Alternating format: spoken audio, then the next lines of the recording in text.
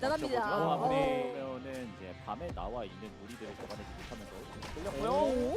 자, 요즘 나이트 포크. 미렌 세중이 원하던 그림 같거든요. 네. 마이 쪽에서 버텨내고 그다음 뒷라인 때리는 거죠. 로마틱이 철 잡아내면 지역도 위험하죠. 알로스는 살아남을 수 있나요? 잠시만요. 자, 마이가 붙었거든요. 경계가 없어요.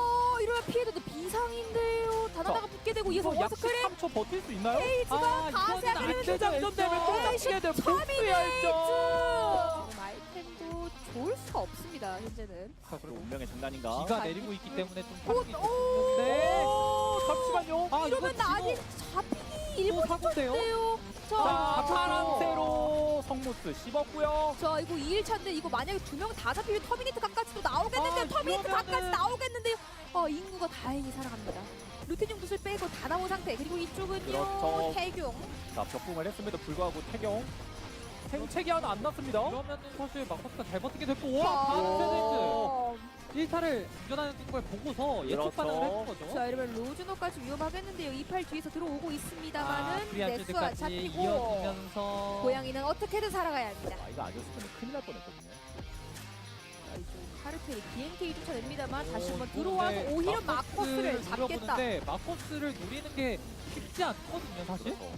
자, 우측에서 돌아오는 팀 있습니다. LCB 그리고 팽선도 이것도 있고요. 반응이 됐어요. 이제 선수들이 야대 스킬을 너무나 잘 피합니다. 자, 범 선수까지 잡히게 되면서 카르텔 5번째 킬로 올려가. 진짜 그게 와, 양궁장과 호텔을 동시에 고양이가 통제하고 살아날 수 있을까요? 고양이! 금지구역 시간이 많이 적긴 한데 한번 넘을 수 있다? 아, 점수가 못했어요. 네. 그래도 꼬리치기를 맞췄기 때문에 상세는 피해 화살날이 깨고 왔고요. 없어요. 변수가 없어지고 있습니다. 한 번 더 에어본으로 꼬리를 뛰어내고 맞추면 28 꼬리를 고양이 근데 위쪽에서 소란이 나고 고양이는 도망가고 싶은데 과연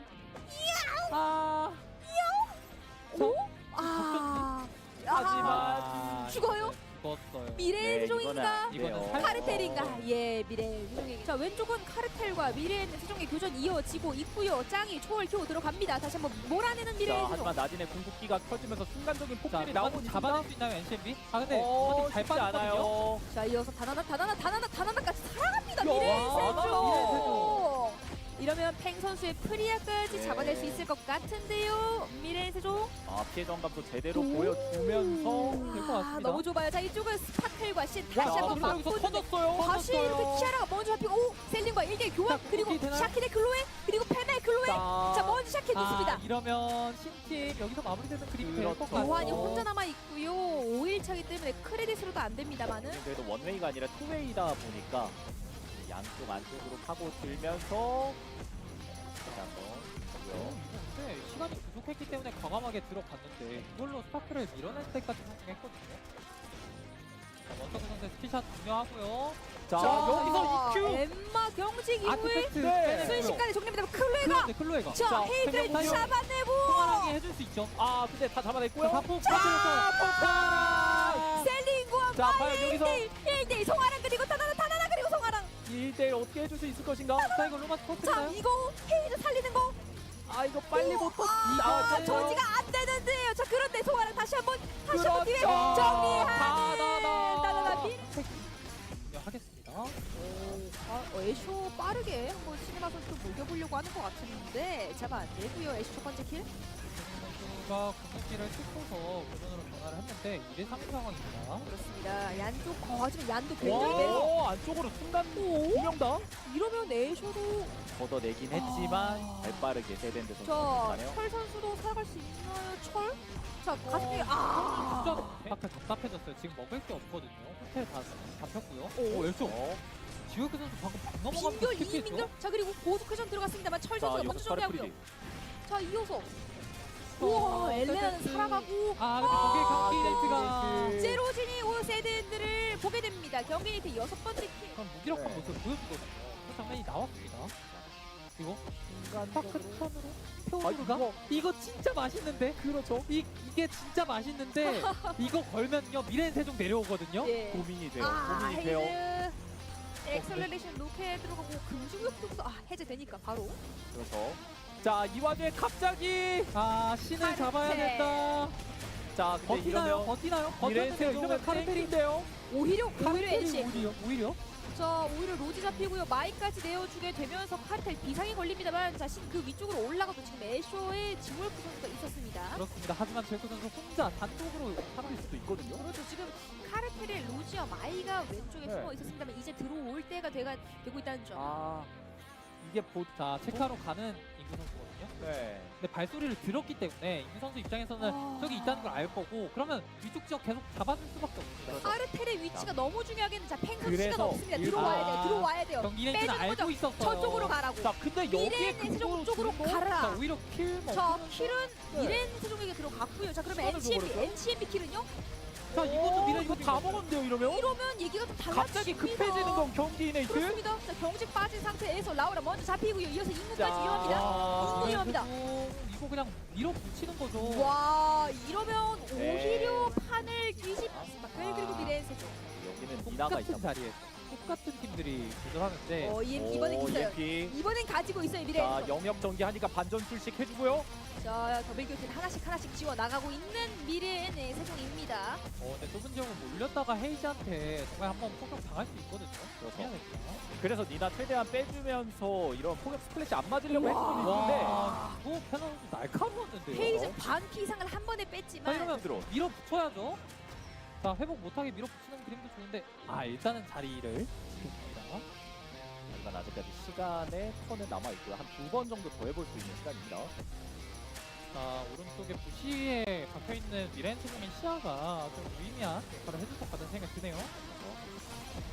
미래의 소란 선수 갇혔어요. 셀린 자, 근데 갇혀 있는 거 보자마자 셀린의 빠르게. 위치가! 너무 좋은데요, 미렌 세종. 자, 이렇게 되면요. 한 명 더 정리할 수 있죠. 클로에도 잡아내고 네. 한 명도 내주지 않는 상태로 미래의 세종 마지막 적수인 스칼렛 선수의 엠마까지 충분히 바라볼 수 있게 됩니다. 가면서 체력 회복까지 마무리 되었고요. 그래서 이거 미렌 세종 지금 포인트 많이 벌었는데 혹시 체크 포인트 되나요? 그렇죠. 봐야 될 것 마무리. 같은데요. 자, 17번째 킬까지 만들어내면 아니면 돼. 그런 생각을 하고 있는 겁니다. 과감하고 결단력 있는 플레이 나오고 있습니다. 이번에는 애쇼와 BNK POX 자, 하지만 여기서- 체크메이트 지워크 떨어지고요. 들어오는 철의 니키 이러면 로즈너 선수까지 충분히 잡아낼 수 있는 애쇼입니다. 5번째 필드킬 순식간에 그래서 오! POX 오, 오, 잠시만요. 하지만 자, 여기 아주 자, 흥미로운 상대는 아주 미렌 흥미로운 세종입니다. 그 예쇼 그리고 그래서 메렌스죠. 피하자. 야, 이거 근데 퀸 아니었으면 피드 위치 큐? 다나나가 확인했고요. 니키 아직은 조금 멀어요. 자, 이제 한 동그라미도 들어옵니다. 헤이즈. 자, 아니 3대3 이거 철 선수 위치가 3대4? 하겠다는데요? 그렇죠. 이거 하자인데요? 터뜨리겠다. 근데 너무 근데 멀어요. 이러면 이거 너무 멀어요. 쪽으로 이러면 에서 비상 네. 회각하라 도망가자. 회각 네. 일단 성공. 라이커 가야 합니다. CNJ 그렇죠.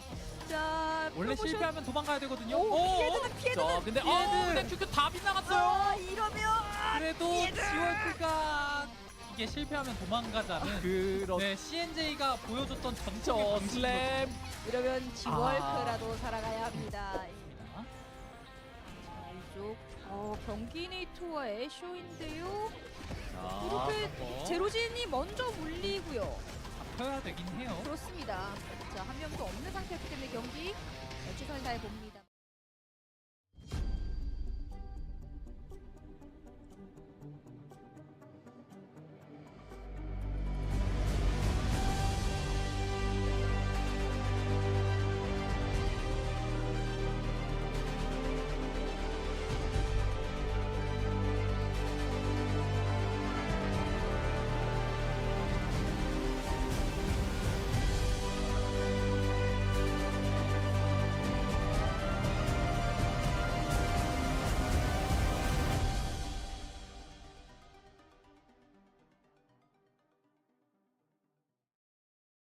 Ladies and gentlemen, hello, hello, hello. It has been 2 weeks, and I know you've been waiting for this one. Welcome back to the Eternal Return Masters Season 5 Finals.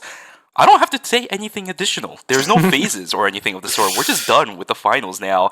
Oh my goodness. Welcome, welcome, welcome, everybody. But of course, it's not just the finals. You guys can read right underneath it. It's the last chance qualifiers. Last absolute chance for any teams that are not in the finals yet to make their way into that series. Super. How are you doing tonight?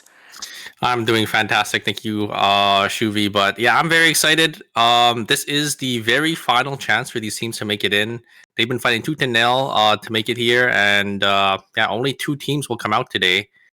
And I don't know if you guys know how this format usually works, because last chance qualifiers is a little weird. It's not our usual qualifiers or group stage. But I think we'll probably get into how this format does end up working very shortly here. Absolutely. Today is going to be a little bit funny. It's not the usual format that we are used to doing because it is the LCQ. So we'll start talking about that in just a moment. The format, here we go. Actually, let's just talk about it now. Screw it. The overview for the season finals, here we go. This is for the overarching finals itself, right? We're not talking about phases anymore. The schedule starts like this. Today, we got the last chance qualifiers. There's only one day of it. We're only looking at the finals of the LCQ. We've already done the qualifiers for the last chance qualifiers. That's a lot of similar words in there, but that's okay. So today, we are looking at the final result. This day right here determines which teams goes to the finals, all right? Day 1 of the semifinals is going to be in 2 weeks at the beginning of December. And grand finals, same thing, the day right afterwards for ERM specifically. We got the 6 rounds and then the 55 points checkpoint for the grand finals. 55 points double checkpoint for today. A little bit funny.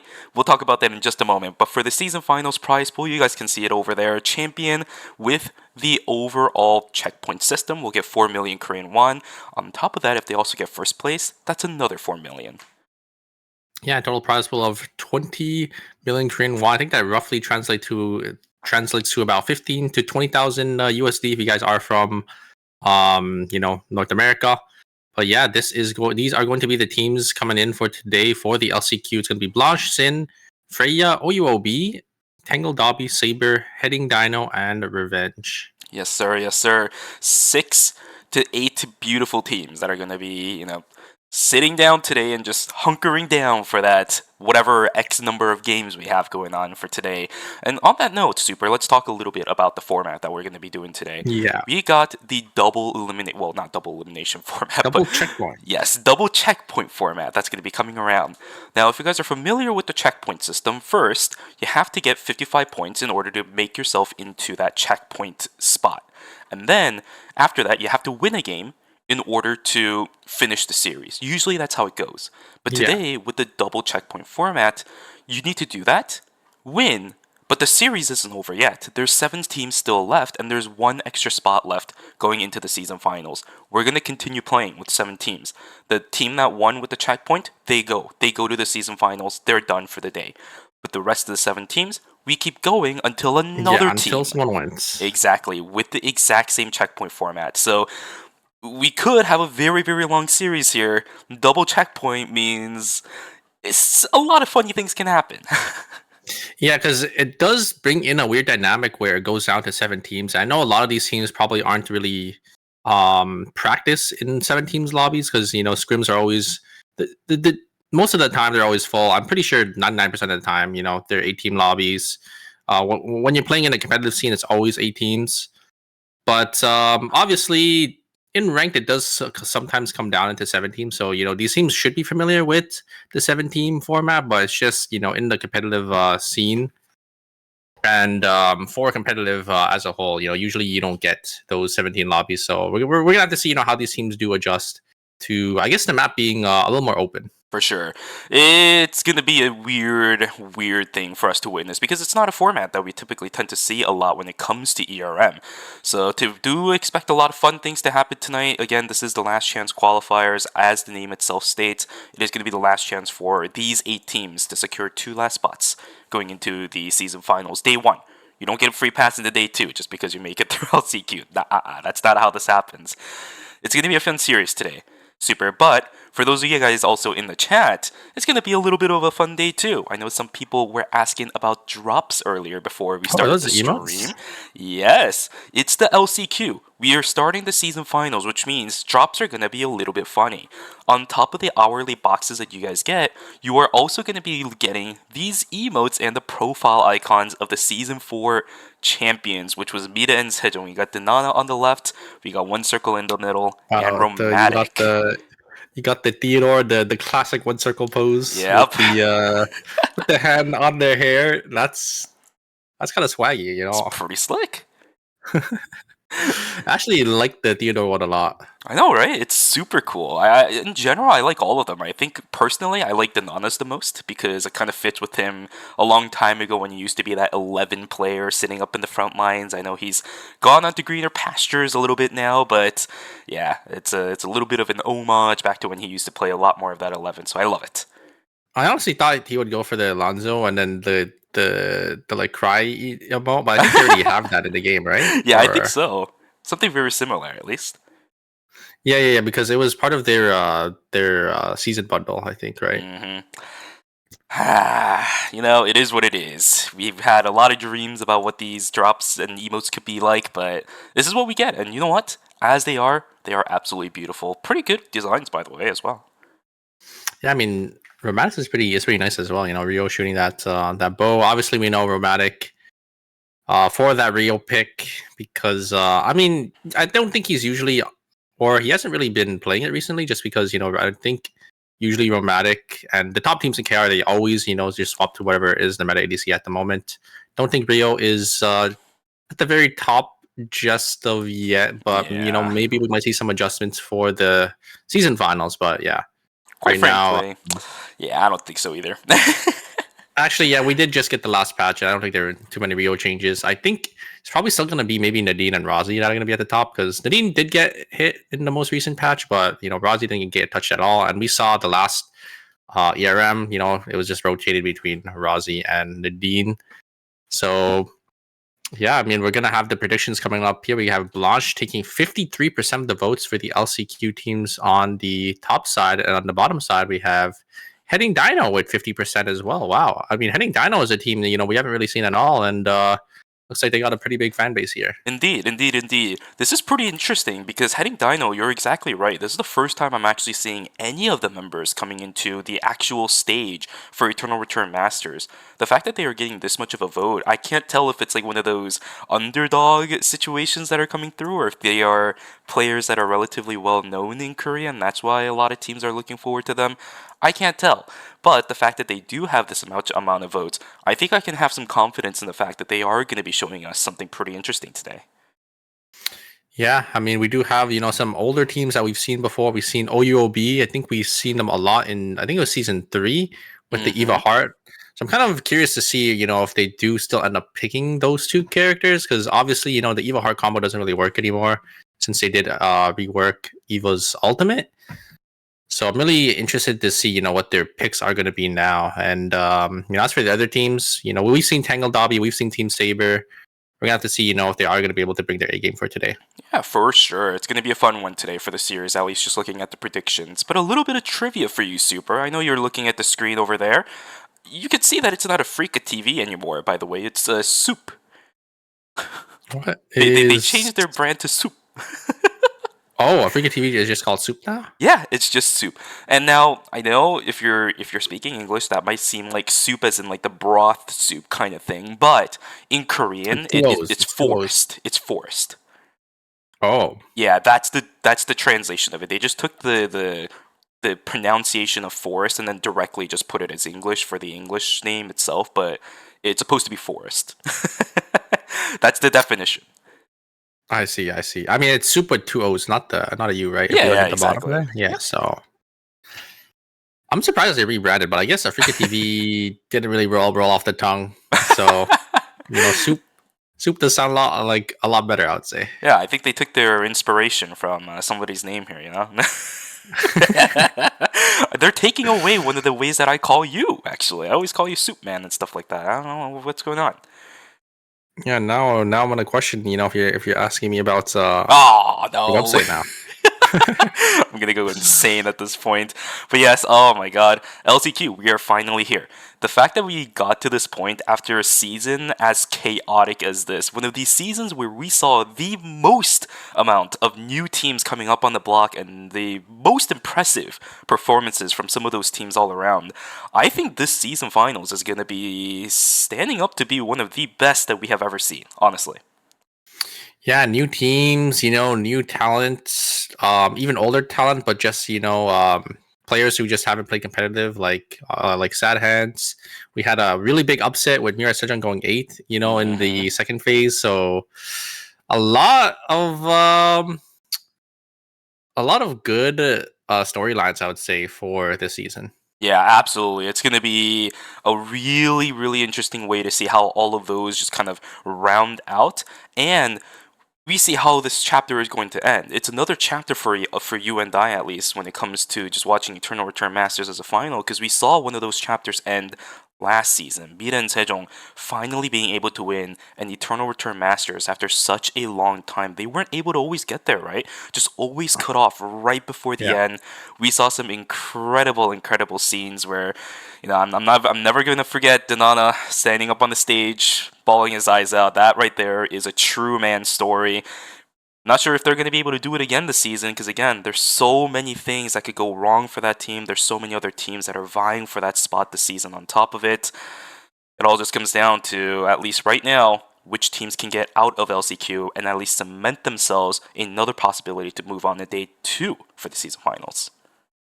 Yeah, I think the competition this season is just so much higher. These teams, I think have slowly caught up to Mira Sejong. We've seen time and time again, Mira Sejong always winning out, every tournament. They're always the most consistent. But recently, if you have, watched the recent ERMs, if you watched the recent national leagues, they actually haven't been, or they haven't really had their dominance and, a really big performance that they've had in the past. Mm-hmm. Yeah, 100%. It's something that a lot of other video games, a lot of other esports also kind of struggle with, right? There's one team that is just super dominant for such a long time. A lot of times when they scrim, it just doesn't feel like they're getting a lot of good experience. But it provides other really good experience for other teams that are playing into them. After all, you're looking for that goal. You're looking to try to overtake that goal, whereas the team that everyone's trying to overtake, well, they don't really have that big of a rival. But now the gap is starting to close. I think Mira and Sejong definitely has a lot to learn, even from the games that they do tend to succeed on, because sometimes even the games that they do tend to succeed, it seems like they falter a little bit here and there. That's not something that we were able to say about Mira and Sejong many seasons ago. They almost just seem like a perfect team. Yeah, I think teams just have gotten a lot better because they've been practicing, they've been putting so much time into the game. So it was great to see the level of play just kind of evolve over on the KR side.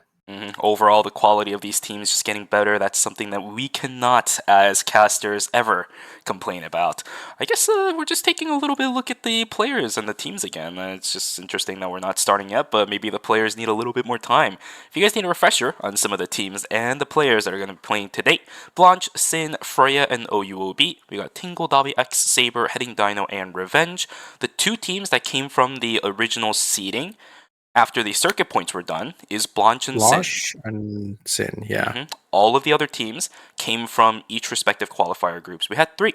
This time around, it was going to be Freya, OUOB coming from Group A, Tingle Dobby, and Saber from Group B, and Heading Dino and Revenge coming from Group C, which, by the way, a couple of our sponsor teams that were also in the LCQ qualifiers did not make it because of some of the teams that are in this lobby. Yeah, it just goes to show, how hard it is to make it into these LCQs and to even qualify for ERM. The skill level in Korea is just so high. The cutoff, I think, even to even make it in, to even try to play in these LCQs, it's probably, I think, about like maybe top 200 in KR, or like about maybe top 300, top 400, because everyone's trying to vie for that spot. LCQ, I think, is the most competitive, just because. Or the most competitive, as in, everyone's going to be trying to vie, for that free ticket into the finals. You don't have to really play an ERM. You don't have to, kind of perform in the ERM. You just have to, come out, win an LCQ, and then you can go to the finals straight to. I think it's the Dayoung Esports Arena this time around again. It should be the same arena. And funny enough, you say that too, because I've actually had a team that's shown us something like this relatively recently. I'm not going to say it was super recent. It's been a bit of time since this has last happened. If a lot of you guys remember Team Mudkip from, oh man, a few seasons ago at this point, that team was one of the teams that originally came up from the LCQ. They didn't have a single performance in their debut season of ERM, where they didn't participate at all throughout any of the seasons, throughout the entire season itself. And then they come out, win LCQ, make it through day 1 of the season finals, and then go on to day 2 where they actually had a stellar performance. We have seen examples of teams that do that in the past, which is the reason why, for me, LCQ, seeing some of these new teams that we haven't seen throughout the entire course of the season, I'm anxious. I'm really excited. Yeah, it's definitely such a wild card, I think, for a lot of the top teams as well, just because, they don't really know, or they don't really have that much information probably on these other teams, just because they probably don't really scrim into them as much, or they probably don't play into them as much, because, if they don't make it to the ERM, to the big stage, they can't really practice into them, right? So, having that wild card and the X factor, I think definitely can be quite a big strength for these teams when they are going to, make it in for the season finals. Absolutely. It's going to be a fun series today. Again, I don't know why we're taking so long starting. Sorry about that, guys. Yeah, but it looks like there's some slight delays, but yeah, I'm not sure what's going on over there, but it's okay. You guys get to listen to our voice. Turn it on as a radio or something if you guys are. It's a little bit earlier in tonight. This should be prime time for a lot of you Eternal Return players, especially over on the North American side of things. Sorry for intruding on your ranked grind that you guys were surely doing. Yeah, well, I mean, most people are probably just gonna tune in to the stream when they're in queue. I think I know, right? Usually what probably happens. So if you guys are in queue, hi, how's it going? But yeah, hope your gains tonight are it's good. okay. It's just more time for people to farm the drops. Like, it's so chill. Yeah, exactly. Hopefully, that's gonna be all right. Okay, let's go back to the prediction, because I'm looking at it. It's up on the screen and it's slightly different. And now this makes a little bit more sense, Saber, right? yeah. Heavy Dino was the one in Saber's spot, but it actually was Saber who had the 15% of the votes. That makes a lot more sense, because we've seen Saber come out in previous seasons. I think they always make it to LCQ. They always make it to ERM. So it's not a surprise that they have 50% of the votes on the bottom side, and then obviously Sin still with 54% of the votes, because they did end up coming in from straight from the ERM, just automatically qualifying in from their performance. Yeah, listen, I'm all for an underdog story. If anything, I should be the one that is all for an underdog story, but 50% for a team that we have never heard before seemed a little bit unrealistic. This seems a lot more realistic now. You're right, Team Saber is a team that we have seen consistently in the past with some incredible performances. 50% of the votes, definitely not a surprise. OUOB, you mentioned it earlier, they were a team from the past. Season 3 was where they had one of the best performances I've ever seen them really have in ERM at all. Making a comeback now in Season 5, the only performance we're going to be able to see from them will be the LCQ. If they do well here today, we'll be able to see them in the season finals. Of course, we're not exactly sure how that's going to work out yet. Oh, Super. Looks like we are going to finally be jumping in here, Shuvi. That is correct. Let's take a look at what's going to happen. Character selection for game number 1 is underway. We got some clouds with a little bit of wind to start out in game number 1. Let us see what kind of characters and rosters these teams are going to field for us. Yeah, we do have the Sin's gonna be playing the exact same comp. We've seen them, play this comp. I think in the recent ERM Phase 3, it looked really strong. Johan, providing so much extra sustain for that Kiara and that Chloe, and Chloe just able to do so much damage. So we have to see, how this does end up working out for them. We actually might have a My ban here. I think it is going to be locked in from Team Revenge, so there will be 3 My picks.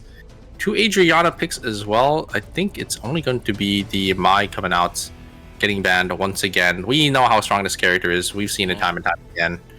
She's just able to provide so much for her team. And would you look at that, Shuvi? I think the Soul Stealer meta is Soul Stealer meta is still active here, as we do have 6 teams that are going to be running this augment. Indeed, you actually missed a ban, by the way, Super. This is a ban that I never realized was going to happen in ERM. A Kiara ban coming out. Oh my God! Wait a second, you are absolutely right here. What am I watching? We do have a Kiara ban coming, because we have the Kiara pick coming from the My Priya. And we have the Kiara from the Sylvia Yuki. So a lot of interesting comps here. Kind of curious to see, how the Priya comp will end up doing, because I feel like they're going to be lacking a lot of damage. Exactly. This is paying a little bit of an homage to one of our viewers' older profile pictures on his Nimble Neuron account. Mr. Windy, he used to have that Kiara as his main profile picture back in those days. I guess it's a little bit of an homage. The LCQ players is just like, yeah, you know what? Windy's in the chat. Let's get this character banned. Yeah, I would never have expected a Kiara ban here, but yeah, I guess we'll have to see, how these teams end up utilizing this character.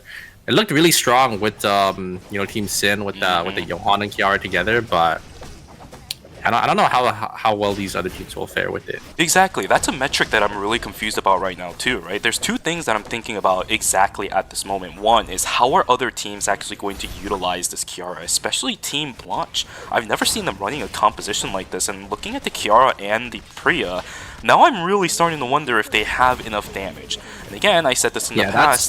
That is what I was worried about as well. Kiara, Priya, it's good, but I don't know if it's execution damage good.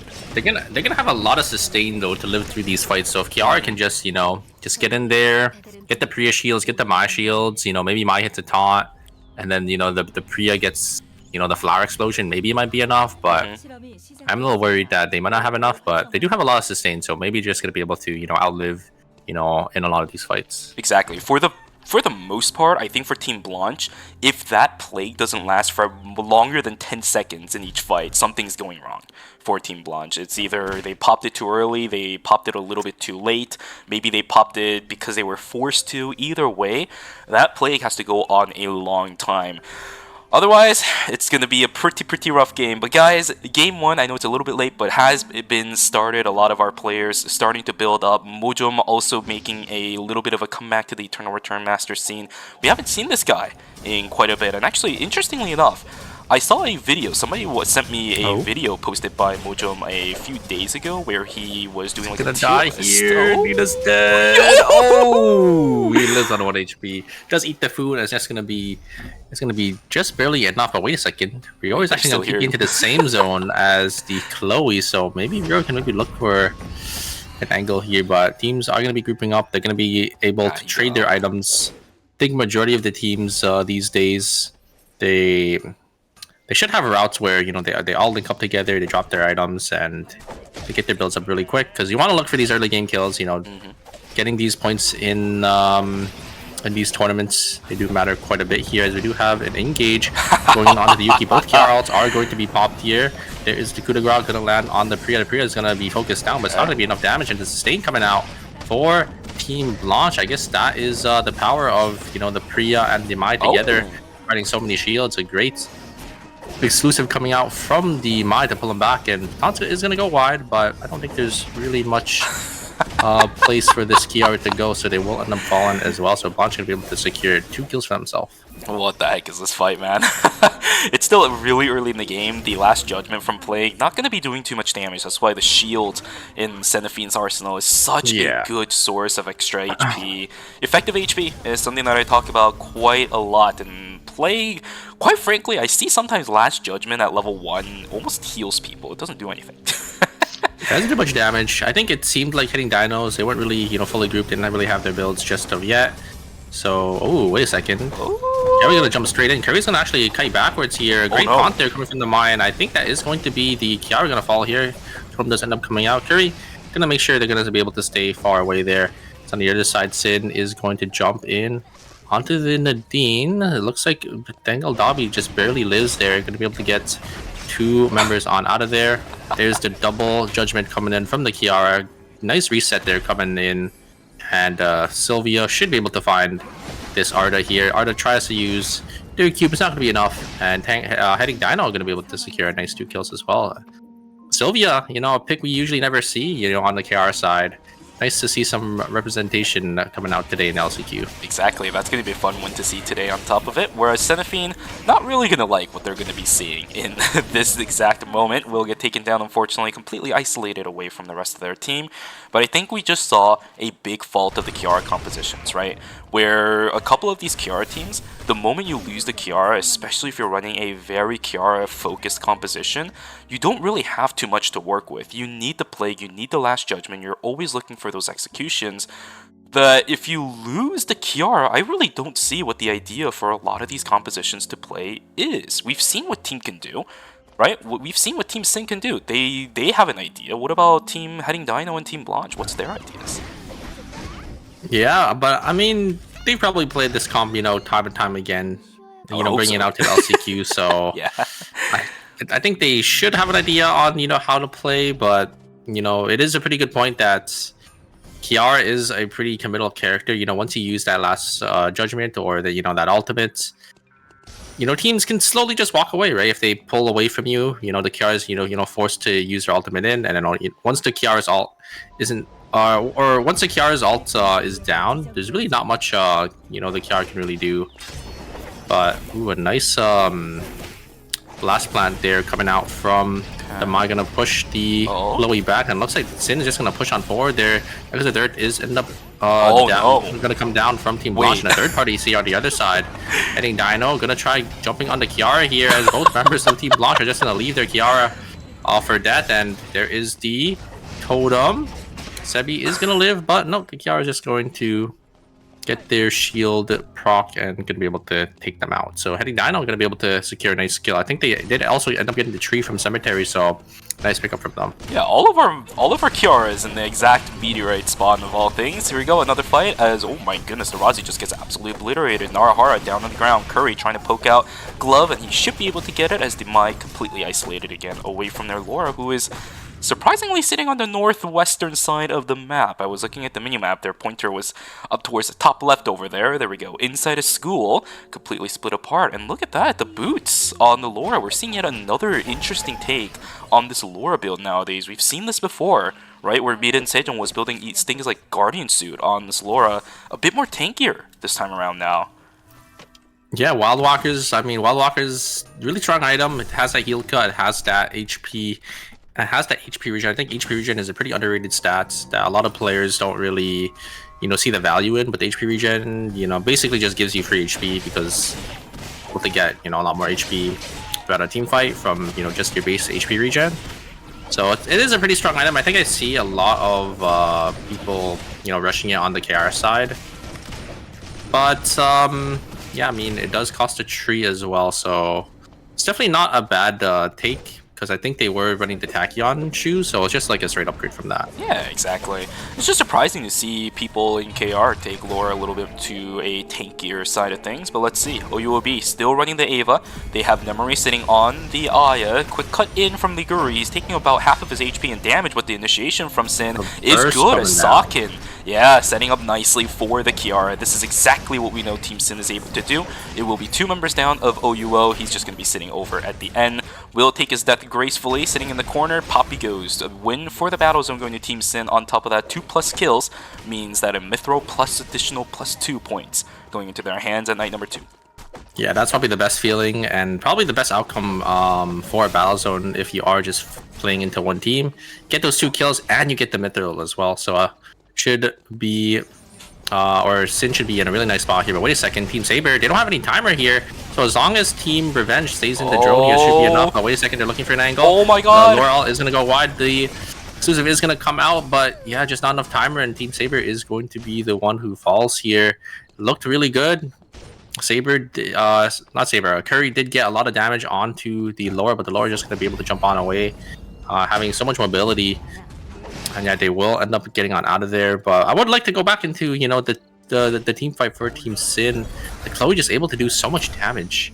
And yeah, there's not really much these other teams can really do when you have, Johan just speed boosting the Chloe forward or speed boosting the Kiara forward. And yeah, the Chloe is just pelting bullets with Nina. Yeah, you're exactly right, and I think this is also really nice because it actually gave us a bit of a moment where we saw other alternative ways of Team Sin initiating, even without the Kiara having access to the quick cut play immediate combo, right? We saw the Chloe starting out the fight as soon as the angle looked a little bit finicky for the Kiara. This is the thing that we want to see from Team Sin. They're taking the... Whoa, hold on a second. Dimran's Gate is already in. They're trying to go in on this fight, but no one's really attempting to actually fully invest themselves in on this. It's gonna be a bit of a mastery trade, a little bit of health exchange between the two teams, and we will continue to move on as another round of Lumi credits. Wow, look at that. Lumi's giving out a lot of credits today.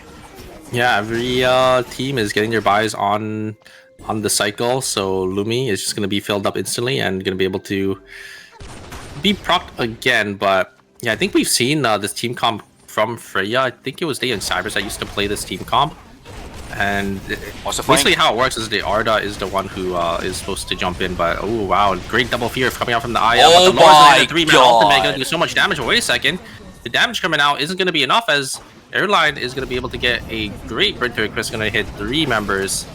And yeah, they're just going to be able to turn it, so OUOB going to be able to pick up 2 here, as Legree going to come down with the last judgment. The Q is going to be enough. No, and the Kiara is going to be able to get away. And on the other side, wait a second. The Kiara, unfortunately, is not going to be able to kill the Chloe with that Soul Link. Going to be able to negate all that damage. And it will be Team Sin coming out on top once again. Going to kill 2 members of Team Heading Down, and that's going to be an early minus 250. So devastating loss for this team. They're going to have to, try to get some farm. Maybe try to get back into the game here. It was really close, so you kind of have to wonder if they did have that buy early. Maybe they would have had enough to kill that team. Exactly, and it's looking shaky a little bit for some of our Kiara teams. They're eating a whole lot of damage. Team Sin down the Nina.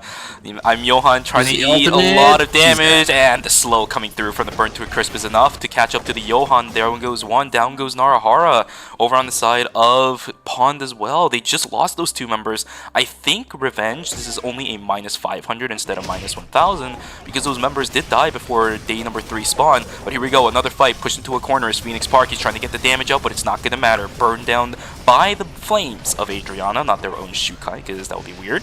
Satan knocking down the Nadine. It's going to be good. Another fight inside of Factory, sorry. As the last judgments coming in. 1 and a 2 gone are the members of Team Freya.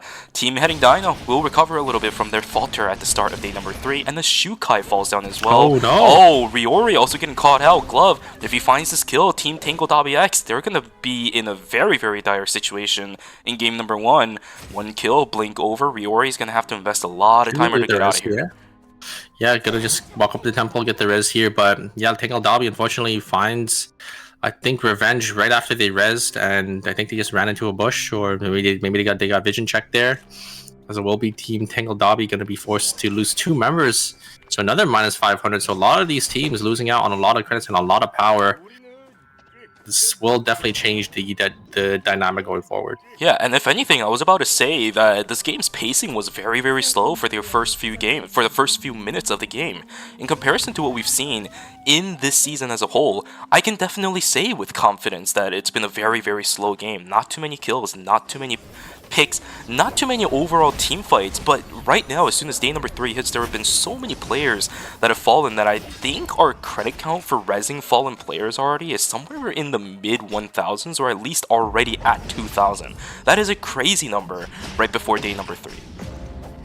Yeah, these teams I think have just been, consistently fighting here. We have a lot of kills, kind of going around, but it will be a red box coming in for Team Sin. They're going to be able to wait on this. I wonder what they're gonna get here, because I think they do have a lot of slots open. They did minus 250, so they shouldn't have as many transitions. Maybe they get what would they really be looking for? I think the Kiara was only on 3 items, so maybe a Taproots I think would be pretty good for them. I was about to say Necronomicon, but Necronomicon is kind of weird because one of the main priority transitions for Kiara nowadays early is the Tindalos Monarch. There's the Nimrod's Gate coming in. Team Revenge sees a lot of teams. There are 4 teams hanging around this area. Yeah, I think Team Revenge is one of the best teams that can be sitting here right now. They have full information on how many teams there are. Probably a good idea for them to get themselves on that, which is exactly what they do. And Team Heading Dino is going to move on up as well. There's so many teams in this area here. There is the damage coming out from Curry. Just going to one-shot the Shukai. The one bad thing about, playing Shukai as a tank is he's really susceptible to getting bursted down. Doesn't really have, the defensive capabilities as some of these other tanks. Does have the heal and the defense on the W, but, sometimes it's just not enough here. A lot of damage coming out from the Kiara. Zasua is going to jump on forward. Going to blink on out of there. Great, the bookmark gonna hit too. The Sylvia's actually gonna hit. Oh here. my The God. is actually gonna hit no one as the Yuki is just gonna fall there. And it will be the Sylvia actually gonna get traded down, and yeah, looks like they will be falling here. But wait a second, I Oh, think no. this team recognizes there's a lot of teams in this area, and Freya is just gonna walk away. Team Freya is playing so smart right now. They understand exactly the situation of the map. Midog will get taken down. Our first team gone, heading Dino. Unfortunately, in a fight that they could have won, the Arda, I think Nimrod's Gate was one of the best things that could happen to Team Freya. Wow, They're nice. going to take it out again, and we are seeing the versatility of this character coming online. It's insane how effective that Nimrod's Gate is if you're able to coordinate it with your team. We saw it in the team fight just now, getting the Darko out of the Last Judgment range, and just now getting themselves out of full immediate danger. Yeah, just great awareness from this team. You know, he's able to recognize when they have an advantage. Using the Nimrod's Gate in, I think, is the big one. I think Team Freya should know there's another team nearby, so they don't really want to full send onto Team Tangle Dobby just of yet. They're gonna walk back up. They do have the Nimrod's Gate as well, so they could use the Nimrod's Gate to maybe escape through Stream. Stream is going to be reopening as well here. Also, real quick, Riori has a blood in his inventory. They do not want to die right now. Oh, they haven't crafted it yet. I think you are correct here, but they can't really choose to just sit and craft, so... Uh-oh, here comes engage this is so from tragic. Team Saber. Team Tangle Lobby right in the middle here, as it looks like it will be Team... Oh, Freya just gonna leave, but wait a second. I think Team Tangle Dobby, or sorry, not Team Tangle Dobby, but Team Freya do know there's a play happening here. It will be the Phoenix Park gonna fall on Nadine, but at least they didn't lose the blood. It's just gonna be a minus 250 from that team. I think they do have enough credits to buy as well.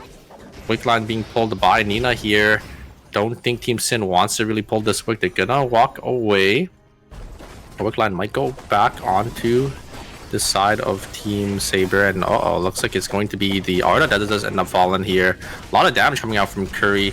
Great peel, and it will be Team Saber Team Freya gonna lose 2 members. Yeah, the fight after the wick line was finished, Liguri actually going to be sending it back in. good Quick look cuts in as in. well. There's the totem coming Should be online, dead. but the gauge for Umu is a Judgment, little bit too it's not far. range. He doesn't get the Last Judgment out, and now it's time for Team OUOB to try turning things around. There's a beautiful knockup coming through, but the Shukai is the first one to get taken down. There is the explosion. Oh my goodness, the damage coming from Umu is absolutely massive. They do end up knocking down the body of Airline. The execution bonus is pretty good, but yeah, look at that. Look at the minimap right now. There's a team. It's okay.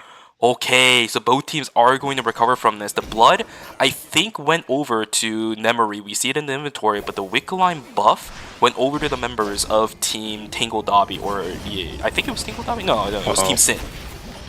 So gonna try looking for something here, but it's not gonna be enough. Freya gonna fall as well. But yeah, the Aya just walking out of the Last Judgment range just barely, and the Kiara is too far forward there. Not going to be able to use, their execute, and great turn there coming out from OUOB. Going to be able to get that nice kill. It's just going to be a 1-for-1 trade, but the blood does go over to that team, so they're going to be spinning in a nice, comfortable spot now. Yeah, it was really nice for Team Sin to execute the body as well, because the executioner bonus, I think, was what kept a couple of the members alive. But now, as we are in day number 5, the map has gotten substantially smaller. It's going to feel a lot more choked out. We still have 6 teams alive. Very, very high transition counts on a lot of our players. We're seeing Sharanga online, Legatus, I always forget. Look at this AO die, yeah. Those two together when you have a Mai as an ADC, it is so strong. That is like carries max on that attack power. Yeah, that triple 4-score build here, so he is going to be doing a lot of damage, but he is on a pretty squishy character, so if a Kiara just jumps on top of him, he could end up going down instantly here. Sadden's also sitting on that chaser as well, so Team Saber is in a really nice spot. Team Sin, maybe gonna try looking for an angle here. Curry gonna get some poke. Zones are closing, and there are 6 teams left, so it will get a little congested here. These teams might have to start fighting very, very shortly. We're going to see the teams and Fire Station starting to walk down too. For now, there's only Tingle Dobby X, but we do see Team Blanche sitting on the north side on top of it. 4 teams, no, 5 teams up here. Well, I guess Revenge is probably in Uptown. But yeah, it is going to be quite the final zone here. It will be Team Tangle Dobby going to walk on the bottom side here. Oh my god, look at all the recon drones for this team, from these teams, trying to get as much information as possible. But the burst damage coming out from Eva. Tangle Dobby gonna lose half their HP. Team Sin, I think they do end up recognizing. They see they're the one with the console. They should see all the stuff that's happening, but they're just gonna back away. I think they also recognize there's way too many teams in the zone. Team Revenge also up in force here, probably gonna hold that choke point to make sure no other teams get in here. Wonder if any of these other teams are gonna maybe try TPing down, or if they are gonna just play it out here. I don't know if many teams have information that there are 5 teams in the zone. Yeah. I feel like otherwise they would TP down. So we're gonna have quite the temporary zone on our hands here, as I think all 5 teams will end up sitting here. I don't think any team will end up going down. Yeah, this is going to be quite the zone shoot. Exactly. We've pretty much seen school split half and half right now so far. The entire left side of school has been completely isolated from the right side. Sin kind of merging that split a little bit now as they start stepping into the school building itself. They're just going to go back straight to the CCTV because they want control of this area as much as possible. Blanche is the team that is sitting on top of the Hyperloop out. That is a good spot for them to be in. But for Team Tangled OBX, they gotta make a decision now. Riori, yep, now they're split. This is a really awkward situation to be in. Phoenix Park completely isolated out. He's isolated completely by himself. 18 seconds left on his timer. He's gotta make a decision and quick. Yeah, I think it was a miscommunication by Team Tangled Dobby here. Team Phoenix Park, yeah, they're just gonna get caught out by Team... I think that was Team Blanche there on the bottom side. We're always going to get caught as well. I think he will end up falling. Great side steps. Great blink as well. Wow. Going to be able to live just barely here. 5 seconds of timer. They're not going to get any timer back as well. And Team Curry is going to be the one who just deals the finishing blow. Tangle Dobby going to lose another member here. Fortunately, it's going to come down to the shoot guy here, as Team Sin is going to be the one that controls final zone first. But look at the amount of teams that are kind of surrounding here. Tangle Dobby, Nonodai is gonna fall here. Tangle Dobby gonna be able to secure another kill here. Oh boy. Here's the engage. The Kiara is forced a little early, but wait a second. Third party is here. OUOB, the laser is gonna do a lot of damage. Kiara gonna have no ult now for this final fight. On the other side, it will actually be Team Blanche. Did end up peeping on out of there. Yeah, the Kiara is going to just walk away, so Team Sin is gonna fall. Team OUO is gonna secure full zone control here. And when you have full zone control on the Evas, it is quite a bit of damage. Oh, you no. can't really walk up here. Curry's gonna get pulled back in. The Kiara is gonna finish Satin there, and it is going to be OUOB gonna be able to win this one out here. Gonna get a nice third party. Maybe the Chloe. Wait a second, the Chloe's gonna be able to kill one here. Oh no! Ultimate. The Soul Link. Oh, he didn't have it. Oh, it's cooldown. Wait, look at I'm Yuan. Look at his timer. Look at his timer. Oh, wait, if he stays alive, if the Shukai dies, wait. Pop. Okay, there's one. Nemery still has 20 seconds. Oh, no. But he at least secures one. That will be a res coming in for OUOB. But man, what a chaotic temp zone. Yeah, if you're Team Sin, you'd take that. You know, you get another kill, you get another placement point for yourself there. 11 kills, third place is definitely not a bad spot for them. They will be, I think they will have about 15 points going into game number 2, so not too bad of a performance on their end there. But yeah, what a hectic final zone there. OUOB, you know, kind of playing and navigating the final zone really nicely there. You know, coming up from the bottom side, you know, controlling the zone with Eva, so they have more time than the other teams, and then you're just going to be able to run in there as both the teams are basically forced to fight because, you know, they don't have any timer. And OUOB will reap all the rewards and get a nice, easy third party. Exactly. This is a really good spot for now Team Blanche to be in. They did end up hyperlooping out of school right before the temp zone actually started, so really smart on them. They're the one that had probably by far the best position inside of school. They opted to go to Chapel, knock down their opposing team of, I think it was Tangle Dobby? I can't remember for the life of me, but now they have full control over the final zone. The only problem is they have to deal with an Ava, a lot of good damage coming down onto Xenophine, but most of it was to the shield. Timer on the side of OUO, not looking too great. They gotta full send it out. This Mai sitting in the front of things, eating a lot of the damage, having trouble dealing with this right now. Look at the laser damage, it is absolutely insane. Plague is over now too. Team Blanche, they're stuck on the backside now. They don't have anything to work off of. Down goes the Mai. Kiara taken down to 1/10 of their HP. Xenophine about to get taken down too. Umu is just running this entire force zone down by themselves. Oh my god. Yeah, the Eva just in the back, just shooting lasers, just doing so much damage, and great kite back and great PL coming out for Team OUOB. Just able to, outlive the plague and kite back from the judgment. And, there's really not much Kiara can do. When the Kiara, is forced to pop that totem early, and Team OUO, none of them are in execute range. They took basically no damage at all. The Aya, dodging out on a lot of key abilities there. Is able, both backliners just able to stay super healthy. Kiara can't really jump on in because if Kiara jumps on in, instantly explodes. Plague runs out, and once the Kiara doesn't have ult anymore, it's free reign. You just go on in there, and the Eva just doing so much damage. Yeah, Team Blanche just got a huge reality check about how to deal with that composition. If you're gonna go, you gotta go. You can't just send it halfway. I saw them trying to send it onto the Shukai, but they decided to pull away, and then the plague ended. Starting from there, you have no game plan. The problem is with their team comp, they don't have enough damage to kill a tank. So the Shukai was just able to do so much. They're able to provide so much damage, so much CC as well with their knockups. I think they knocked up 2 or 3 of their members 2 times in that team fight. And yeah, the Shukai, he's on full tank build. He has that protocol violation as well. He's able to live so long there. And if the Kiara can't get his resets and can't really jump on in, there's not really much they could do into a straight front to back. Yeah, it's exactly what you and I mentioned at the beginning of game 1, right? We didn't think that composition was going to have enough damage after a certain point. Priya is pretty good. We've learned throughout the course of recent seasons that Priya hasn't only become a stable support now, she's also a very good damage dealing mage, but it's not to the point where you can reliably get that damage off on a single target, and especially on the tank, you're not going to have enough for a Kiara and a Priya to reliably get that damage down onto a tank in the front line where the execution with Last Judgment is going to come through. And even if it does, let's be real here, the punishment that team is going to take trying to do all of that is going to be a lot. And we saw that just now at the Forest Final Zone. Something at least to be expected, I would have to say, when we looked at the matchup going into the 2 final teams, OUOB and Team Blanche. It's just really not meant to be. Unless the items on Team Blanche is super, super far ahead and maybe the Shukai is slightly behind, I don't really see a world in which they are able to win that, and that's exactly what happened. Yeah, I think Team Blanche, you need to look for an angle onto the backline. Maybe the Mai can get a taunt with, some Priya follow-up damage. They need to just poke out the backline enough where the Kiara can maybe look for an execute. Yep. But it's just really hard. Like the Shukai is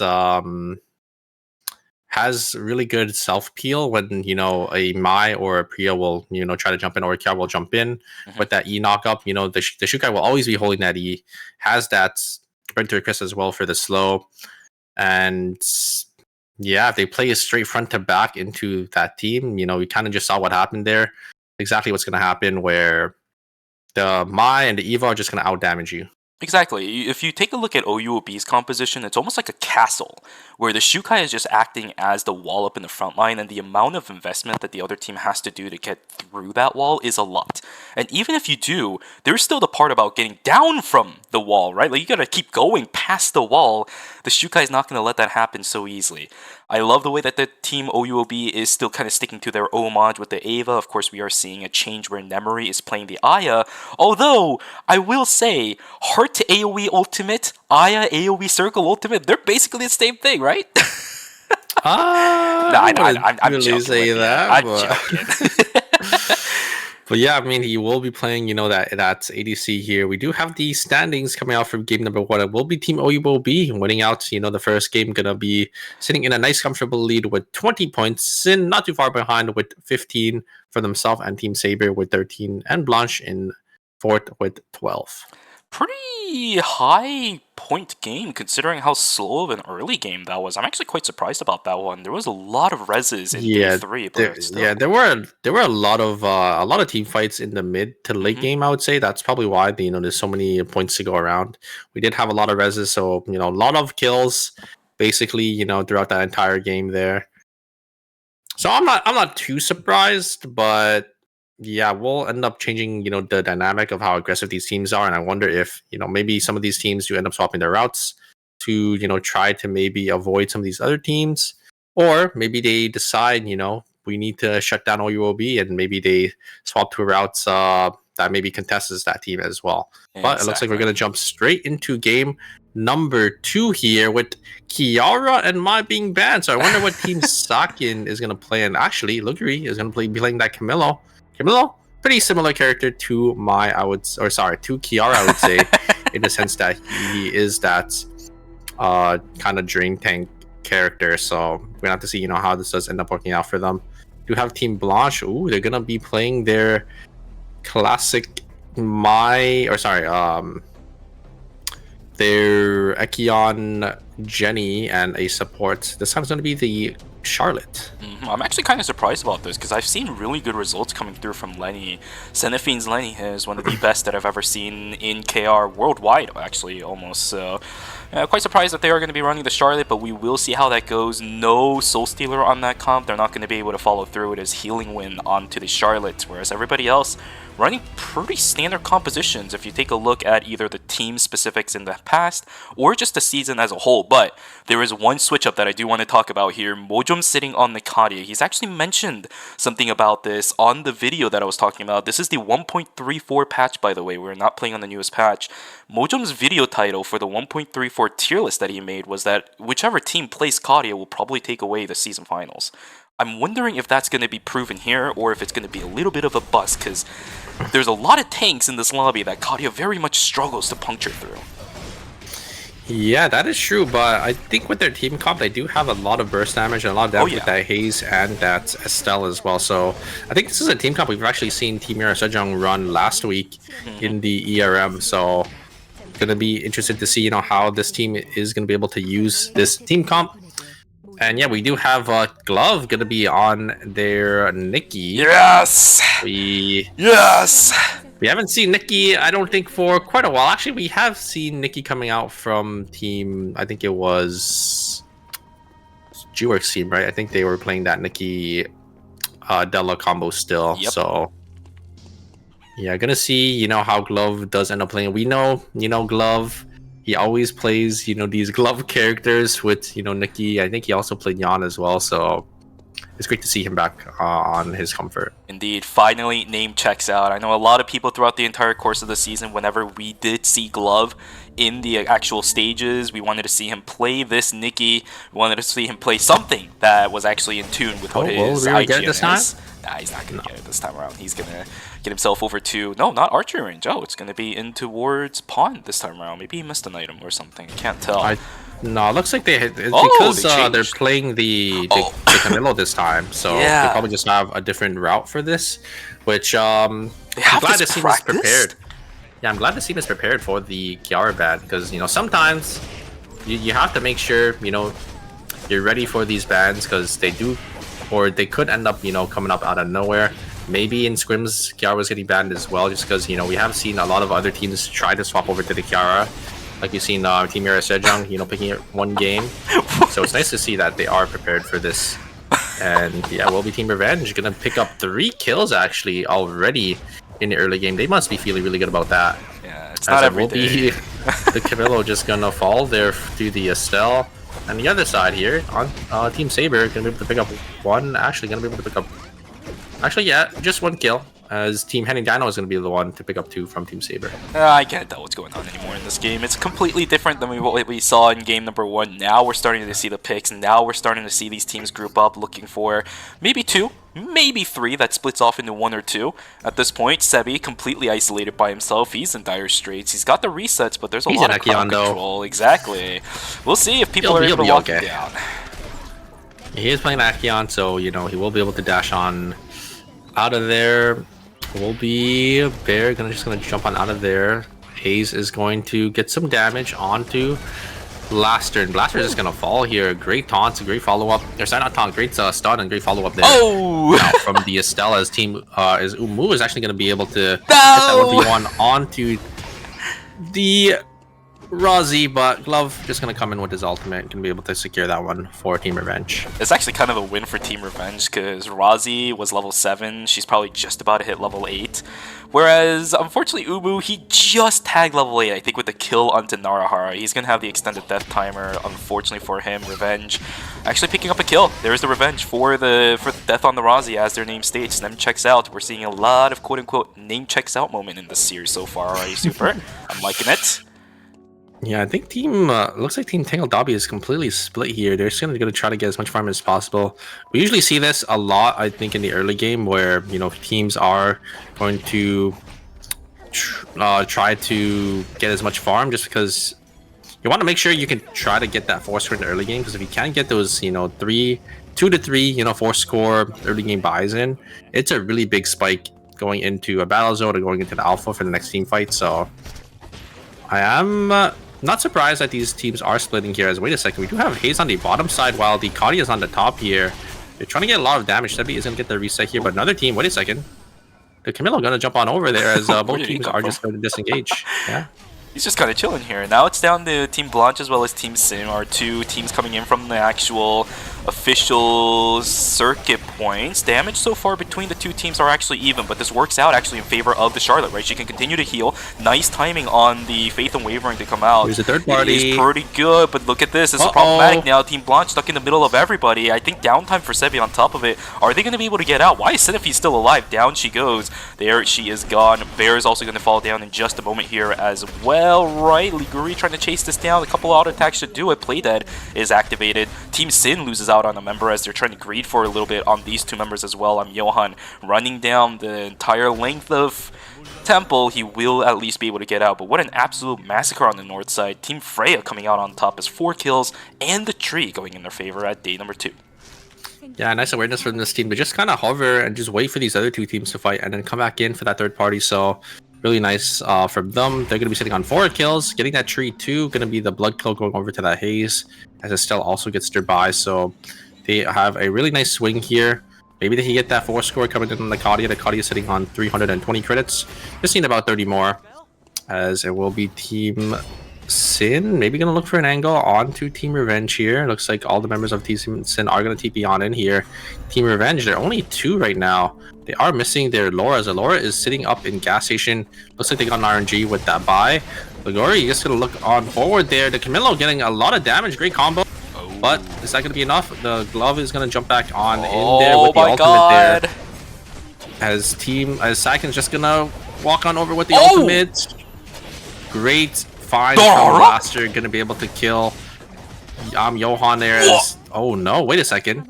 Camilo falls as well, so Sakin's going to be the last one on Team Sin as looks like Glove is just going to go for it, get a stun, and Team Sin is going to fall here. No. Narahara outplaying the members of Team Sin and reading them like a book, and now they're all gone. That is not the start that they wanted, especially with Liguri sitting on the Camilo. They had such a great start to this game. That's a team composition that can scale beautifully the further and further this game goes. They're not even going to have a chance. Now Blaster in a little bit of trouble as Team Revenge. They're going to get that revenge down onto them this time around. Blaster will take the fall, but unfortunately they are still the one that comes out on top. Team Sin absolutely disintegrated from game number 2. Sebi doing the exact same thing. He's going to get taken down. It's going to be by the members of Team OUOB. Team Blanche in dire straits. 15 seconds to go until night number 2 starts. Nobody really in prime position to contest, quite frankly, any objective at the stage of the game. There's so many fights. Yeah, I mean, if you're a Team Revenge, you would take that any day of the week. Glove just jumping on in, just sacrificing himself to make sure Team Sin does end up wiping there. Do have an engage coming up from the Yuki. Kuragra is going to hit one, going to hit only Nummery here. Be a great combo from the Sylvia, great follow-up as Nummery is going to be the one to fall here. Shukai is going to fall as well. Great knock into the wall from the Yan. As, yeah, nicely played there from Team Heading Dino. Great engage from the Yuki and a nice follow-up from the Sylvia. Going to be able to instantly kill one of their backliners. As Team OUOB, they're going to lose 2 members, but it is still day 2, so they're going to get the res. Shouldn't be any worry for them as Eva is going to hide up there in Fire Station. Coup de grace wasn't that great, but I think the recovery was exactly where Team Heading Dino came through out on top. This is what we want to see from Team Heading Dino. They have a lot of crowd control that can stack. I think that's one of the biggest things that a triple... I'm going to consider Sylvia melee here. Of course, that's not exactly the case, but I'm going to consider it at least in this context. Triple melee does need to lock down somebody for a long period of time if they want to have any success in picking somebody off. They have the crowd control, and that time they actually did land it. But here we go. We're going to see Noda now popping the burn to a crisp. There's a lot of slow. It's a thin corridor. This Adriana should be able to theoretically get a lot of damage down, but they're not really doing it. Glove stuck in the corner. He will get taken down. Garden reverse not enough to keep him alive. Let's turn our attention to Temple. There is the ultimate from the Charlotte coming through. The shot from the Kadia is just so good. It's just raining down hellfire one after another. We're going to see Bear probably falling down in just a moment here too. The stun from the Estelle, is it there? Yeah, it's the slow. Oh my goodness, never mind. It's just a fire hydrant that allows them to get that. Sebi now stuck in a horrible situation too. He's going to get taken down. Our 2 circuit point teams are gone from game number 2. Yeah, Team Blanche falling as a fortunate third party there, as Team OUOB will be there at the perfect time to wipe Blanche. And yeah, you saw Blanche was on the back pedal there, just getting pelted by the Haze rockets, and then the Kadia ult, and the Haze just able to follow up there, blinking on forward, getting that nice SMG bomb there, and he's gonna be able to finish them. Yuki's just gonna instantly engage once again onto Nemuri. Great follow-up once again from this team. But it's not gonna be enough, as Nemuri lives on 1 HP and is gonna be able to return so much damage on this Aya using that assault rifle's skill. And oh my god, the Sylvia does end up falling. I think the Sylvia did end up dying to that blood cloak there with that E passive. And that will be Team heading Dino again. Such an early minus 500 for this team. Not gonna be looking too good for them, as wait a second, Nemuri completely split from his team, gonna get caught by Revenge, as it will be gonna lose one of their members. As Team Freya here for the third party. Airline does have the tree. Can Airline get out of here? I don't think so. The Shuka E will get blocked. Looks like Team Freya is playing really well. There is staying on top of Shuka, making sure he can't jump on out of here. Run! Oh no! Yeah, OUOB minus 500 from this team as well. And they lose a tree. If they were able to at least salvage the tree, then it would have been something for that team. But now, down 500 credits. They were waiting for the blood sample onto Umu on top of it. Look at their credit counts. Near 400 plus. They were looking for that 500 by night number 3, but it's not going to happen anymore. Minus 500 going down the drain for Team OUOB, unfortunately, as Nemuri getting caught out first and then sticking the tree for Airline. Gets caught out. Down he goes. Unfortunate for those guys, but they are still quite ahead, I would have to say, in this lobby. Transitions for Umu is still looking really fine. We got the Dragon's Fury and the Scale. So, maybe eventually down the road, Nimble Neuron will release like a full dragon set or something for the chess piece of the like set bonus? Yeah, like a set bonus. There you go. We're playing an MMO out here, boys. We do have OUOB gonna look to contest for this box here, as Team Freya is going to be in the area as well. Kadia is gonna get some sniper skills off. Only gonna hit 1. Here comes the ultimate in a blitz, gonna hit 2. Mumu already chunked down to half HP. I wonder if this team's gonna look for an engage here. Oh wow, the damage coming out from Kadia, gonna be able to chunk them down with 3 autos. With the heal and the sustain coming out for Team OUO is gonna be a lot here. A lot of poke and a lot of range for both of these teams with the Eva versus the Haze and the Kadia here. Looks like the box is going to come down, and Team Freya is actually just going to give it up here. Team OUOB is going to be the one to grab it. Personally, I like this decision. I think for Team Freya, their main goal, of course, was going to be the purple box. A blue flare gun. They can't really use this right now because they're in such an awkward spot. Like, they can't put it forward. Maybe they put it behind them here. Thing I think they can use at this point. No, I just mean like they just can't really place it down yet. Yeah, so it is going to be a little awkward for them to use the flare gun because they're getting contested here as Team Freya. They're going to look for an angle back in. The Soul Stealer is going to be procced here. A lot of damage coming out. Good side steps coming out from the Estelle. Dodge out on some of that Eva damage. Nemuri gonna try looking for some. Oh, they got a lucky spawn though. Look, it's where the purple box. Oh, goes. Yeah. It looks like they put the red box on top. If you could see on the map there on Temple. Well, they got the blue one, so it was random, but they got the spot. No. The blue one you can pick where you want to drop the box. Oh, maybe it's the red one. Either way, the fight will begin. Airline taking down to some dangerous levels of HP, but Umu is still healthy. He's going to try to push everyone back. Everybody from the side of Team Freya, a little bit on the backside. This shouldn't kill anybody. There we go. The damage is still pretty good. Rocket launchers not going to be there. Ultimate also not exactly doing enough. It is a blood crown. Oh my god. That's good for Aya. Huge upgrade. Yeah, because Aya was sitting on that cowboy hat, so that's a huge upgrade. Don't know if they still have the heal cut though, because you know, the cowboy hat does provide that for them, and Freya is completely split here. The Aya is sitting in the corner up here. I actually really like this play because I don't think the Kadia could have gotten out in time, and if they walked back in, it might have been a disaster. But just gonna sit on there, wait for, you know, the zone to swap so the other team leaves, and then they're just on TP on over. Exactly. Really nice vision play from Mojum. This is what you would expect from a player who's been in the competitive scene for quite a long time, and even if he wasn't playing competitive, he's always streaming. So good play coming out from him, making some good examples of some textbook Eternal Return of vision play as it was nighttime. And now we are at day number 4. It almost feels like we should be a little bit further into the game state, but nope, absolutely not. Should be able to see him starting to hyperloop out in just a moment. All those cameras at this point are just a little bit of decorations. No one's really paying attention to you. You're too deep far into the red. Yeah, and shoot, the Sylvia there deep in red as well. I think they ended up getting the meteorite, so you know, trying to get as many items as possible here. It looks like Heading Dino is a little behind. Sylvia only sitting on 2 items, but gonna be able to get that meteorite. Maybe gonna slam that Devil's Marksman. It is a pretty big upgrade for that Sylvia if they are gonna be able to get that off here. Umu. And Team OUO just gonna set up in Cemetery here, as Wickline is gonna be shown that it will be coming into Cemetery. But I don't know if you saw Team Saber. I think that was the Nadine already sitting on that blood crossbow, so they're gonna be really, really strong here. Hayes also having that Hellfire already as well, so a lot of these teams quite accelerated in this game. Probably gonna be able to contest for this Wick line. Exactly, hitting those damage breakpoints that everyone wants to be looking for. Sharang on the flip side for Phoenix Park, he's not gonna have access to that Blood Half Moon, at least for quite a while.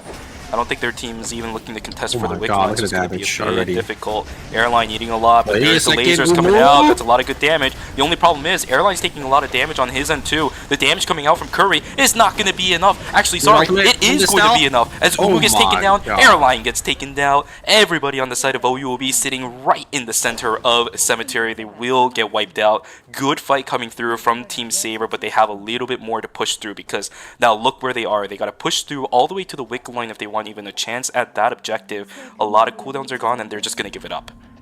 Yeah, very nicely played from Team Saber there, just able to kick back so well. Curry, you know, DPS racing with the Aya is going to be able to win that with the Estelle ultimate. I think the Estelle ultimate basically saved them there, and they're just able to turn it. Very, very nicely done by Team Saber. Riori also just, you know, getting a lot of nice damage, a lot of nice long-range damage with those Molotov cocktails. Yeah, it's a bit unfortunate that they weren't able to capitalize on the Wick on top of that, because Team Freya was already in position to take it. But this really just goes to show you that Team Saber is keeping track of the map. They knew that a team was there. They didn't want to overpush, especially when their cooldowns were gone. I like the play so far coming out from Team Saber. They are doing really well here today. It's one of those situations where I'm hoping that it continues, because Team Saber is one of those teams where they have these pop-off games, and then they just kind of seem to die off a little bit. I'm hoping this isn't a one-and-done thing. Here comes the engage from Team Heading Down. Looks like they want a full send here. I think they might recognize this team. Whoa! Leon jumping on forward there, gets instantly punished. A great response from Team Revenge with the Pure Rage uppercut into the follow-up with the lower R. And yeah, they're just going to instantly fall there. And that's going to be it, I think, for Team Heading Dino. I don't think the Sylvia is going to be able to do much here. Lumi is going to come down, so maybe the Sylvia can walk to the bottom side here. Maybe catch Lumi gonna be coming into red on the into dark and uptown, but yeah, it's not looking too good for this team anymore. Is the Yan on Glove or Tonfa? He just kind of sat there. As soon as he missed his combo, he didn't try to reflect any damage, so I'm assuming he's in Glove, on Glove, right? Okay, yeah, that makes a little bit more sense. You can't do that as a Yan. We've seen too many teams punished for making plays like that throughout the course of the season, whereas Blaster, he routed a little bit weird at the blink. Shotgun comes in from Yama. Beautiful play coming through from the Haze, and they're still trying to chase on through. Narahara now getting ran down by Cho. This is a little bit of an awkward situation. Semtex does land, so the slow is there. Mojam trying to chase on through. He's got the shot. Is it going to happen? There's the one. There's the two. A lot of damage coming through. This is problematic. Nice, nice block from Glove. Holy crap! That would have killed. That 100% would have killed. Glove coming in with the Q to actually block the damage. Very nicely done, but yeah, Team Revenge gonna lose the Laura there. I think the Laura probably thought they were safe with the Soul Stealer, but you know, when another team has Soul Stealer, they're also gonna have the exact same movement speed as you to chase you down. So yeah, Revenge going to lose their Laura, as we might actually have a fight on the top side here. Team Tangle Dobby gonna get a lot of poke from the Adriana here. Riori actually not gonna be able to return any of the damage, you know, from the other Adriana's Soul Stealer is going to be proc. They're going to look for an engage on forward here. Gosh. Phoenix Park going to kite back, going to get a lot of damage, but the ultimate is already invested from this Nadine here. Two very similar comps, but it will be the Estelle versus the Shukai. Which one is going to come out on top? Yeah, I think even more so than that, it's going to be the Stronger versus the Blood Half Moon at the moment. This is the reason why Team Tangle Dobby X, even though it seemed like they were at a slight advantage just now running down to the center of Beach, they're not looking to fight this at the moment. They're just trying to hold their ground, not fighting Team Saber at all. They don't have the Blood Half Moon. I feel like they should. Oh my god, look at the damage coming out. Yeah, they can, but this is a little bit problematic. Sen is gonna win the trade here on the Adrianas. Soul Stealer out. Sen's gonna get a lot more damage here. Oh, there is no splits. ultimate. Yeah, there is no ultimate on Phoenix no. Park. Curry is just gonna be able to win the 1v1, as Curry is gonna have a lot more items and have that ultimate as well. And it will be Team Saber gonna pick up another team wipe here. Very, very nicely played and very clean from this team. Gonna be able to wipe Tangle Dobby off the map. Satan just landing a lot more useful cocktail parties as well as the oil six. I think they basically just both won their characters. Riori kind of just fumbled. Yeah, he's not hitting the cocktail parties, as Satin is just gonna be able to hit all of them. Gonna be able to get good tracking off their Q as well. And Phoenix Park, losing the 1v1 into Curry as well. The item differences are a little bit too strong, I think, at least when it comes to the Nadine 1v1, right? Blood Half Moon is always going to beat out on Stranga, no matter how good the stats on that item is. We had the Prio on Team Saber with all of those items, and now they're about to be fed Team Revenge, or are they going to be fed to Team Revenge? Poke damage, oh my god, coming out from Riori here. They can maybe look for an angle. I think Glove needs to maybe find an angle onto the backline as well with the Fury Uppercut. Oh gosh. But Sad is able to hit so much. The poke damage and the chaser. Oh my god, the Q is too much, and a great link on forward, and Sad just completely eviscerates Team Revenge, able to just track and just wipe Blaster, and then the follow-up there from the Estelle just gonna be able to kill the Rozzy as well. So very nicely played from San. I think he single-handedly killed Narahara and Blaster. I don't think there was any additional damage that came through from the Estelle or the Nadine. He just single-handedly burned them all the way down. I think Curry had like 1 or 2 Qs, but I don't think so, man. He just burned them. I mean, Nadine Qs don't do that much anyways. But that's true, on crossplay. San kind of just, he just completely just killed that team by himself. Yeah, now they have positional advantage because Team Freya, they were looking to hyperloop him, maybe look for a third party, but now this actually puts them at a positional disadvantage for this final zone. Traps are coming down. We see the Squirrel traps down. Mojom, he is sitting on this Kadia. The damage is still pretty good on this team. The only problem is, look at the items on Cho. Why is he sitting on just the Iron Maidens? What is that? Yeah, I'm actually not too sure, because Iron Maidens doesn't seem like a great item for an Estelle, but maybe for some damage here. Great return damage onto Curry there. Both Estelles are forced to use their ultimate. Sad gonna try to look for some more poke here. Isn't gonna really get that much damage. The sniper shots are gonna come out. It will hit one. Curry's gonna be chunked down to half HP. Both teams are gonna reset, and it will be Team Saber gonna take zone control here. Gonna have so many wards. The Nadine scroll traps are down as well. And you gotta play into this Adriana, which it's gonna be a little rough for this team, but those oil slicks buying more time. Yeah, they could play for the range here. Here comes the 1, W coming 2, out. 3, 4. There's Good a rocket shield. gone. No shield for the Estelle here. The shield is going to be placed. Yeah, a lot of poke coming out from San. That Molotov isn't going to hit, but great Q damage. They're going to send it on forward here. Both Celsius are proc there. 1v1 is going to come out. Curry is going to do a lot of damage onto the the hazes. Both the Stell's ults are forced down again, as it looks like the Kadi is completely split. But look at the timer difference between this team. This team is basically forced on in here. Curry is going to be able to get the Kadia, and that's going to be it. Team Saber playing so well. San just able to deal so much damage, and Curry just able to follow up.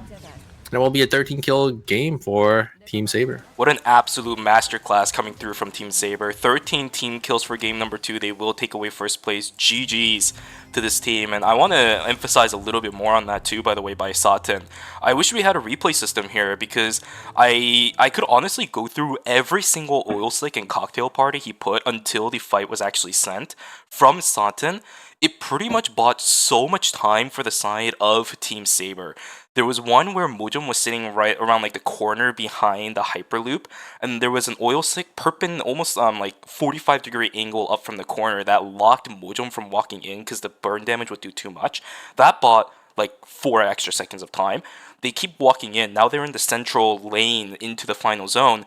The oil slicks were placed perpendicular. Like he placed it kind of like a sidewalk would be in between the lanes. You can't walk through that as squishies this late into the game, especially up against an Adriana sitting on Chaser and things like that. You're going to take way too much damage, and that bought so much time too. Every single oil slick and cocktail party Satan threw out before the fight started had meaning, and that is so hard to do on Adriana. Yeah, it's actually crazy the amount of poke that's on, and the amount, like, his accuracy on the skill shots. He's just hitting every single, cocktail party with the W, with the oil sticks as well. So just so much poke, and Adriana is such a strong character with this long range poke because of, I think, of that chaser with the spirit harvest, right? Because not only do you take the burn damage, but the spirit harvest will proc on you, and then the spirit harvest will instantly, get the second proc as well because of that burn that's lingering on top. So it's just really hard, to play into, especially if you don't have final zone control as well. So you're basically forced to play into Adriana. And Adriana is just able to get so much poke down before you're even able to walk like slightly forward. Like as soon as you walk and get into that Adriana's range, you're gonna be down high. Absolutely, 100%. And on top of that too, even aside from the damage, we were also able to see the setup angle that Adriana is also able to look for, right? Where she's just kind of setting up her teammates to succeed in a lot of these fights, whether it's by locking players from walking in and not getting punished, or whether it's from leaving them, right? Like letting them leave and not getting punished. You gotta pick between the two. Adriana doesn't really let you do that in a lot of cases. If you're gonna do something, you're gonna get punished. That is exactly how Adriana wants to play, and that is exactly what we saw Satan do in pretty much the past 5 minutes of the game. We saw it on Beach, it was beautiful. We saw it in Uptown, it was beautiful. Satan is just on point with Adriana today that I don't think a lot of teams are going to be able to deal with that well. I see 2 Adriana picks, I just don't see anyone else picking it in this lobby. I'm not aware of any other Adriana players in this lobby, so Satan's going to be on full blast throughout the course of tonight. It's going to help Team Saber a lot. Yeah, but going into game number 3, we will have the Kiara and the Mai going to be back on the table here. And I think Kiara, can be an answer to this Adriana. True. If the Kiara is going to be able to get on top and, get that last judgment, maybe one shot, the Adriana in the back here. So we're going to have to see how these teams do end up swapping their picks, maybe to try to combat the 2 characters that are going to be back on the table going into game number 3. There's so many things that can change around, but there was no bans, I think, going into game number 3, though, right? Like you were just talking about the Kiara and the Mai coming back. I don't think there's anything banned for game number 3. That's also really big. It provides a lot more versatile picks for these teams. We should theoretically see a very similar lobby to game number 1. I don't think any team has been necessarily completely put in the dirt as of yet. Right, so we know that these compositions are working. It's just who's ahead, who isn't, who's making better micro decisions in these fights. That's all it is. It's not a team composition thing. Maybe save. I don't know. I kind of want to say maybe save for Heading Dino, but we've seen their team comp winning fights, so it's not that. Yeah, I think it's just who's playing the best Eternal Return. For the LCQ here. So I don't think we're gonna see too many subs or too many swaps, but we'll be the breakpoint, since we did just finish game number 2, these teams will have the option to maybe swap out one of their team members and maybe swap it around a little bit here, as we do have the total standings now coming out. Team Saber, after winning that, will be in a nice comfortable lead in first place with 34 points for themselves. OUOB following suit with 25. Didn't really have too good of a game 2. Revenge and Sin with 22 and 16 respectively, tied with Freya for fourth. Exactly. Pretty good spread across the board, I would say, when it comes to the standings in and of itself right now. Team Saber, of course, sitting way far ahead of anybody else when it comes to the competition. But this is a double checkpoint format, as we 34. mentioned. Exactly, at the beginning. 21 we need points. 21, which is a Yeah. first. It would be First and 21, 13 kills. Yeah, Yeah. 13 kill first. We've known some of these teams to be able to do that, but that's still quite tough. I would have to expect at least a game number 4 to come through before a team is going to be in checkpoint. But who knows? That could absolutely change. Either way, Super, that was game number 2, exactly as you said, which means we are about to go on a break. So for all of you guys in the chat, make sure you guys go grab some water, go grab a snack, and go take a stretch. We will see you guys back here for games 3 and 4 for the LCQ. Take care, take care.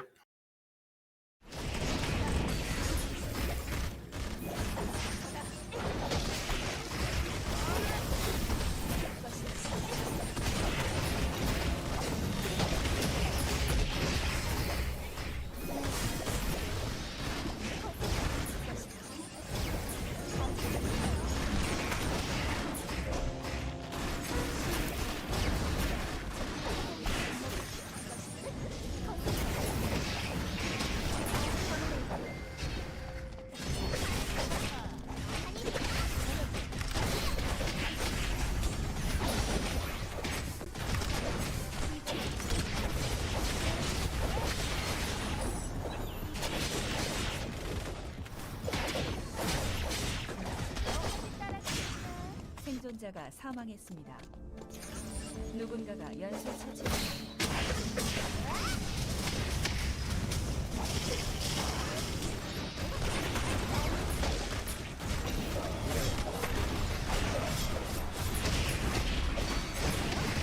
금지구역이 지정되었습니다.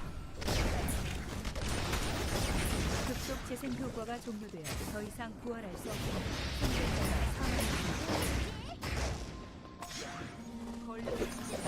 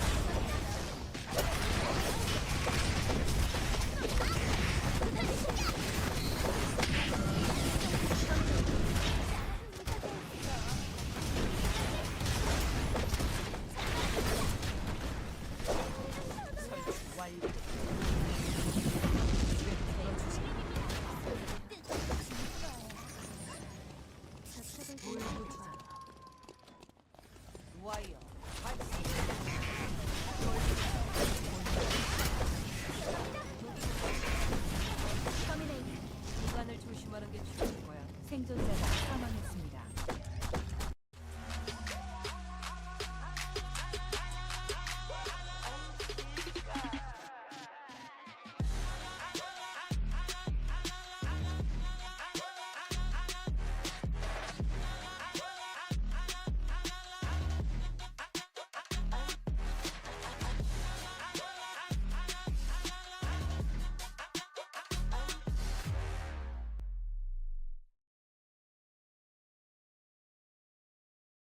숨바꼭질 시작이구나. 스모츠 시작한다. 원래 술래는 아주 빠르고 영리한 거야. 자, 잘게 찢어줄게. 놀래키는 일에는 자신 있어. 찾았다. 놀랐지? 이거 첫 번째로 당첨이야.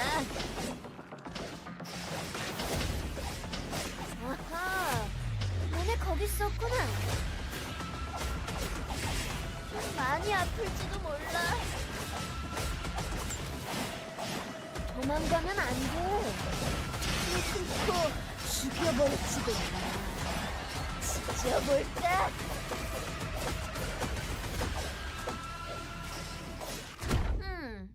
좀 더 해치울 수 있다니까.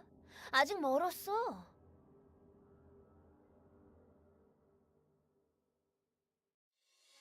그때 입었던 드레스 같네.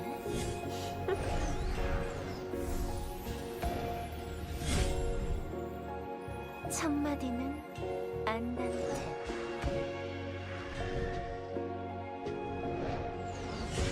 죽은 자보다 산자를 위한 연주가 좋지 않겠어? 그래, 어디 한번 춤춰보렴. 추악한 단말마의 콰르텐.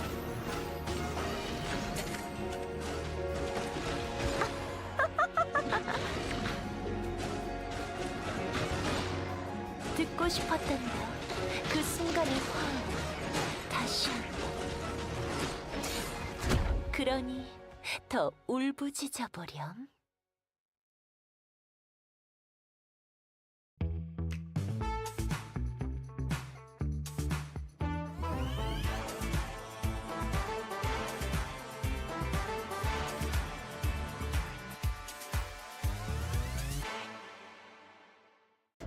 밝은 달 아래 맑은 바람 불어 버들잎은 말없이 그저 흔들리네. 세상에 바람 한 점 없는 곳이 있다고 하더니 이 섬이 바로 그곳인가?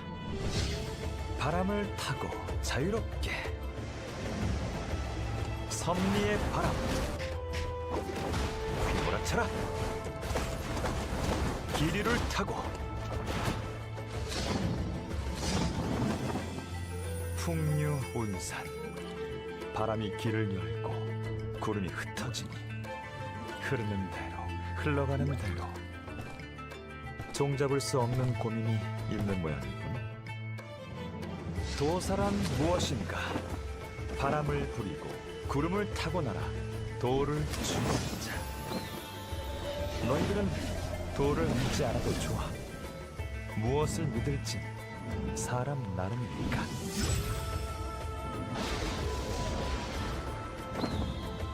이 또한 섭리일지니.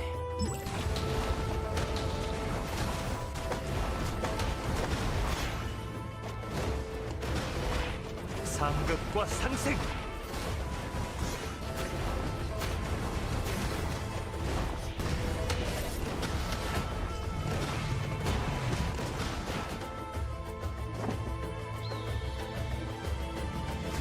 도를 아십니까?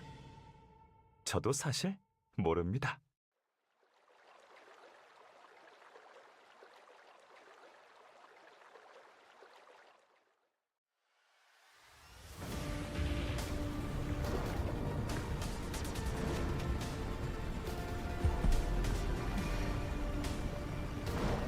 날 고통스럽게 해줘.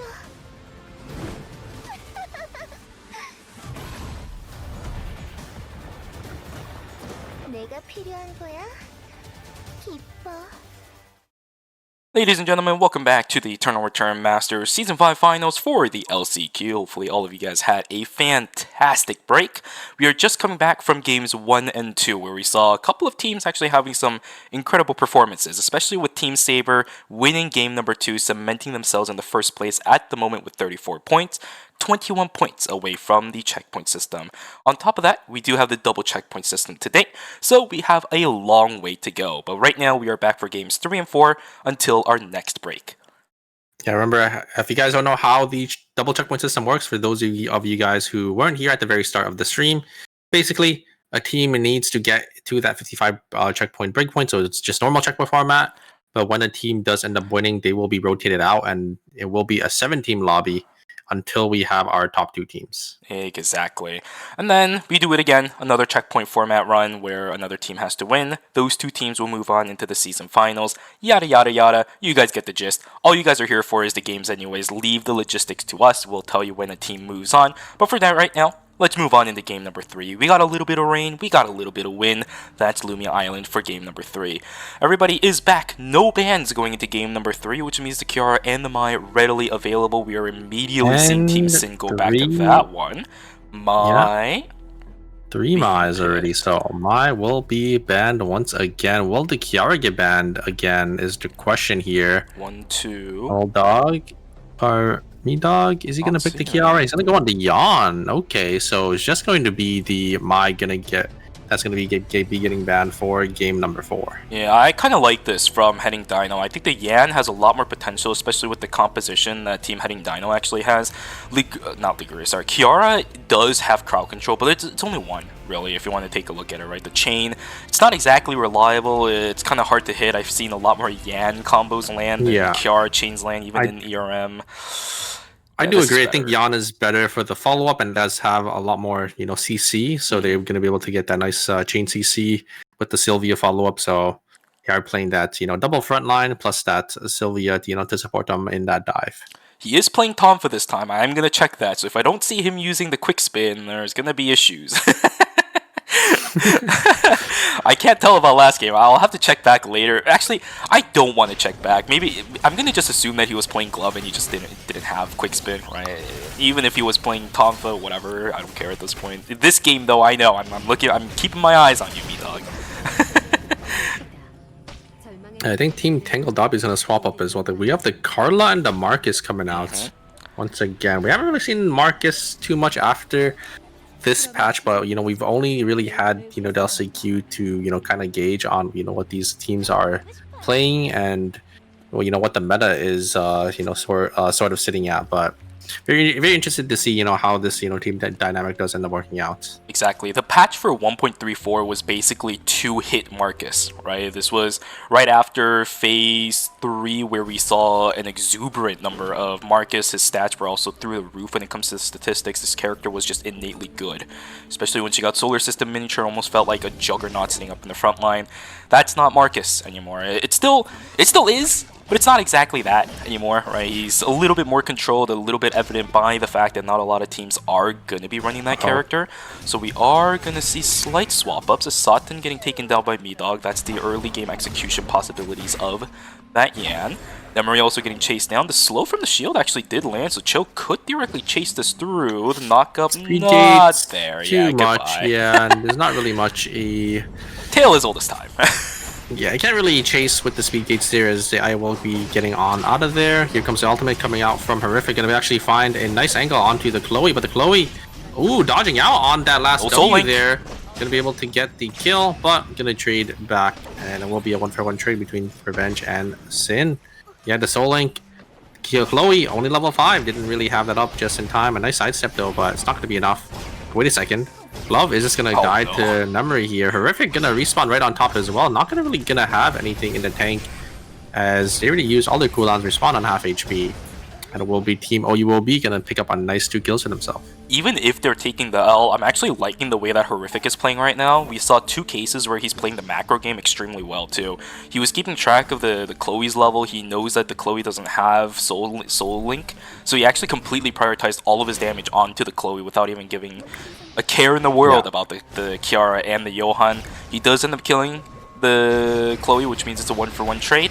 And just now up at the top side, he knew also that he didn't have too much left in his tank. He sacrificed his life. Nice. Oh, wow. And Blinks on out of there. Umu actually playing this fight really, really well. With getting the speed gate as well. Yeah, gonna be able to get on out of there. Don't go back. Walk back in. We're gonna look for some more damage. Gonna be a little greedy there, but yeah, just gonna walk on out of there. Umu gonna be able to get that nice kill on the Yan and gonna be able to blink the coup de grace there as well. So great reaction from him. Gonna be able to get a nice kill. I kind of want to see the minimap right now exactly as is. Remember how look how split all these teams are. Like, you see how there's so many solos around the map. Yeah, look split at that. Farming is really strong right now in this meta in the early game, at least for day 1 or night 1, because you want to make sure you get enough credits to get those early game 4 score buys. The early game 4 score buys is such a big swing for your team, because if you get 2 or 3 4 scores before the alpha or the omega to, or sorry, not the alpha or omega, but the alpha or the battle zone to contest, you're basically guaranteed to win into these other teams that don't have that 4 score. Exactly, but what this allows is it opens up opportunities for characters like the Yan that has a lot of crowd control and a lot of early game damage in these solo 1v1 fights to get picks. We've already seen MeDog picking 2 players off in the beginning of the game. They just got another one God, sitting getting inside chased. of archery range. I'm Johan, he is in hell. He's just getting ran down from the right side of the map all the way to the left. He's sitting in hotel now. Are you going to be grouping up with your teammates? We do know that I'm Johan also does like to split. We talked about this during the season itself, but here we go. A potential Go fight shield. brewing as Curry. He's cornering Airline, but now Airline's just sitting in the Ooh, corner. He cool, jumps let's get over. the Okay, the knocked fight off. still goes on. I don't know if Freya wants to fight this though. The Nimrod's Oh, gate is the going to gate, it disappear. ran out. And there it goes. Yama is going to get taken down. That is brutal. The timing was just not right. Yeah, the gate ran out just barely there, and it will be the Suwa that does end up falling. Had a good angle, got a nice knock up onto Curry, and then good basket into the wall, but it's not going to be enough as, looks like the Sylvia actually gets a nice engage. Going to use their passive and their hit to actually deny the White Lily there. So actually very nicely played from the Sylvia, going to be able to get that nice kill. Heading Dino sitting on 4 kills already. Ooh, the Yan not going to be able to get that combo, not going to be able to push the Priya into the wall there, into the Tetragon there. As the Yan is going to jump on forward. They're going to blink on forward as well. A great response from the Priya. Just going to use their Echoes of the Earth instantly here. Great parry coming out from the Yuki. But a third party is here. That is going to be very unfortunate as the Sylvia's not going to be able to follow up. And they will end up going down there. So Team Heading Dino, they will lose 2 members. Team Revenge, they do end up coming and reaping one of the kills. I think that was a bit of an overreach from MeDog, if I'm going to be honest with you. If the Sylvia was maybe level 11, I would be okay with it, because then her fuel economy becomes a little bit better, but a level 10 Sylvia sitting on level 1 shift gear is not exactly the best at following up on a blink over a big corner like that, especially when the Yan's trying to look for angles.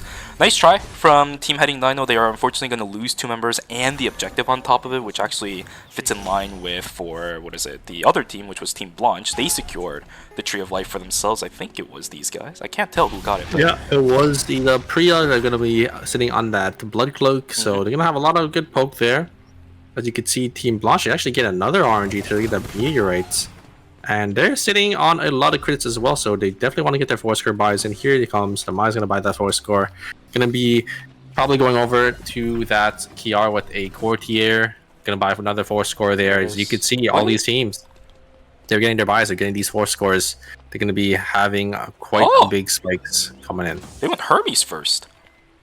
Hermes there's and the Courtier. Courtier. Yeah, okay. That's It interesting. was 2 4 scores, yeah. Yeah, I know a lot of teams have been heavily prioritizing Hermes, and for good reason. The amount of value you get out of that item nowadays, like, you put it on mages too. That's how good that item is.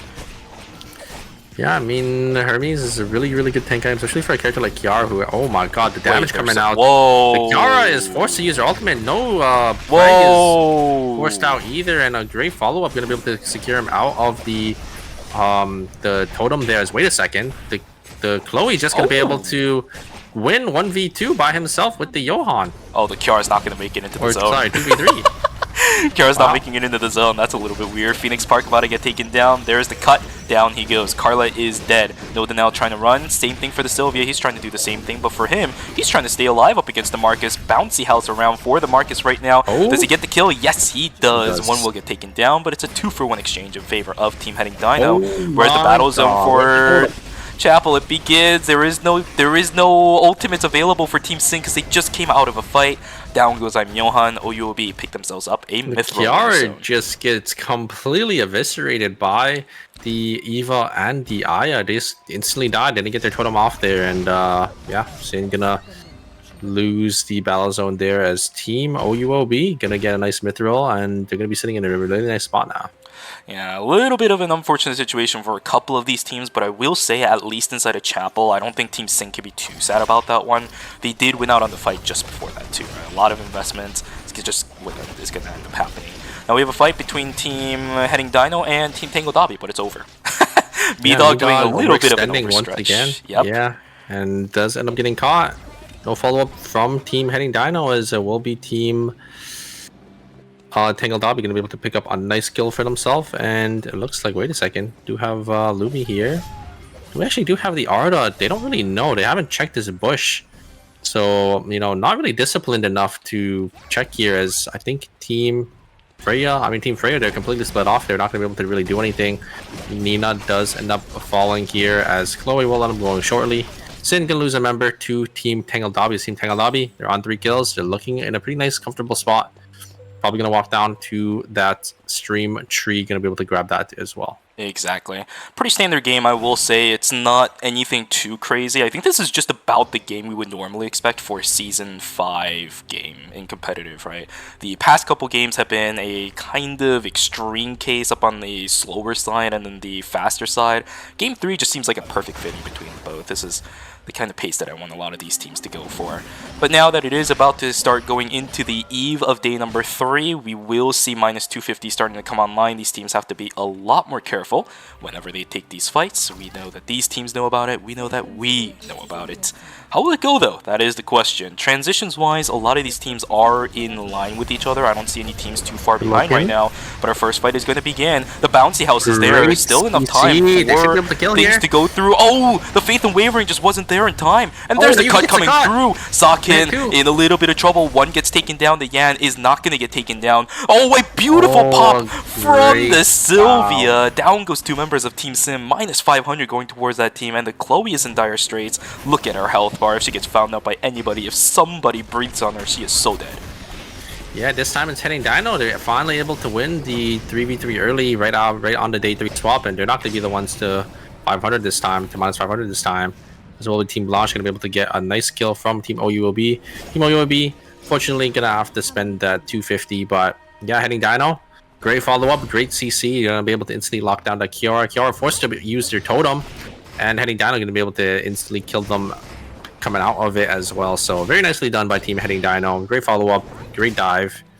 And I think the Yuki just won the 1v1 into Chloe as well. Yeah, they're looking to chase this too. Umu is just not going to be able to get out of this one. Bear has the taunt. Yeah, there it is. Down can't goes really get away as a Eva. Eva doesn't really have any mobility as a character, just that E, but the E, doesn't really give you much distance. So unfortunately, Team OU will be another -250 and -500 in total for this team. And yeah, they're not going to be looking in a good spot for this game, but should be able to, get some farm back up and maybe get back into this. With this, I think this guarantees another game where Umu is going to be ending up with an Imugi's Pearl. Last game, he did the exact same thing, where we saw the -500 coming out a little bit later into the game, but because of that, he was down on credits and didn't want to invest too much into Chaser. He stuck onto the Imugi's Pearl instead.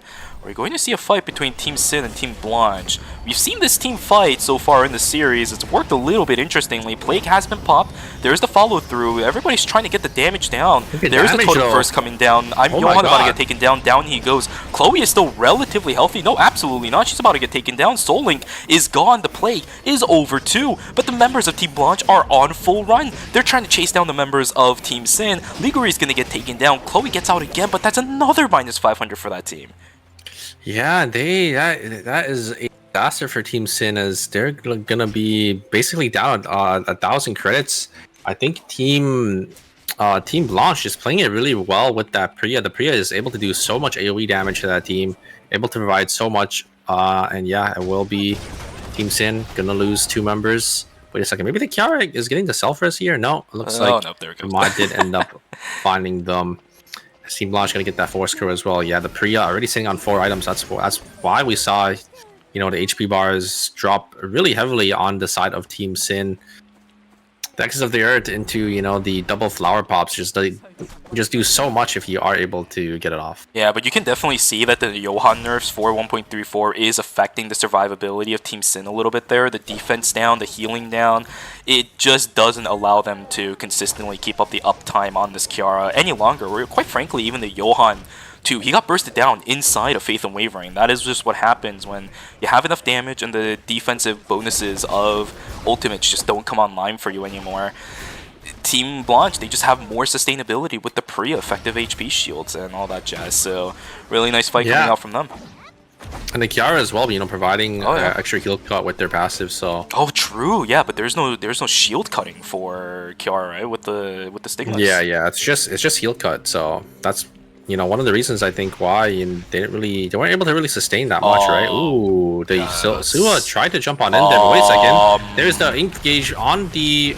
Oh my Is it gonna be god! enough? Wait, a great turn there coming out from the Yana. I think the Darko is gonna instantly fall here. Yuki winning the 1v2 in the back. There's engage. I think that was a little too far forward. The Sylvie or the Yan not really having any HP. Wait a second. Sylvie gonna jump on forward. It's not gonna be enough. As Yuki the does not win gonna this. be able to get that damage, and I think that will be a great bat skill coming out from the Sua there. And I think that is going to be it. Yeah, I don't think Yuki has any damage. The sustain and the healing coming out from Sua is going to be too much. Very nicely done from the Sua. Great bat skill into the wall to deny the Yuki from finishing them off. I think the Arda getting that self-res. Actually, he's pressing the self-res button really early on in that team fight, so was able to get back into that as well. But yeah, I think they played a little too fast. You know, they had it down early on, but the Yan just going on forward, you know, overextending once again, instantly punished by the Sua. And it will be team heading down. I'm going to fall in 7th place. Quite brutal for the members still in this game now. 7 teams. OUO trying to duke it out up against Tangle Dobby. A's Rockets are a little bit annoying to deal with, especially when you're this far away, but Team OUO, they're gonna hanging out over there. Fire Station and Police Station is quite heavily populated as we have 4 teams sitting around this area. Wickline is not... Oh no, it isn't Fire Station. That's why a lot of these teams are here. Alright, good. Yeah, all these teams gonna be preparing for this Wick here. Team Freya, they don't really look that strong. There's, I think it was just a Sua that had a lot of items, but the Darko is only sitting on that Halo, so don't think they're going to be contesting Wick, but look at how many teams are coming in. Look how many teams are funneling in. We got 3 teams in Police. We got about 4 in Fire. No, 3 in Fire as well, so 6 of the 7 teams are on the top side of the map. And we're going to try playing for this Wick line. Great taunt coming out for Bear. They're going to be able to get enough damage here. Sebi is going to actually land the chain, but... Great ultimate coming out from the Mai. Going to be able to get them safely on out of there as Team OUOB going to lose 2 members here. As Nemery tried to get in, I think he's going to fall for that. I don't think he's going to be able to get on out of here. Going to try getting some damage off. Maybe going to try trading one. It's not going to be enough. Same Tangle Dobby going to be able to secure a nice 3 kills for himself. Nemery greeted. He should not have walked back in while the Shuka was taking damage. But here we go. Sua is going to be able to pick that one up. The steal on the Wick buff is actually going to come online. I think that was the Odyssey to do it. So nicely done. Another fight on the north side of the map. I'm Johan going to be forced to use the Faith and Wavering. Down goes the Mai. That's 1. But the Kiara gets taken down 2. No totem available. You're right. Talking about to get taken down. The auto attacks coming from Curry is just way too much. Vision check, it doesn't even matter. And I think this is going to be it for Team Sin. You're absolutely right. Down in the dirt when it comes to credit. Down in the dirt when it comes to the amount of effectiveness they have. The damage from Johan is actually pretty good. 1 more Radiant Brilliance might do it. Satan is just going to back away from this one. So they are going to keep themselves alive, but they're still in the dirt. Look at their credit count. Johan is not farming all those credits back up. And even if you do, it's a Chloe or a Kiara. You don't really have too much leniency in how far you can run away with the remaining players. Team Sim might be down for the count. Yeah, we only saw the middle of that fight, but I think the Kiara probably still had totem up. They just didn't end up getting it off in time. Oh, no. And yeah, just instantly falls down to Curry. I think he overextended, probably thought he was going to live, but gets bursted down by the D&Q plus, you know, 2 to 3 auto attacks. You know, the Neens is on that crit there.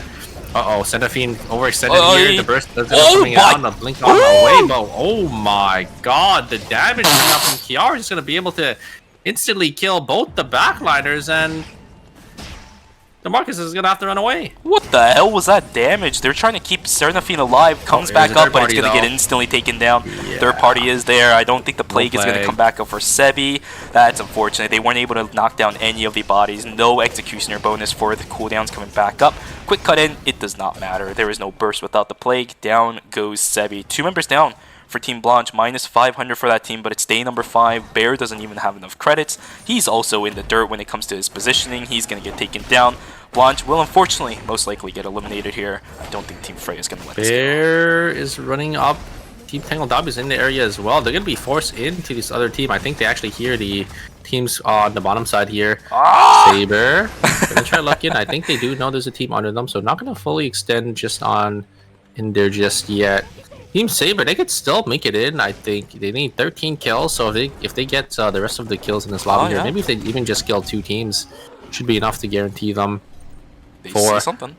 Oh yeah, they should know there's a team that just used Lumi, and they're gonna walk on out of there. I think they do recognize that the team's gonna TP. I'm surprised they're not gonna try sending it on Right? the team that's gonna Yeah. TP. It's But I a think- no flame classic for that one, honestly. I think Saber, maybe they don't have full timer. If you don't have full timer, you can't really take that Yeah. risk, and you can't really send it onto another team that's in red. So I was actually Yeah, thinking team. exactly that too, because I was looking at that situation. I'm like, I swear I've seen this situation before in NA.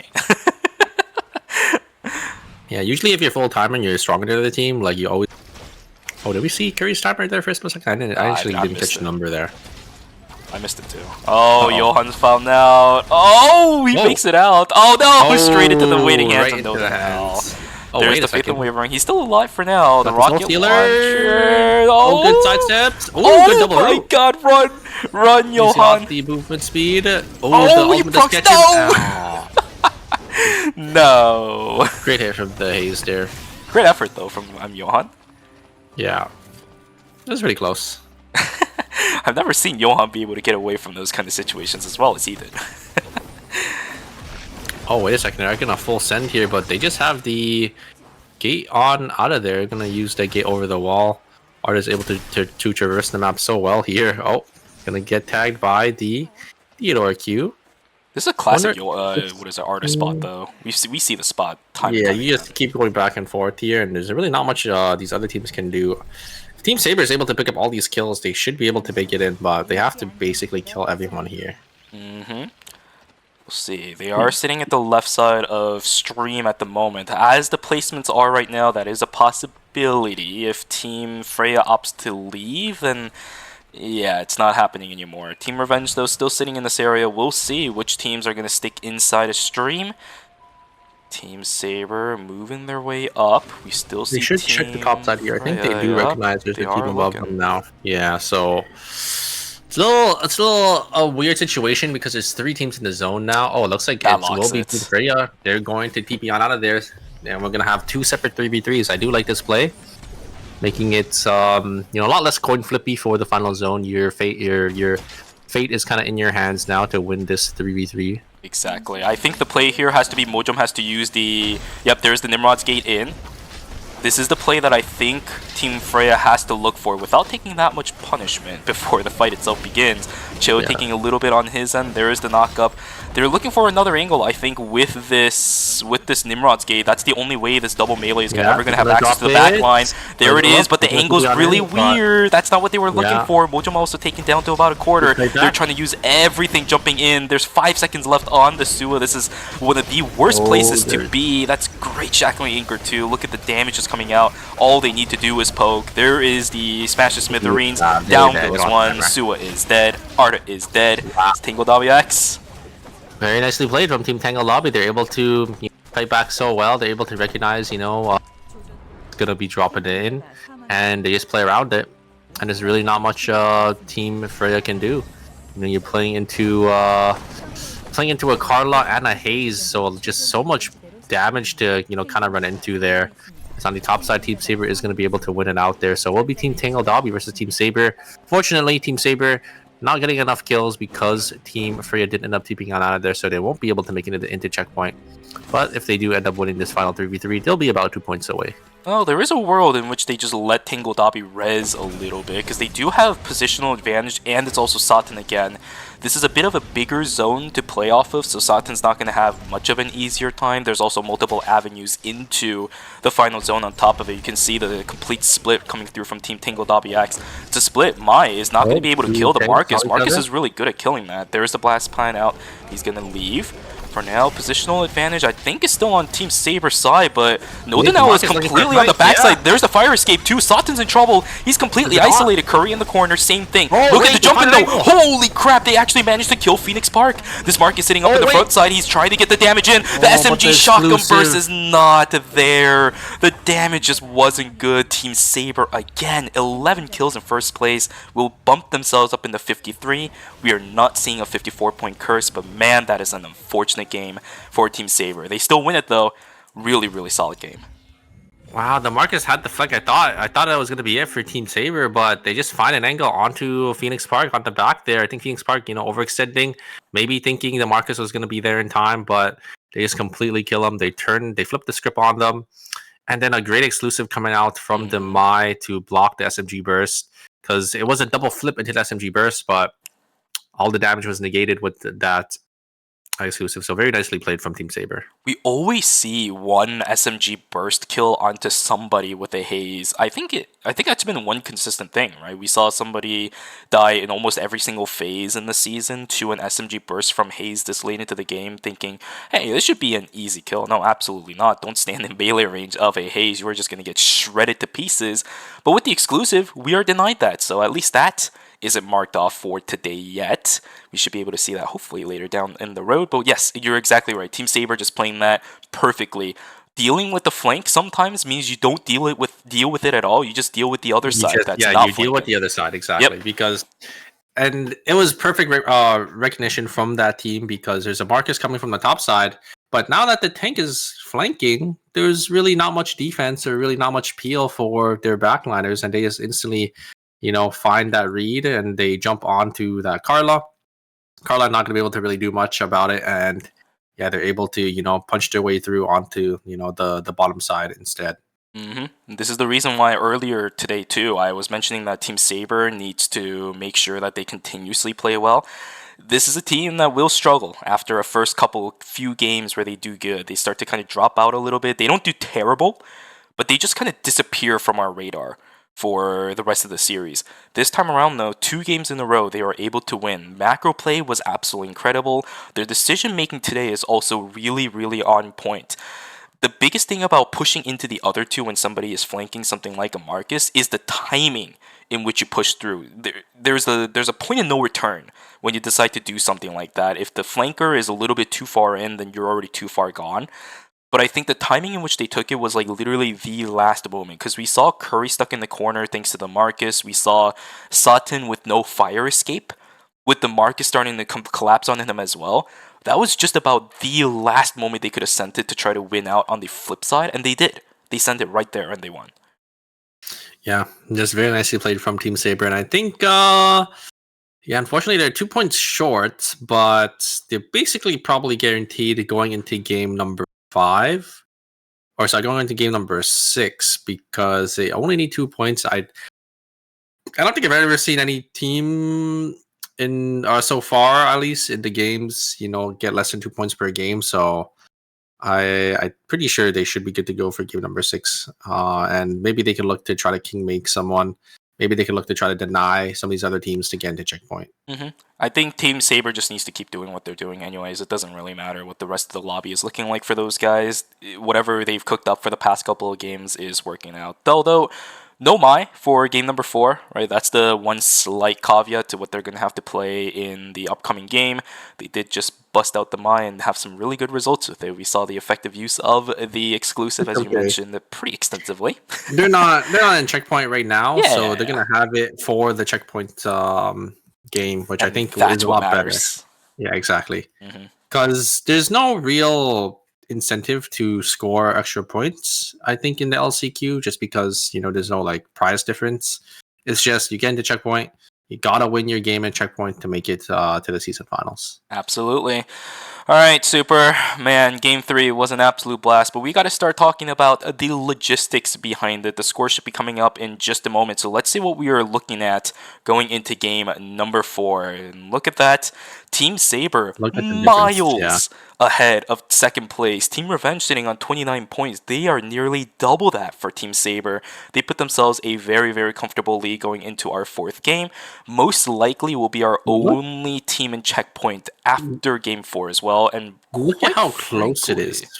Oh my god. 2nd to 8th. Yeah, it's only an 8-point difference. It's only Team Saber that is dominating this lobby, while all the other teams are fighting tooth and nail for that 2nd spot. I think Saber is probably going to be the one that gets the 1st one, but who knows? Anything could happen in checkpoint format. Once you are in that checkpoint, it's going to be a lot harder to win, because all the teams will be eyeing for you to try to shut you down. Exactly. Team Saber has to run away with this. If they don't, as soon as one team from the bottom 7 starts climbing up to checkpoint, everyone else is going to be. That's just how close this series is right now. Wow, what a score sheet, honestly. Really, really, really. You and I have been surprised by some incredible score sheets throughout the course of the season, but this is yet another one that kind of catches my eye and is like, Wow, this is possible? And 29, 28, 27, 26, and then jumps 3 down, and then it goes in order again for 23, 22, 21. So, yeah, 8-point difference between second and eighth. So it's still anyone's game. Anyone can still make it in here. I think Team Saber does have a nice lead for themselves, though, and they definitely deserve it, considering how well they're playing today. Exactly. It's going to be a great rest of the series. I will mention to you, though, Super, our two teams coming in directly from the circuit point seedings, it feels like they're kind of cannibalizing themselves a little bit today, aren't they? Yeah, they've definitely been killing each other, and going into game number 4, I mean, Kiara's still on the table, so I think Team Sin should still be okay. Maya's going to be off the table, though, so I think... don't know which tank they're going to be playing for Team Blanche, but we're going to have to see, how these teams do adjust to these bans. And yeah, I think, like you said, they've kind of been at each other's throats here. Yeah, I think it kind of looks like this for Team Blanche right now. If the Mai isn't banned, but the Kiara is, I think they'll be playing the Mai Dema and what is it? I think it's the Priya that they typically tend to play for their third. It's just the Mai getting banned right now is the big cutoff to them playing that kind of composition. I would expect them to go back to their Ekion, Jenny, and I would assume Charlotte. I still kind of want to see the Jenny. I don't know, the because Lenny, but they went to that team comp because Mai and Kiara got banned, so just one of them getting banned. Maybe we'll see the Kiara Priya. We're gonna have to see. Looks like they are going to swap. I did see a hover on Debbie, so we'll see. It's just we know how Team Blanche plays with the Debbie and Marlene. They really rely on the Mai to lock down the additional sustainability on that character. Yeah, this is why I think this is a bit smarter for this composite for this team right now. They just can't do what they did in game 2. 0 kill 7th place. You cannot let that kind of performance go exactly right now when you're in 8th place and the score sheet is this close at the moment. You can't let game 4 go. It looks like they are going to swap back to the Jenny and the Ekion, and then Me-Dog is going to be the one to swap to Kiara. So Kiara is not going to be banned because it looks like teams are swapping it back up. And yeah, it looks like no bans going again into game number 5 here. It looks like the rotation is just going to be the Mai and then possibly the Kiara for, at the odd number round. Yeah, and I will also say this too. It seems like Ryori is just going to stay off of the Adriana. It's a little bit heartbreaking to see that, of course, because we know Ryori is one of the best Adriana players on the Korean side of things. Satan has just almost shattered his spirits, though, I think. That game number 2 or game number 3 performance where he just completely outplayed him inside of Beach, it's just...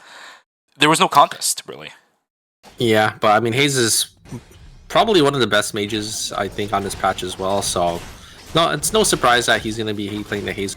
Instead, Hayes has that, short range burst damage while also providing, a lot of poke.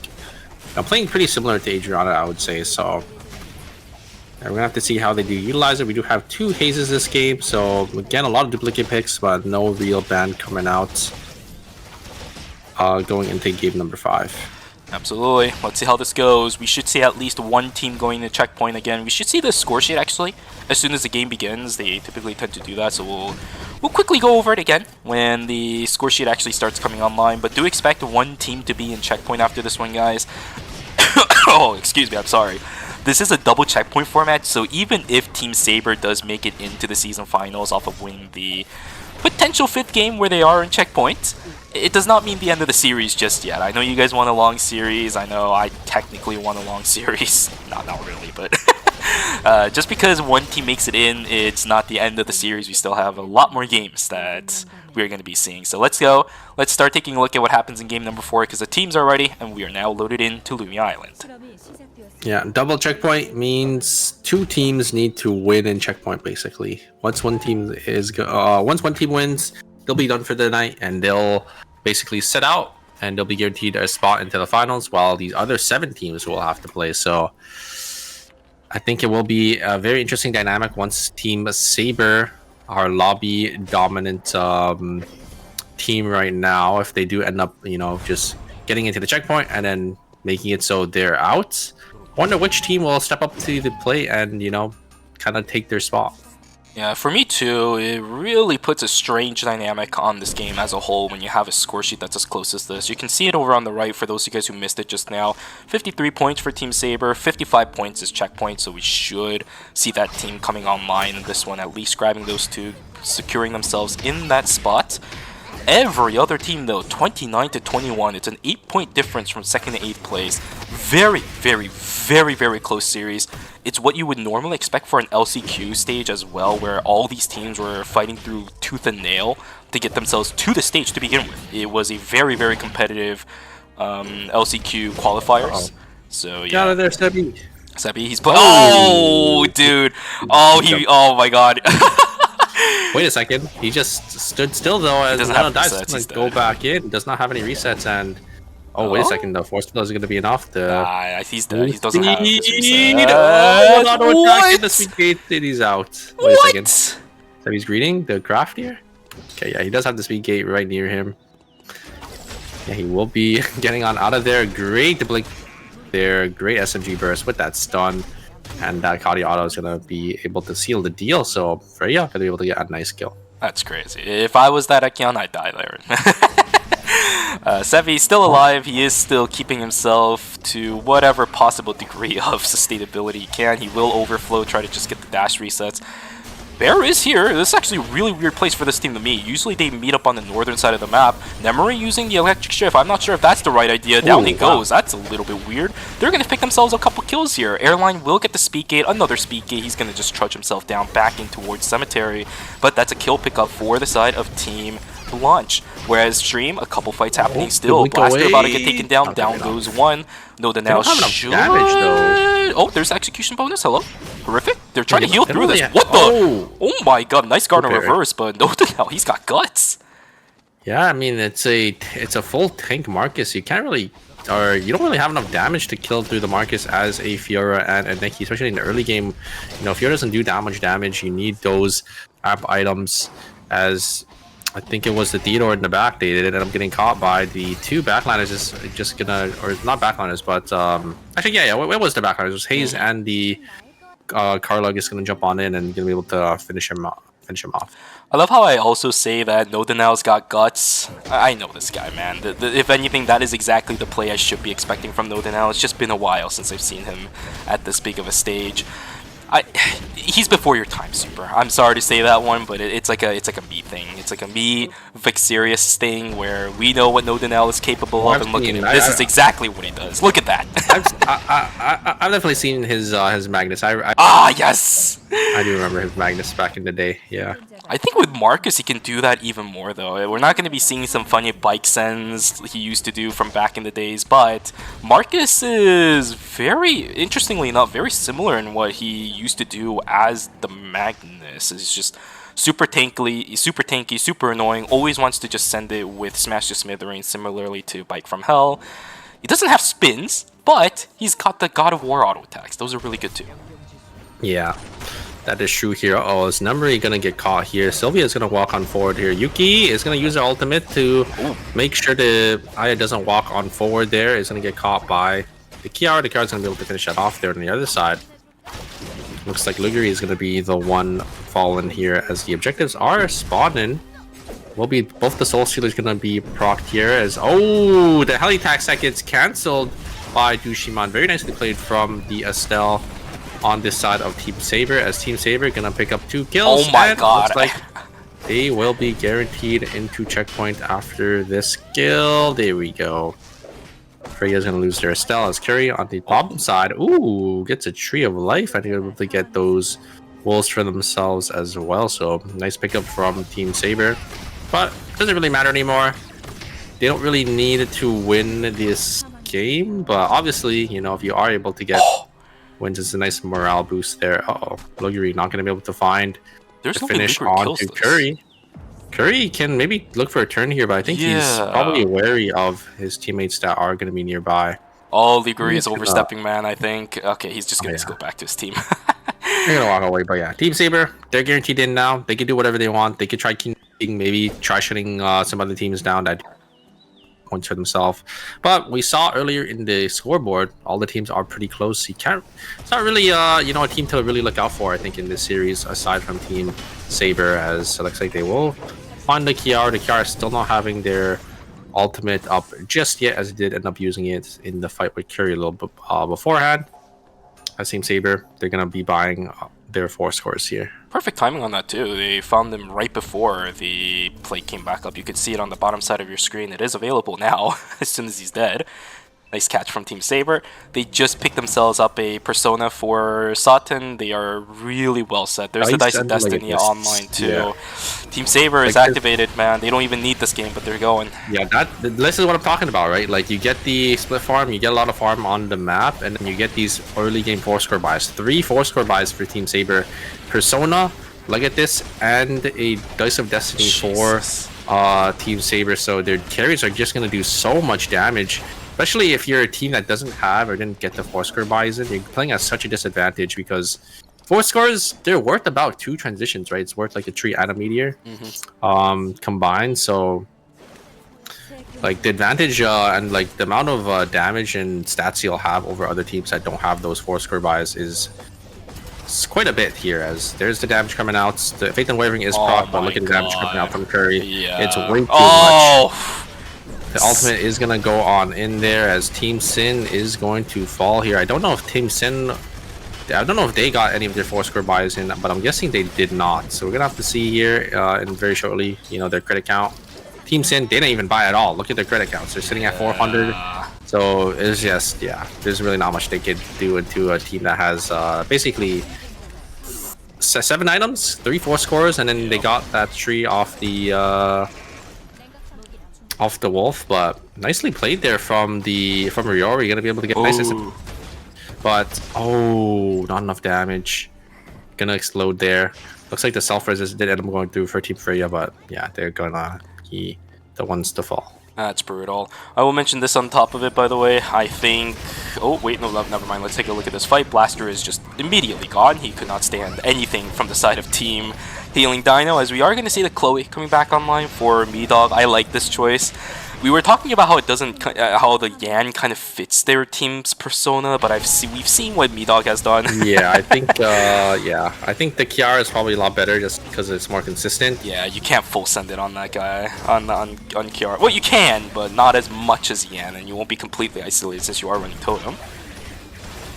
Yeah, and it will be Team Heading Dino going to be able to get nice 2 kills. The Yuki had a really good flank. That coup de grace going to be able to, zone out. And actually, I think it did connect onto the Theodore, so the Theodore going to instantly fall there.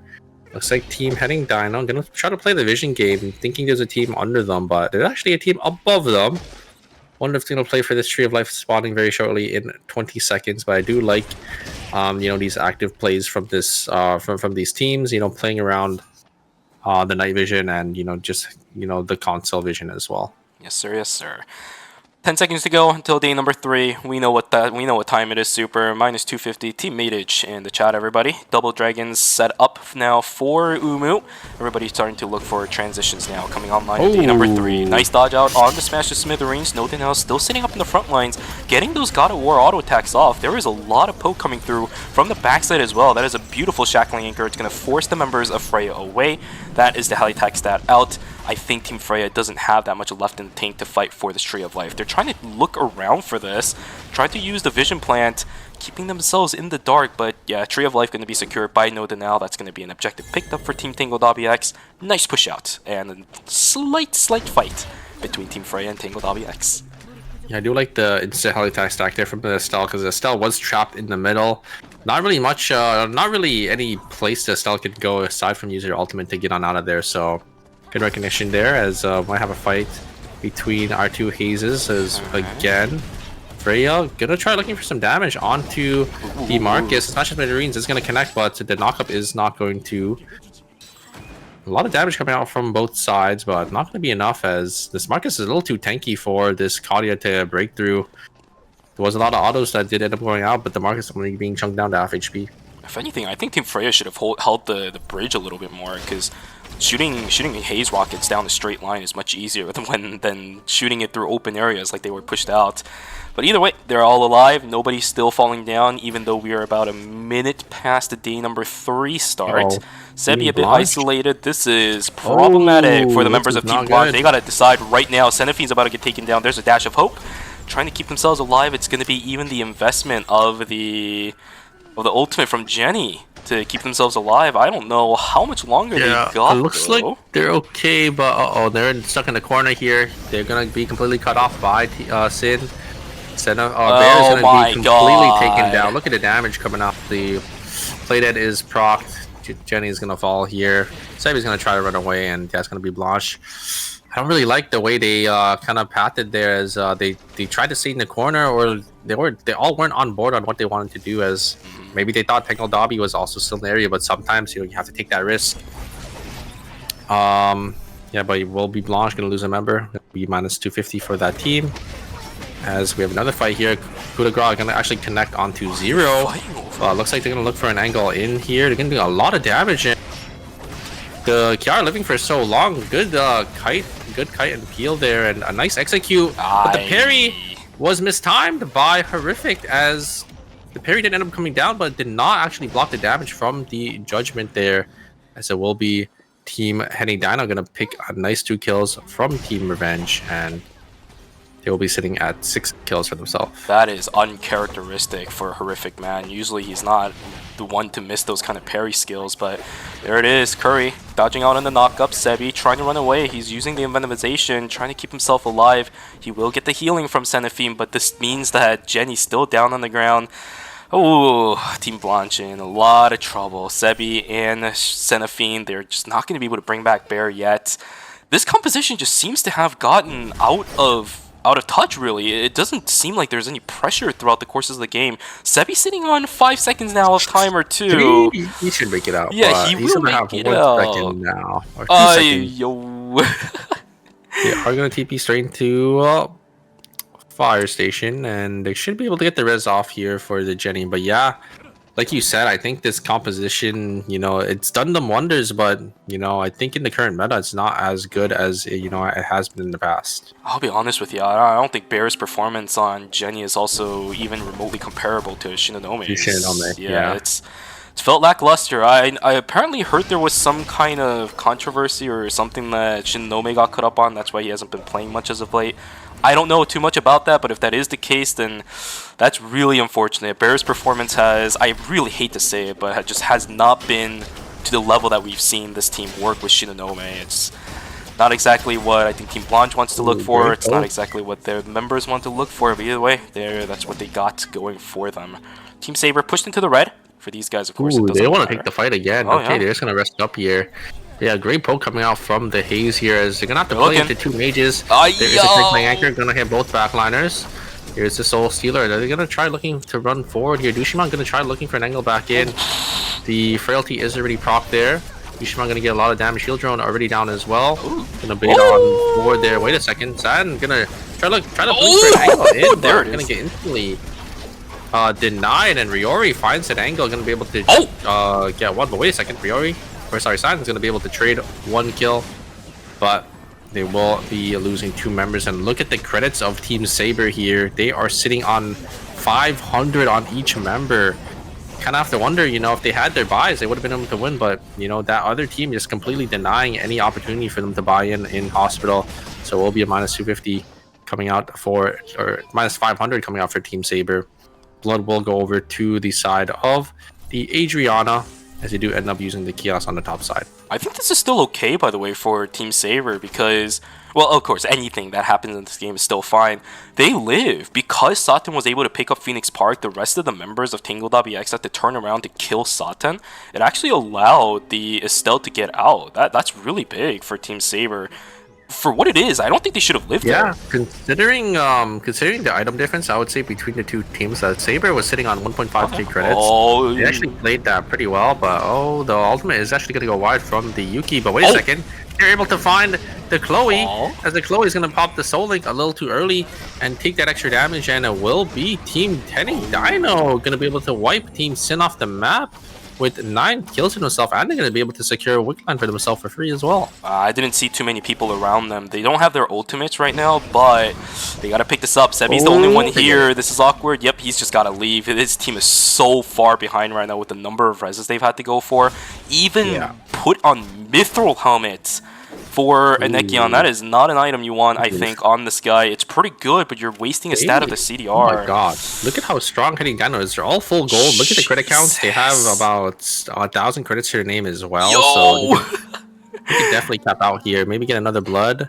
Gonna get a holy water onto the Yuki. Actually gonna go onto the Kiara. That's gonna be really strong. Oh my god. The blood is probably gonna go over there to the is. Kiara as well. Yeah, so they're just funneling this Kiara even more. Holy crap. Definitely set up to win this game here. They are so much stronger than the rest of the lobby.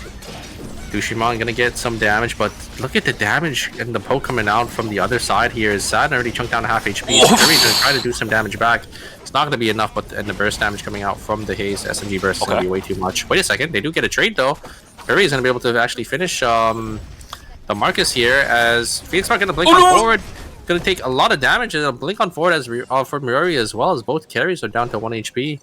Looks like Team Saber is going to be forced to back on out of here. Maybe try getting the res off in fire. It's not going to be enough. Yeah, there's not enough time. Oh my god, they are playing with me, man. My heart is shaking from them trying to go back in. They already got enough points again to checkpoint. It doesn't really, this game doesn't really matter that much to them. Yeah, at this point, what they're what they're doing is by killing off these members, they're reducing the number of possible kills that everybody else in the lobby can get. That's a big thing too. Did 9 points. That is true. Looks like Team Tingle Dobby gonna try looking for a fight, but Team Revenge just gonna walk on out of there. Completely fine. Team Revenge slightly behind. We saw Horrific dying earlier a couple of times. Curry should be falling here. There we go. Team Blanche finding a little bit of sustenance by killing that Nadine. Satin will also fall. There goes Team Saber. They are still in checkpoint, as we mentioned. It does not matter for them. They did good. The only team to be sitting in checkpoint going to Game 5. Yeah, and they're in a pretty good spot now. It doesn't really matter. Game didn't really matter to them. Just that 2 points. And now, wait a second. Xenophine. You gotta check this. Walking by themselves here. Nice. Oh, they do have them checking it just in time. Team Sebi's gonna go forward. They were a great soul stealer in response, and both carries are gonna kite on back here. Still gonna get their ultimate down. Their ult or play that already forced to proc here. Sebi gonna try looking for an angle onto the Kadia. I think he should be able to get it here. And if he does, I think the fight is gonna turn. Sustain coming out from Xenophine is gonna be too much, and yeah. It will be Team Blanche gonna come out on top here.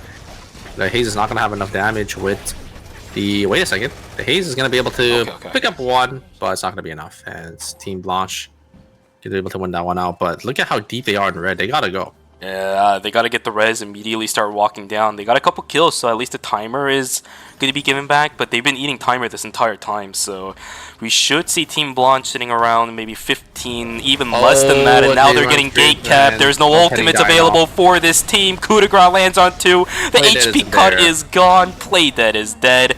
Bear is dead. Timer pop, pop, pop. Down goes 2. Team Healing Dino sitting on 12, and Team Blanche put in the dirt. Yeah, heading Dino, they're looking really, really nice here. Getting another 2 kills, so getting some more credits. They can maybe get a couple more buys in, maybe get a couple more holy waters. Oh my god, the Nikki thing into the back line here. Phoenix Spark already down to half HP. Glove isn't going to be able to do anything else though. As on the other side, Neural Dice just waiting the 1v1 into Fiora. Fiora not having enough damage into a tank. I think he needs to look for an angle onto the back line here, but ultimate is already invested. A lot of damage coming out, a lot of sustain coming out from... Yeah, Team Blanche is in the area as well, but they find an angle onto Blaster. Blaster is going to be the one who falls here. As Team Blanche is going to walk on down to the bottom side here. Wait a second. They're going to have so many teams going to be funneling in onto the bottom side. Uh-oh, Team Blanche not in a good spot here as Team Tangled Dobby is also coming in from red. Team Blanche is forced in. Bear is still 1 HP. It looks like they were able to get on out, but the timers are looking a little low on the side of Team Blanche here. Team Tangled Lobby, I don't think they want to take this fight. They do know OYOB is also in the area. Team Blanche has to leave right now. There are 4 teams in this area. They gotta just get into zone. They gotta control zone. Yeah. They don't have timer. I think they just have to leave. They have to hyperloop out, but no, they're gonna stay. They know how many teams are around here. It's too big of a risk to teleport out at the moment with this little time on top of it. Team Blanche is in dire straits, but the fight begins on the north side. There's the kill over onto Phoenix Park. Not just yet. How is he still alive? The Karma is still alive. How is that even happening? He's alive, but the third party comes in. OUOB, they're gonna shuffle in, and this only helps Team Blanche. They're still alive. They're keeping their timers intact. Team Tangled LBX, they're in trouble. Will get taken down in just a moment. What is going on? Sebi, he is walking out right now. He cannot do that. He's got 15 seconds left on his timer. OUOB, they're wasting a lot of timer trying to get the members of Team Tangled LBX. This only helps the members again of Team Blanche. 27 seconds and counting for the members of OUOB. Umu sitting on 14. They have less than Sebi right now. If they just survive, they have to do this. 12 seconds. Number they need to walk up. They need to do some damage. They gotta get a kill. No damage on. Oh! They get Riori and they get Renora now, so they get some timer back. So they're able to actually take the fight here, and it's gonna be the side of Team Blanche that's not gonna have any timer left, and it's going to be Team OUOB gonna come out on top. They couldn't see Nodenal. They didn't see the single person sitting on the left side. OUOB gets the kill credit. Their timers are refreshed, and starting from there, it is a downfall for the members of Team Blanche. They at least secure themselves an extra placement point, but that's all they get from Uptown. Yeah, and wait a second. This will be Team Heading Dino actually going to be able to secure the zone first, because Team OUOB decided to get some buys and, you know, maybe fully get their carries and their tank kitted out here. They have to flank here, man. They have to flank. There's no way this team is I ever like getting this access to angle that from line. this Yuki. I really like this angle. He's actually sitting on the bottom side in a blind spot here. The ward is, and the camera is end up placing down on the bottom side, so they should actually see the Yuki coming around. But here we go. Yuki going for an angle. Gonna be able to get a second dash, but Ray blinks on away there from the backliner. Is gonna be able to get on out of there. Totem is procced early, but wait a second. The eye is dead, and they should be able to finish it off. Oh my here. god, they did it! The flank from the Yuki actually does work. They push onto the backline, too much invested, running away. Team Heading Dino, 15 kills in first place. They get 23 points off of this game. And that right there is the performance we wanted to see from Heading Dino. Well played to this team. One of our newcomers to the LCQ scene. I've actually never seen the windscreen for the skin before. That is pretty cool. But yeah, very nicely played from the Yuki. The Yuki actually using the tank as taxi. So, you know, the Yuki Eing on forward, gets the reset cooldown on the E, instantly presses his button up, and has E again instantly, and is able to dash on into the back line, able to get both of them to blow their movement tactical skill, because he does end up using Quake and then just instantly ripping the coup de grace. So both of them are already forced to blink or use E-shift away, and the follow-up is just there for the side of Team Dino. And yeah, that's very, very nicely played by them. So huge, man. I'm surprised that it was Heading Dino that showed us this kind of performance, especially with a comp like that too. You see a composition like that, it's very, very, very absurdly difficult to get access onto an Ava. But the flank angle was there. I think you called it beautifully. Hanging outside of the camera vision. I thought him walking in was a little bit troll, but no, it worked out because somehow he just double dashed in. He used the E, used the tank as a taxi, got the reset, pressed the button up, had the E again, just dashed on into the back line, pressed that quick button, and you know that's gonna be it. Very nicely played. I think the Yuki just able to set up the fight so well for that team and able to win it out for them. He didn't end up landing the coup de grace onto anybody. I think even the Shukai dodged out. But yeah, it doesn't matter because so much was invested. Yeah, he forced their blink and their and their E-shift. So that's all you really need, because when like your tactical skills are down as a backliner, you're really vulnerable to just getting jumped on by, you know, like since Heading Dino is playing a full dive team, right? Since you don't have your blink or your E-shift, you can't really react to a Sylvia blinking on into you and, you know, just using their CC, or a Yon blinking on you as well, like using their CC. So, you know, once their tactical skills were invested there, they kind of sealed the deal. Yeah, and I think it's even worse too, by the way, that they are running a Shukai. It's funny because earlier we were talking about how Shukai is very easy to not allow some people to walk past them with, but there's a limit to how much he can do that. And plus, if he does end up doing that, he can't help his team anymore because they're so far away. He used the Soul Stealer, but his entire backline was so busy running away that the Shukai used his E once, knocked up somebody from the side of team from heading Dino, and he had to walk over there. By the time he got to his backline, they were dead. Yeah, the Aya I think the Aya tried to use their ultimate, but it just wasn't enough to peel them away. And yeah, once you get chain CC'd into Yan Sylvia or Yuki Sylvia, you can't really live, So Yep, you're dead. very nice. That is going to be 23 points for them, I think, because they got 15 field kills, so it actually might be very close to checkpoint as well. I don't think we're gonna have two teams in checkpoint. Yeah, we won't. Because the other teams were a little too far away, but we will have Team Saber going into checkpoint for game number 5. I think we'll have other teams getting to checkpoint very shortly as well, right after them. Yeah, heading Dino, setting themselves up really nicely to go into checkpoint after game number 5, but they do need to get there, right? That's the biggest problem that we see a lot of these teams have. I believe whichever team was in second had 29 points, so anything below that, so 23 points absolutely will not enable Team Heading Dino to get in the checkpoint. We know that this team has faltered in the earlier stages of the series too. Just because they got a really good game off in game number 4 does not mean that they're safe to try to get themselves in the checkpoint after game number 5. I don't think that is the case. Whereas for Team Saber, we said, yeah, they'll probably get there, and they did. Team Heading Dino, their composition is a little bit shaky. We know how they play. We know that their plays have also been a bit shaky too on top of that. I'm not going to give them the benefit of my doubt just yet. We'll have to see what happens in game number 5 to see whether or not they'll make it into checkpoint after that one. But for now, they've given themselves that cushion. They've given themselves that platform to actually make it in there in game 5. Yeah, they should be pretty close after that game because they were, if we look at the standings here, they got 23 points that game, so they're sitting at 45 points for themselves. They only need 10 for the next game if you want to head into checkpoint. Same thing with OUOB. They only need a 14-point game. And Team Saber will be our only team in checkpoint going into game number 5 with 58 points.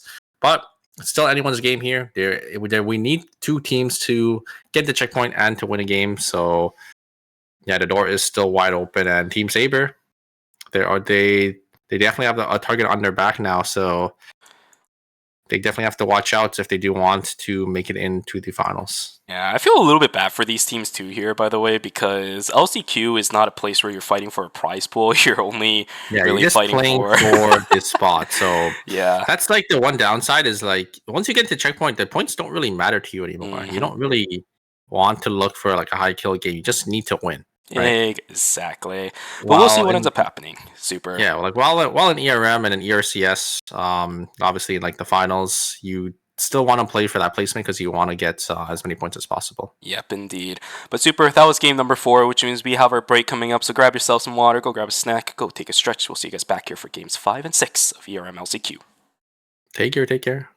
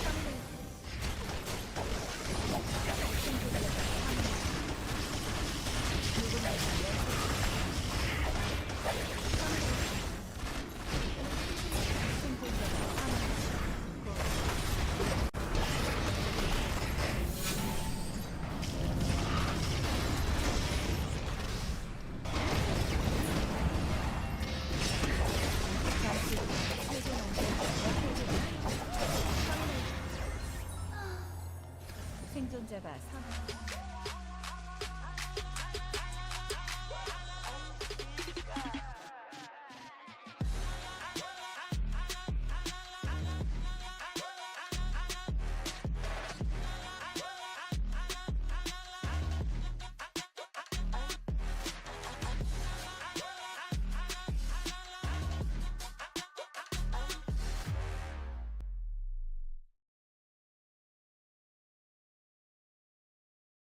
숨바꼭질 시작이구나. 스모츠 시작한다. 원래 술래는 아주 빠르고 영리한 거야. 자, 잘게 찢어줄게. 놀래키는 일에는 자신 있어. 찾았다. 놀랐지? 네가 첫 번째로 당첨이야. 아하, 너네 거기 있었구나. 좀 많이 아플지도 몰라. 도망가면 안 돼. 끊고 죽여버릴지도 몰라. 지져볼까?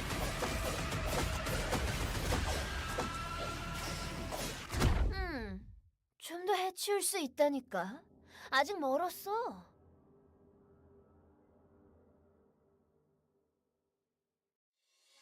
그때 입었던 드레스 같네.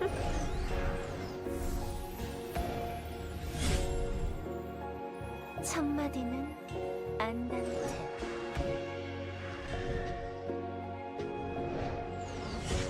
죽은 자보단 산 자를 위한 연주가 좋지 않겠어?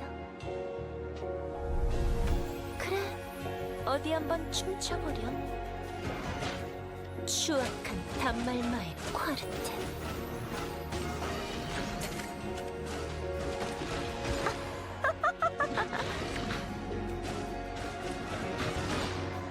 듣고 싶었단다. 그 순간의 화음 다시 한번. 그러니 더 울부짖어 보렴.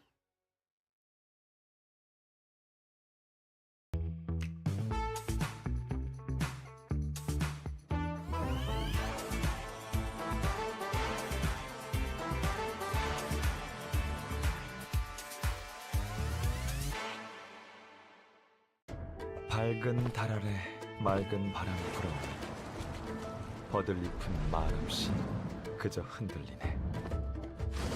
세상에 바람 한 점 없는 곳이 있다고 하더니 이 섬이 바로 그곳인가? 바람을 타고 자유롭게 섭리의 바람 휘몰아쳐라. 기류를 타고 풍류운산. 바람이 길을 열고 구름이 흩어지니 흐르는 대로 흘러가는 대로 종잡을 수 없는 고민이 있는 모양이군. 도사란 무엇인가? 바람을 부리고 구름을 타고 날아 도를 주는 자. 너희들은 도를 믿지 않아도 좋아. 무엇을 믿을진 사람 나름이니까.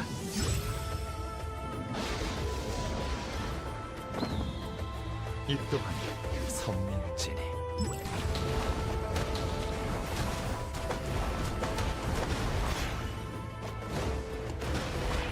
상극과 상생.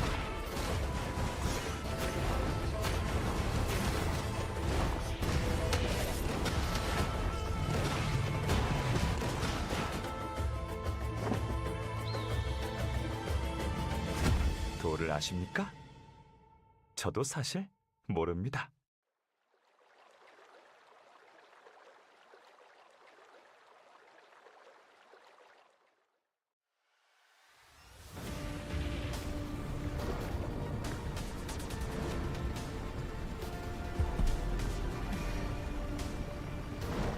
날 고통스럽게 해줘.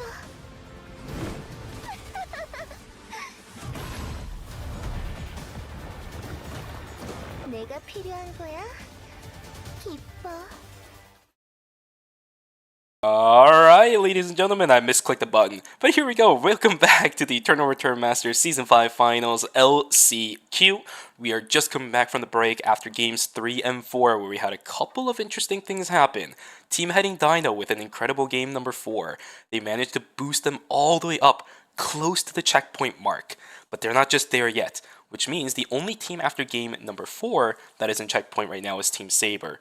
They have a couple of games possibly, assuming that, some other teams don't make it into checkpoint after game number 5, to get themselves with the win and secure their slot in the final. Otherwise, we're going to have a series where Team Saber is going to have to duke it out up against multiple teams that could theoretically be in checkpoint. Yeah, and Team Saber, they're going to have this Mai available back on the table for game number 5 for their main comp. So very excited to see. I think all the LCQs we've counted, always one team, that kind of dominates, and they usually just get in, maybe in 5 to 6 games, and then all the other teams there to fight for that last spot. So we're gonna have to see if that will be the case again for today. If Saber will be able to get in and out early before these other teams do have that chance to eye for their spot as well. Indeed. Here we go, ladies and gentlemen. Game 5 is underway. Character selection is a go. Weather is a little bit weird. I told you about this kind of weather before, right? Do you remember what we call it in Korean? The sunny plus the thunder. It's okay if you I don't remember. It's like the fox weather thing. Remember the trickster? Have you told me? I don't even remember it. I don't even remember this. I'm not gonna lie. Alright, I see how it is. It is what it is. Alright, here we go though. Character selections are locked in. I do see a player substitution, and this is what I do want to see. Shinonome is going to be substituted in for Bear. This is good. Oh yeah, he's here. I needs to wonder why he wasn't been. I'm kind of curious, or I kind of wonder why he hasn't been playing. Maybe he was busy with like work or something, or maybe something came up. But yeah, he will be in for Bear. And we're actually not going to have a My Man. So yes, Team Saber will be able to play their original again going into game number 6. I'm still a little bit disappointed in Team Blanche. They're not running Xenophine on the Lenny right now. I think Lenny would be a lot more valuable in these kind of games. They need the additional crowd control. They need the additional sources of catch-out potential with the Springtrap.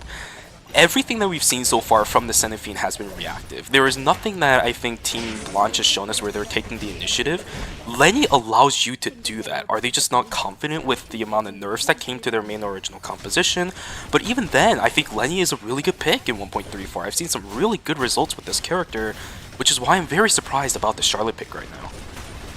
Yeah, I mean, maybe they're just going over for consistency over, the aggressiveness with the Lenny. Possibly, yeah. Charlotte is able to provide, heals. All of her abilities are basically point and click. You can't really go wrong with it. So True. Can't that's miss. probably my guess, yeah. And you're able to provide that Elftress and that heal factor, so just extra damage for that team might be what they need. But we're gonna have to see, how it does end up going for them with Shinome being subbed in. Their star player, I would say, because we've seen, how good Shinome is on this Jenny pick. We just have to see how comfortable they are going to be running with the Charlotte here instead. A lot of the initiation that came from Team Blanche whenever they ran Shinonome is because Xenophine and Shinonome played so well off of each other. The bouncy house that they were able to set up with the red carpet and the spring trap on top of it with the trumpet stunning into the acceptance speech, the combo was insane. But with the Charlotte, not going to be able to do that. So we'll see what ends up happening though. Guys, Game 5 is loaded in. Characters are loaded in as well. We will see if Team Saber is able to get themselves a win after they are the only ones in checkpoint, or if the other teams in this lobby are going to be able to stop that. We should see the checkpoint, not the checkpoint, but the scoreboard in just a little bit. I believe Team Heading Dino is in second place right now with 45. There is still a bit of space that Team Saber can work with. Team Heading Dino with 45, OUOB with 41, and Tangle Dobby with 38. So I think any of these teams can realistically also get into that checkpoint breakpoint. Tangle Dobby, they only need about 17 points, so a 9-kill win, which is pretty doable, and it's pretty. If you're winning a game, usually you have about 9 kills, I would say.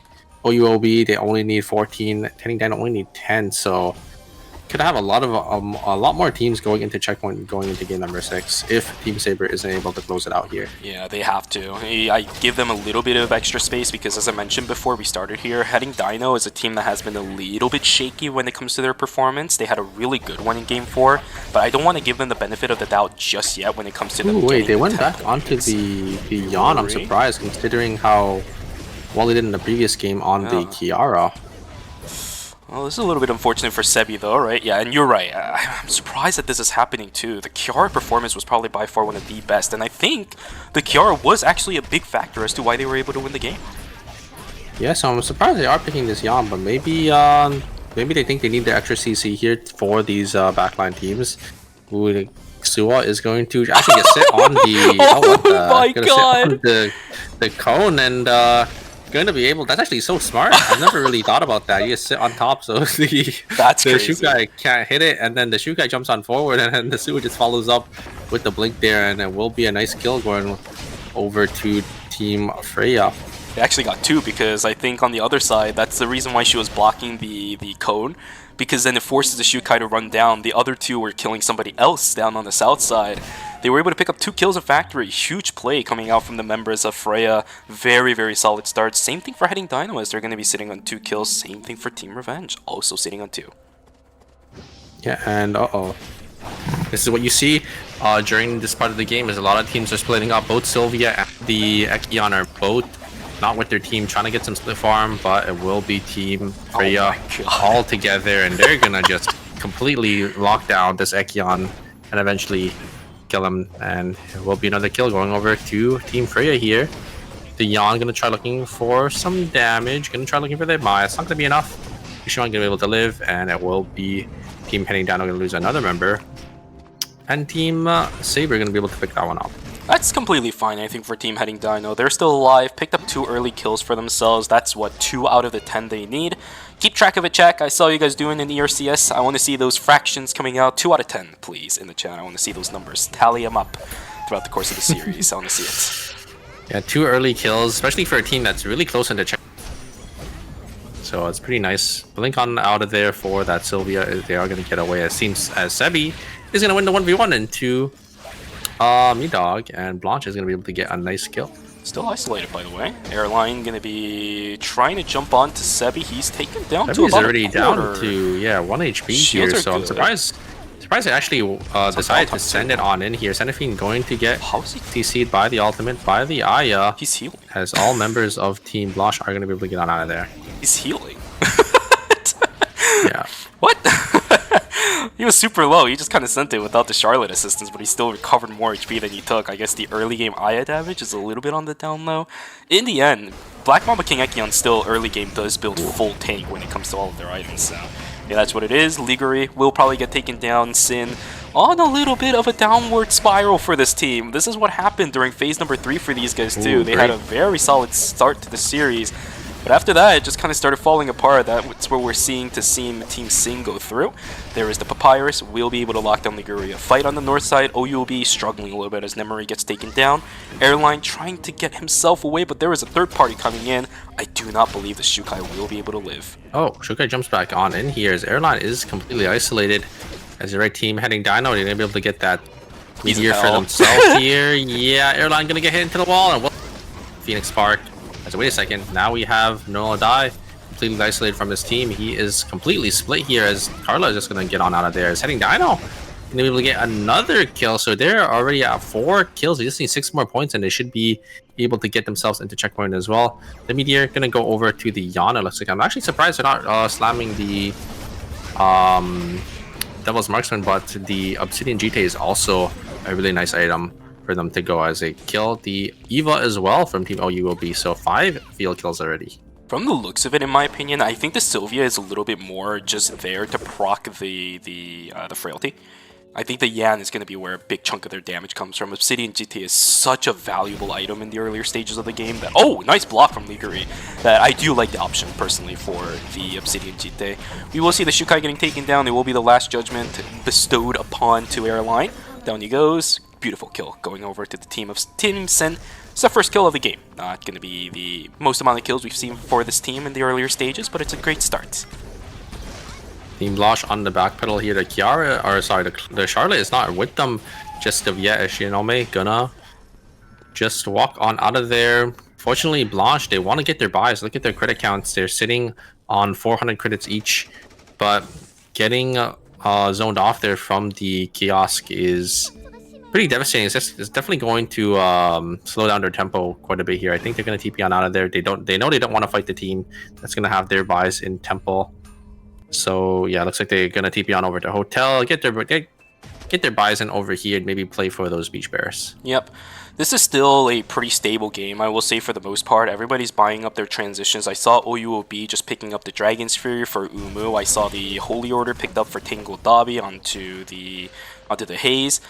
Transition timings are actually really good for everybody. I'm not sure if anyone's uncomfortable fighting at this stage. The battle zones might be a little bit finicky. I do see some teams hanging around with a bit of credits on their side, but these are the credit breakpoints that teams already have invested into. Liguri looking to invest into it. There we go. Plague has been popped. Oh, Beautiful great. root coming in from the Radiant Brilliance keeps everybody in the Plague, and it will continue. Nicely done from the members of Team Sin. Nicely done from I'm Johan to lock down the members trying to run away. Yeah, I'm Johan finding that nice Q there and able to deal. Not only are they able to get a lot of, but yeah, that root able to lock the members in place, so the Kiara gets the full value of the Plague, and then the Last Judgment is just there to finish the deal there. So yeah, very nicely played from that team from Team Sin. So it looks like Team Saber, they're gonna walk on out of there. I think Team Saber did end up getting the Battle Zone and Archery for free, so they're sitting in a nice spot. They don't really want to take any unnecessary risks. They need to just make sure they're able to, scale up as much as they can so they can, close out this game. Absolutely. Scaling up is pretty much the name of the game for a lot of these teams. We've seen how fast they're able to do that. A lot of blood transitions coming through. Nosferatu's online, blood happening online. Happens all the time. I don't think this is going to enable them. Wow, yeah, the explosion shot perfectly timed. The projectile speed actually was perfectly positioned too. Nicely done. Give me one kill going in favor of Team Saber as they are continuing to snowball their way into a possible win. Here we go though, nice shotgun coming through. This Yuki stuck in the middle of nowhere. Parry is good, but the damage is just way too much. Yan stuck in the middle of nowhere, stunned into the wall. He's going to try to dash over, but there's the follow through from Dodanel. Great quick spin, but it's not going to be enough. It's Night 2 death. It's not going to be too bad of a deal for Team Heading Dino, but they are 5 points away from getting themselves into checkpoint. This is a bit of a pit stop for these guys. They're going to have to regroup and recalculate what their winning game plan is. Yeah, just great self-peel from both the backliners of Team Tangled Dobby. When the backliners just know what they're doing, it's able to, play off. You see, what happened there. The Yuki tried to go in, but, shotgun coming out from the Haze to get that stun. And, Carly is able to deal so much damage as well.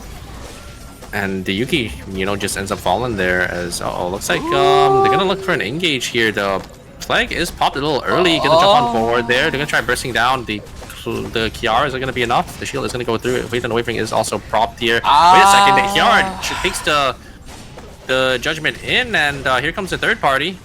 Team Saber, they're not going to take or lose any members, as it looks like the side of Team Revenge is going to send it right onto Team Sin, and Team Sin is going to lose 2 members, so it will be a minus 500, and they don't have enough credits to get all their teams back up, teammates back alive here. We're getting a lot of cancels. He's going. We're a little unsure on where to TP, a little indecisive here. It will be Fire Station. I think they're probably looking at the minimap and probably looking at which items were being taken off the map. That's probably my guess, because that's something you kind of have to read, right? Yep. And to recognize where teams are. You just open up your map while they're teleporting, or while you're not really doing anything during the game, and you could see trees of life, you could see meteorites, you could see boxes, the purple boxes slowly disappear off the map, and that's when you can recognize where each team is. I will say Team Sin, it's messy. It's really, really messy for this team. In what world do you send the Plague there, right? And it works out in your favor. Your Chloe already ran away. Your positioning is really weird. You don't have direct access to the backline. You're dealing damage to a Mai, of all things, by the way, as an early game Kiara with not that many transitions, and a Chloe even on top of it. I don't know, man. Team Sin, they're struggling. I think the Judgment in there was a little too much, because the Kiara just gets instantly taunted, and there's really not much Kiara could do without their flag. So yeah, a little unfortunate. Team Sin will definitely pay the price. They will be down 500 crits. So yeah, they got no credits to really get any of their buys. And wait a second, the Yuki is completely isolated. The parry is a little ultimate is going to get sent on forward, but the knockup is not going to connect there. Oh, there is the gate on in. Double bat skill into the wall, and there's not much the Yuki can do. Great chain CC coming out from Team Freya. They're gonna jump back on in, and looks like Team Heading Dino, they were able to get the res though, so not too bad. They're still sitting on 5 field kills, so they only need 5 more points to make it into that checkpoint breakpoint. Exactly, everyone is still doing exactly what they need to be doing. Heading Dino, they are still getting transitions too. Only 1 minus 250 is not the end of the world, especially if you already picked up 5 kills at the start of the game too, right? You already snowballed a little bit. Yeah. This is one of the freest Omegas I've seen in a while, but okay. Yeah, Team Freya are going to be able to get this. But look at the credit counts of Team Saber. I just want to point this out because they are going to be calling in Bloods and 4 scores. And they're going to be looking basically set to win this game. As long as they can get to a kiosk and, you know, not get contested. They are sitting on 500 coming up for the Nadine, 500 for the Adriana. I think they're just... actually.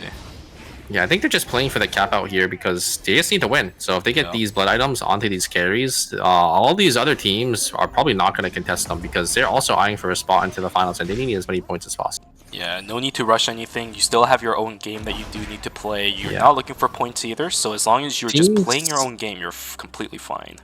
And teams probably aren't going to be willing to, you know, send and maybe try to, you know, 1-for-1 for Team Saber just because they're in checkpoint. Because, you know, there is 2 spots, right? There's 2 spots to go around for the LCQ, and you don't really want to like self-destruct another team when you're not even guaranteed to make it in just yet. Yep, you're absolutely right. All right, I did see the Blood Half Moon built up for Team Saber. That's 1 transition online. There's the other Blood being called in. That should be the Chaser. So exactly as you mentioned, Super Team Saber is turbo strong right now, exactly as they are. But still, you just play your own game. No need to force anything. You don't want to put yourself in a sandwich situation. Third party right now is going to be devastating for your team anyways. Might as well not go for it.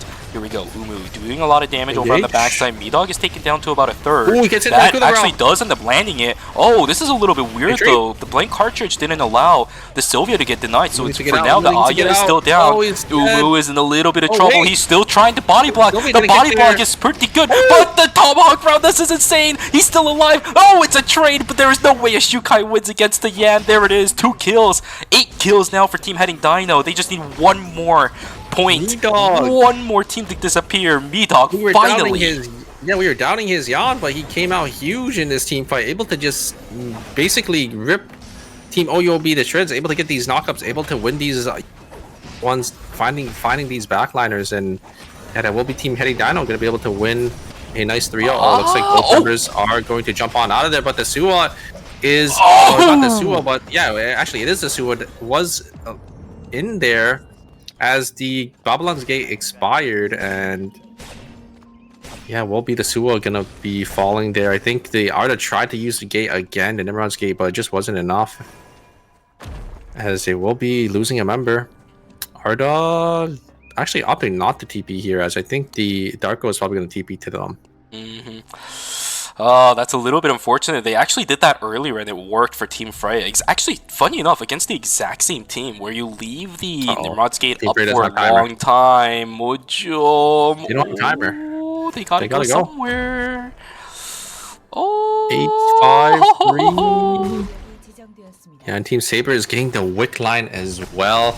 They are basically set up to win this game here. They just need to make sure they can get zone control and, you know, force these other teams to... Gotta get Luby before it leaves. Oh my god. Are they gonna make it? We'll see. Is the res gonna come through? Let's see. Is the Suwa up?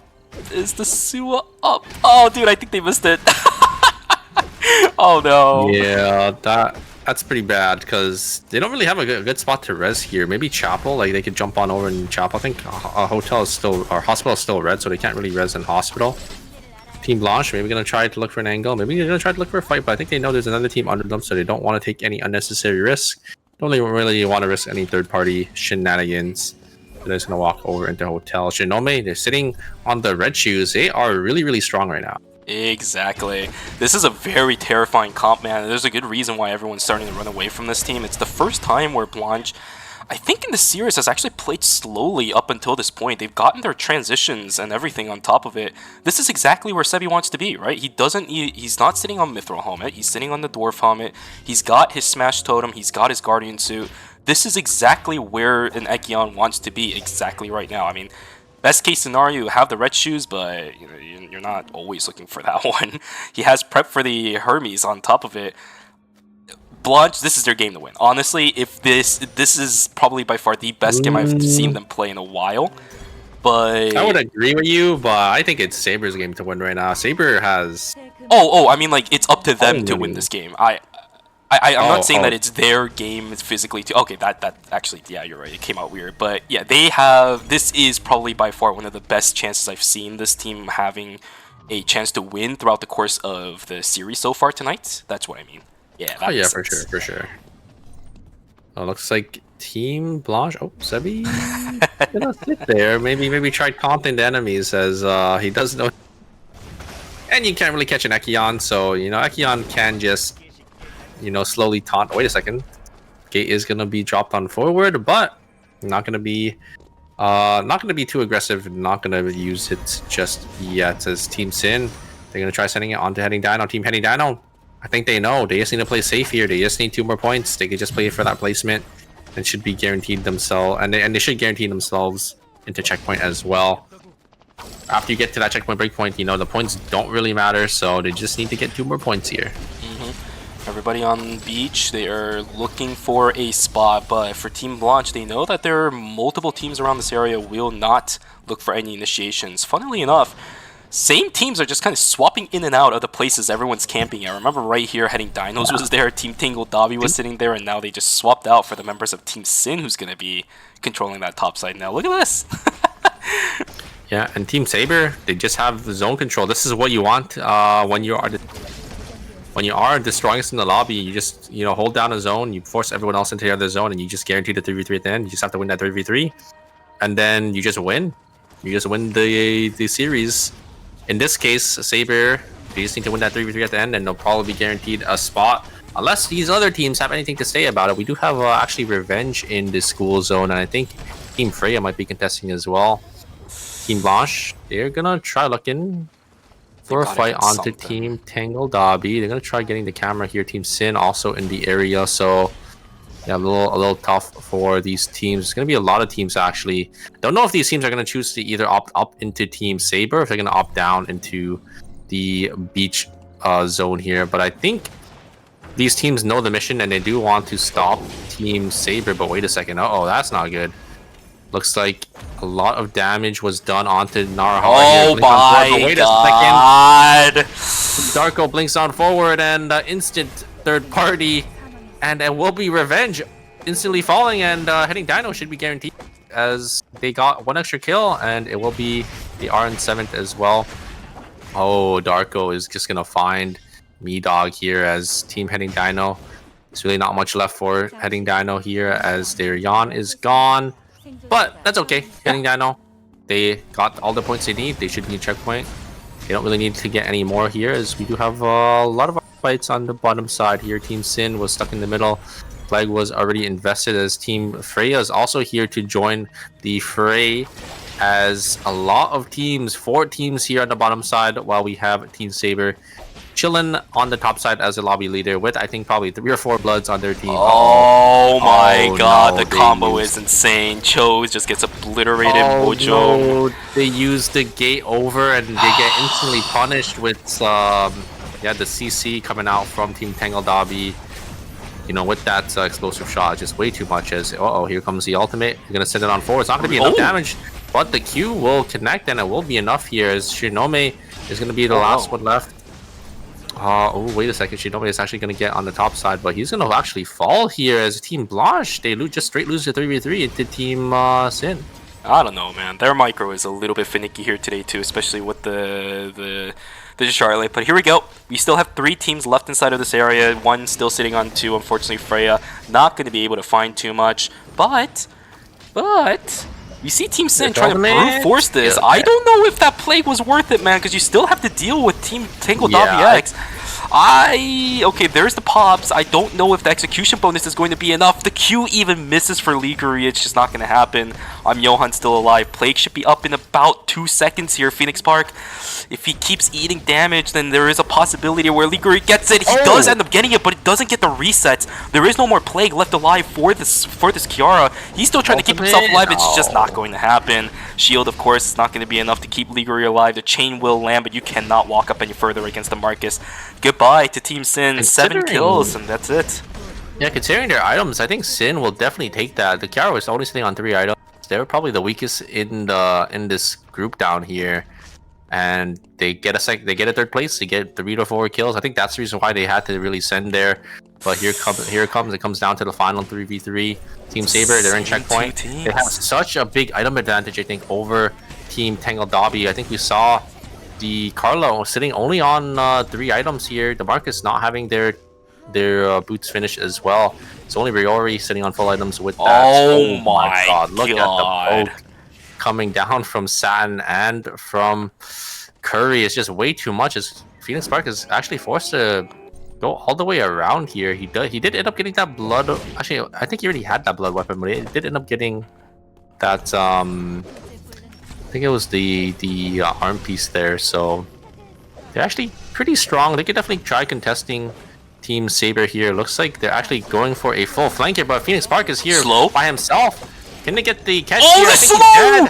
And it's not going to be a 2v3, and I think that's it. Team Saber should be out of here, as if I don't think Team Tangle Dobby can win the 2v3 here, unless maybe Riori can find a burst angle with no die. Maybe he looks for a flip and they try one-shotting the backliners, but Phoenix Park completely mispositioning. They're able to instantly punish. Oh, wait a second. The double flip. They're just going to blink on away. I think that's going to be it. They're just going to peel back here. Marcus going to slowly fall to the Nadine. One more damage. Riori going to die as well. And that is going to be it as Team Saber. They're our first team to make it out of LCQ. Like we said, you know, these teams, there's always that one just really dominant team in LCQ, and they're able to get out instantly. Yeah, and if anything, I will really congratulate and signify the importance of how good the macro plays of Team Saber has been today. This is probably the best I've seen them in actually seasons when it comes to their decision making overall. No matter what ends up happening, they see a flank, they immediately make the decision to just send it to the other side. Usually a Carla is extremely difficult to catch, but the Wolves came in at the perfect time. One when the Carla used her grappling maneuver away, and then the other one when she blinked away. 2 worst case scenarios for the Carla, and it perfectly set up the amount of time it needed for Team Saber to catch up. They get the pick off, and then immediately 2v3 is almost impossible with the haze, especially when the other team has the Mai. We talked about this earlier, exclusively to the SMG burst. It just doesn't happen. Instant recognition as well from Team Saber. They just instantly pop the Soul Stealer to, you know, beeline it down into the mispositioned Carla. And then, like you said, the double wolf assaults, it did way too much damage with Nadine, you know, getting like 2 to 3 auto attacks. And then the Adriana, all the Adriana needed that oil slick, and I know that was just enough to kill the Carla, and that sealed the deal for that team. You can't really win a 2v3, you know, especially at the highest level here. It's really hard, you know, to play down a member, especially one of your big DPS mages. So very nicely done from Team Saber. They will be our first team out of here, as now it comes down to our 7 teams, right? So it opens up the door, because all these other teams, they were really close, and Team Saber just showed such a dominant performance in this lobby. So funny, because Hey Super, who's the one team that's also now in checkpoint, I don't know about any other teams, but we know for sure that one team is in checkpoint after game number 5. Team Heading Dinos, of all teams, our newcomer for the season, again showing us some incredible performances. They played the Yan this time around, and it looked a little bit good here and there, right? Meedog actually showing some pretty good prowess on that character, but Kiara's still not banned, and that's the character they won with in game number 4. Are we going to be able to see that again, and will be ended in game number 6? Yeah, let's see if they bring out the Kiara, because the Kiara did end up working out for them, so I'm surprised they didn't end up swapping back to it, but think we will probably see them going back to the Kiara for Game 6, as I think it is only Heading Dino that is our only other team that is in checkpoint here. But we do have a lot of other teams, slowly catching up. They're getting a lot of points here, and we might see maybe 3 or 4 teams, going into checkpoint for game number 7 if Heading Dino isn't able to close it out. Yeah, I didn't give them the benefit of the doubt for game number 5. They made it, and that's really good. But I still don't think I can give them the benefit of the doubt of winning until I start seeing maybe the Kiara. Then I'll start believing a little bit. B-Dog's Yan has been pretty good at finding picks in the earlier stages of the game, but I think he has like this weird what is it? It's like stage fright kind of when it comes to these big fights. He just doesn't seem to be confident in landing the skills on the people that he needs to, so he underreaches a bit, which causes him to miss a lot of his combos. We've seen him blinking in with the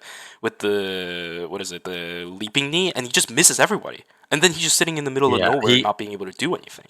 He did have a really good fight in Uptown, so he definitely has the skill set to, 100%. to get these engages and play this Yon. But I think it's just a little too inconsistent. So I would hope to see him back on the Kiara. I think the Kiara is probably the best for their team, considering how well they did in game number 3. But we're gonna have to see, if they do end up swapping back to it, or if they do just decide to stick on the Yon. For sure. We'll take a look at the scores first before anything of that sort happens. Game number 6 is about to come underway, but what is it looking like? Indeed, it is only Heading Dino that is going to be sitting in checkpoint. That is a massive advantage going for this team, whose performance has been very shaky throughout the course of the series. It's just that game 4 performance that really shot themselves up into how high they are on the score sheet right now. And then the bare bones requirement they were able to meet in game number 5 just now allows them to be in checkpoint. That is really, really good. Yeah, we have these other teams that are pretty close as well. Team Tangled Dobby, 52, so only needing 3 points. OUOB and Freya needing 12 and 13 respectively. It's pretty easy to get 12 to 13 point games. Mm-hmm. Just have to get a nice consistent second or third and get a decent amount of points. But Shuvi, look at our bottom 2 teams. They are both our from the ERM, and they're just not having a good performance here for the LCQ. I talked about it in games after games 1 and 2. It felt like they were cannibalizing each other. They're not even doing that anymore. It's just I don't know what's going wrong. Team Blanche's, again, I talked about their composition already with the Charlotte. It just doesn't seem like they have enough pick potential when their team really needs to look for those X factors with the Lenny. Charlotte doesn't provide that to you. It's just much more consistent, as you mentioned, but their consistency isn't netting them any kills. That's the big part about that Charlotte. Whereas on the flip side for Team Sin, I don't know. Their composition is just doing what it's supposed to be doing, but they're just not getting the damage pumped out. Yeah, I think it's because Team Sin. I think they really struggle into these front to back teams. Yeah, and I think there's a lot of these front to back teams in the LCQ, especially because we did have obviously our lobby leaders and our dominant team here, Team Saber. They're playing that Mai with the double backline, Hayes and the Nadine. So it's really hard to really get on into that team. And yeah, Nadine kind of just shreds the Kiara. There's really not much a Kiara can do. And then, like you said, the nerfs that did end up coming out for Johan just makes it so, they're a lot less tanky. Mm-hmm. There is one small caveat to the fact that Team Saber does make it out. There is a possibility that Mai doesn't get banned every other game now, because one of our primary Mai players are gone from the series. That is true. Yeah, Mai should be on the table for the series here. I don't even think Mai was banned last game though, because there's only 2 Mai's.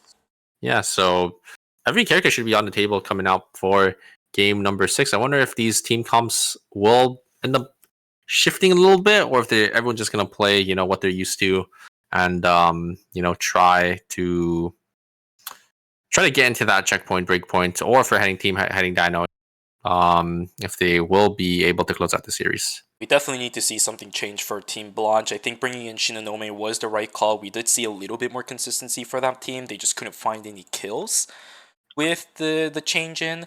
Team Sin, they just need to keep what they're doing, but just do it better. Realistically speaking, that's all I got for them. They're playing their main composition. I can't really tell them to change things up, because this is the comp they've had the most success with.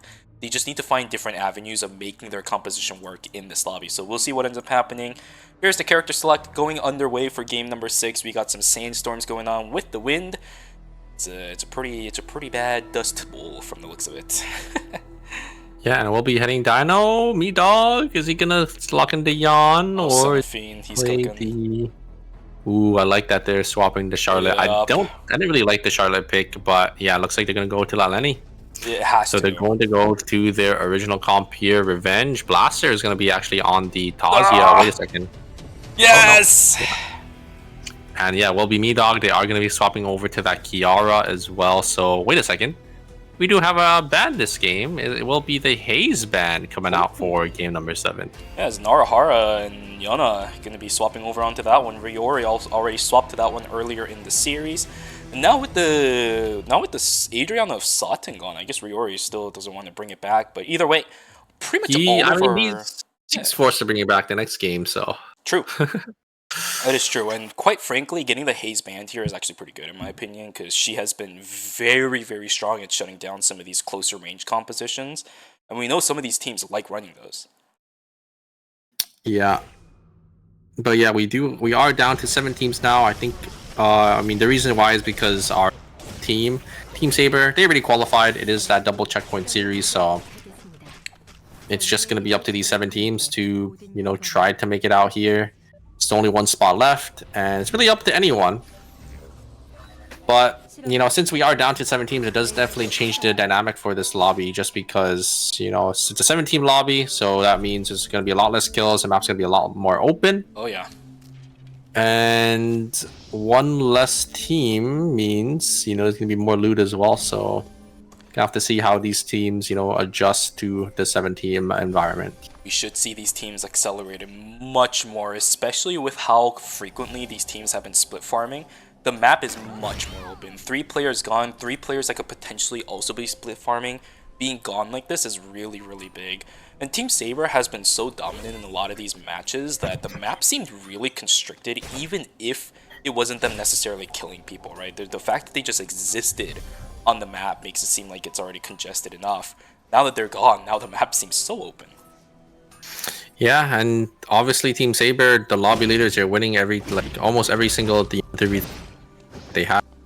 Now that, you know, one of the stronger teams is out of the lobby, it will be a lot easier, you know, for these teams to, you know, slowly play the game and maybe try to get the objectives. And that is probably one of the worst feelings, I would say, when you are, you know, trying to kill someone in the early game is the guy walks away 1 HP and someone just pulls up. Says, hey, I'll be taking that. Thank you for the kill.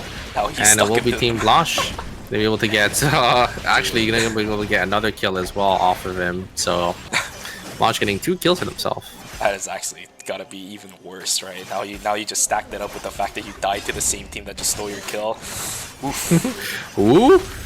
Oh! Does end up connecting as, did he pop the soul link? Oh, he did it. On in. I don't think the soul link would have saved him because both the Nina and the Chloe were both in it. So. Oh yeah, no. I'm asking if he popped it, because then they would have taken bonus both damage. Yeah. But no, it was just simply enough damage to kill the Chloe. That's crazy. Yeah, very nicely played from Tazia. Actually able to get one of the kill. We know Blaster on this Tazia pick. He's really, really good on this character. So you have to see if this Tazia will be, you know, what they need to, you know, slowly get back into the series. The start to this game is already getting me excited for what's coming up for the rest of game number 6, man. This is not the start that I anticipated for this game at all. We're seeing some of these teams that really need to be getting kills. We're seeing teams that swapped up their team compositions, starting to find a little bit of success, right? For Team Blanche, they've already picked up 2. I've been talking about this lane for quite a while now. They make the change and they're already finding it's funny. If you look at the fire station, it's 4 different teams. Actually, no. Actually, Freya is somewhat grouped up. There's like 2 of the members. Looks like they're actually gonna look for a Blaster here, but this is what we've been seeing this entire series, where, you know, teams are basically just split. They're trying to get as much farm as possible, and especially when it goes down to, you know, 1 less team as well. Jesus. As the map is more open, there will be a lot more farm on the map here, but Blaster are going to get caught by Team Heading Dino. They're going to be able to get a nice kill for themselves, as they probably look for some more farm, but I think all of school is farm, so they're not going to be sitting too too comfortable of a spot right now. Yeah, a lot of our solo players that are split farming are really understanding why this game has the horror tag attached to it on Steam.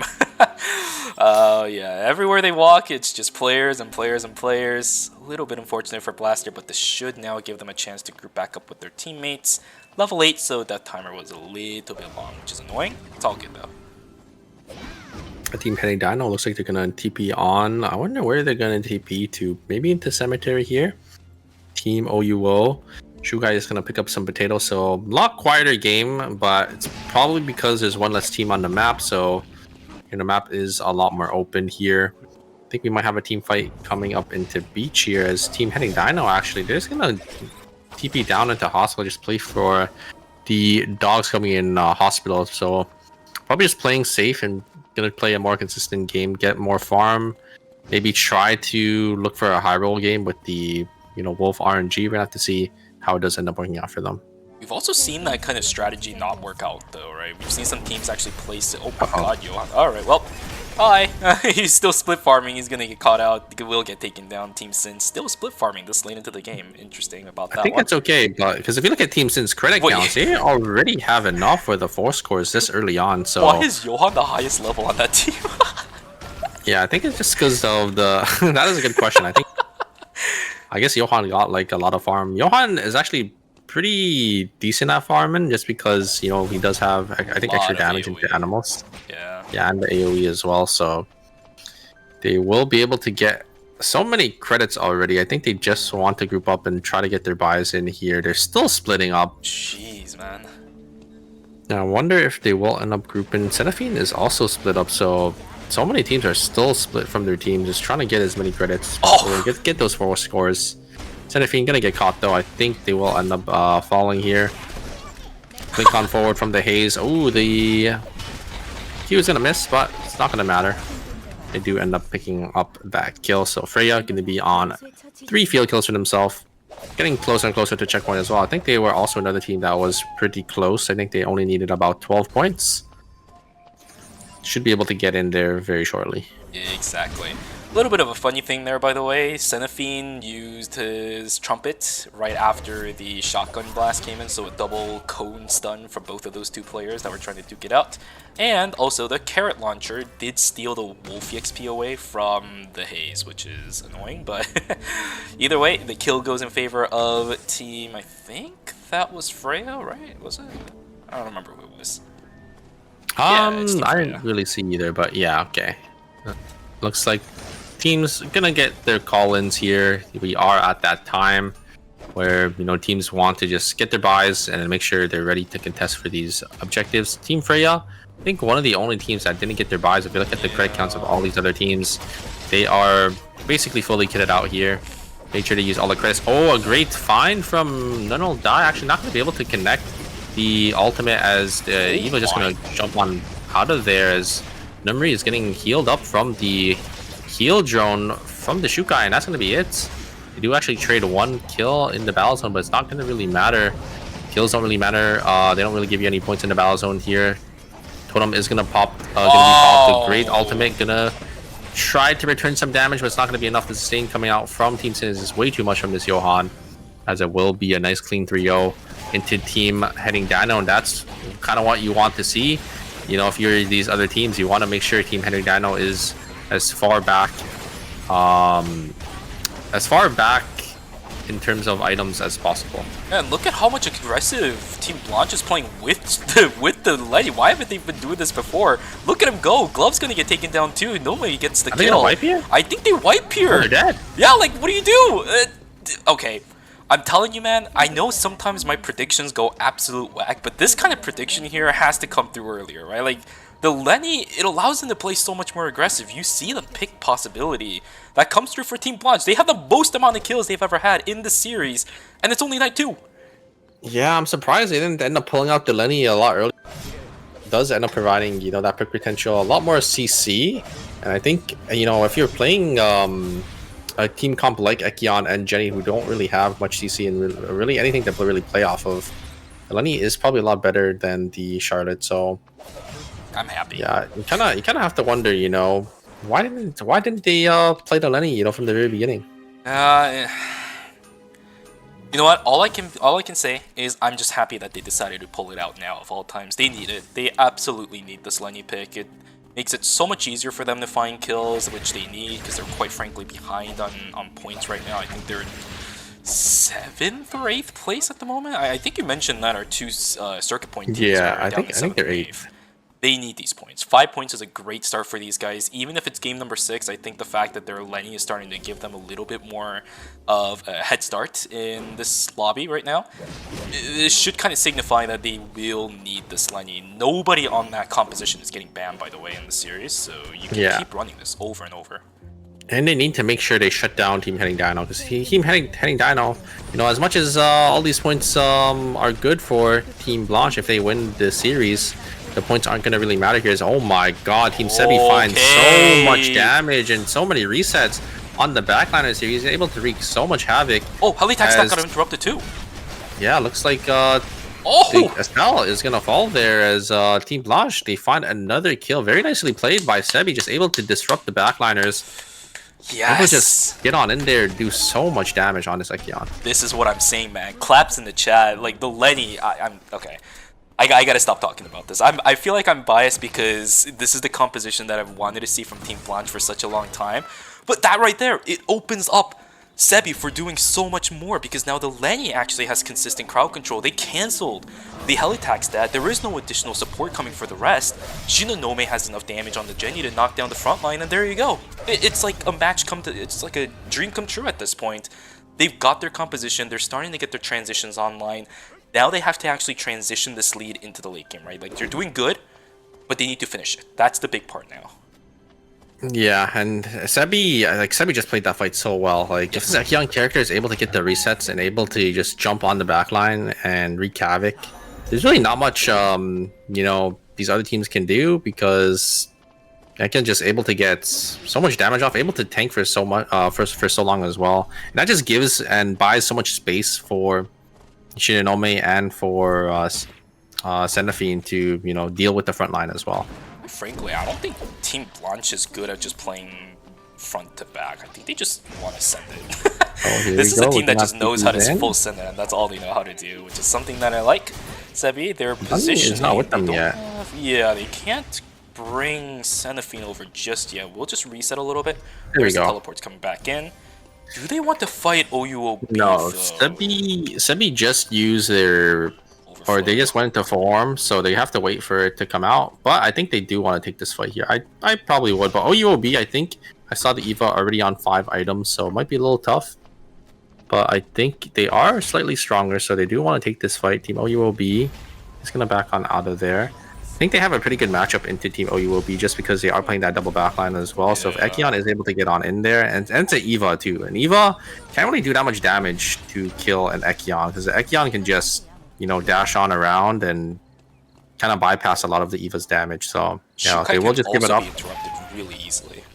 Yeah, they will give it up, and the 4 score is going to go over to Team Blanche as Seraphine is going to slam that for the Tellurian timepiece. So Team Blanche, they're looking in a really, really comfortable spot now. If we do see the Tellurian timepiece coming online for Blanche, they already have the Holy Orders on the Jenny, right? That's the 2 core items that she needs. Maybe the racing helmet, but that's really easy to get. The photon cannon from that thing is going to be much easier to get than the force cores, which are usually the heavier prios that Jenny needs in order to ramp up her damage like crazy. And now they should be a bit more confident. Although, yeah, this comp right here is a little bit annoying because the Johan definitely puts a damp on what Team Blanche is able to do. They're looking for extended fights. Yeah. Johan stops that. Yeah, because I think Ekion's damage is not that high, but he is able to have a consistent damage. So when you have like a character like Johan to just sustain most of it back up, it's really not much that's you know, Team Blanche can do. But Blanche is gonna look for an angle in. Their team Heading Dino are just completely on the back pedal here. They're just gonna give up the Kiara. So it will be a minus 250 for Team Heading Dino as the item status on Team Heading Dino is not looking very good. They're not really in the position to win this game here, so we might be forced into a game number 7. Indeed, you do let the Sylvia res here, right? You gotta keep all your credits that you have, although Seraphine is dead. Okay, that's a little bit weird. It's okay. They have the credits to res back. Oh my god, Healing Dino let the Yuki res. What? What do you mean? Healing Dino let the Yuki res. He was close to a blood sample. Oh, I mean it's fine. They're just gonna get like smaller items, so it's not the end of the world. But I do think blood items are probably better if you are trying to play for the win, just because you know you wanna try capping out higher. But I think in their position right now, because they're so far behind, they just need to slam items. Are they far behind? They only. I think it's the first minus 250, isn't it? It's the first minus 250, but they haven't been getting that much farm, and they also have not been contesting objectives. So, compared to these other teams, they're actually really far behind. I suppose, huh? I suppose at this point, maybe they did get Devil's Marksman and the Eye of Argos, right? So maybe those two transitions are worth the one Nosferatu on the Kiara, which I'm still a little bit hesitant about, but I can see where they're coming from. In the end, that's the decision they made. They're gonna have to just run with it.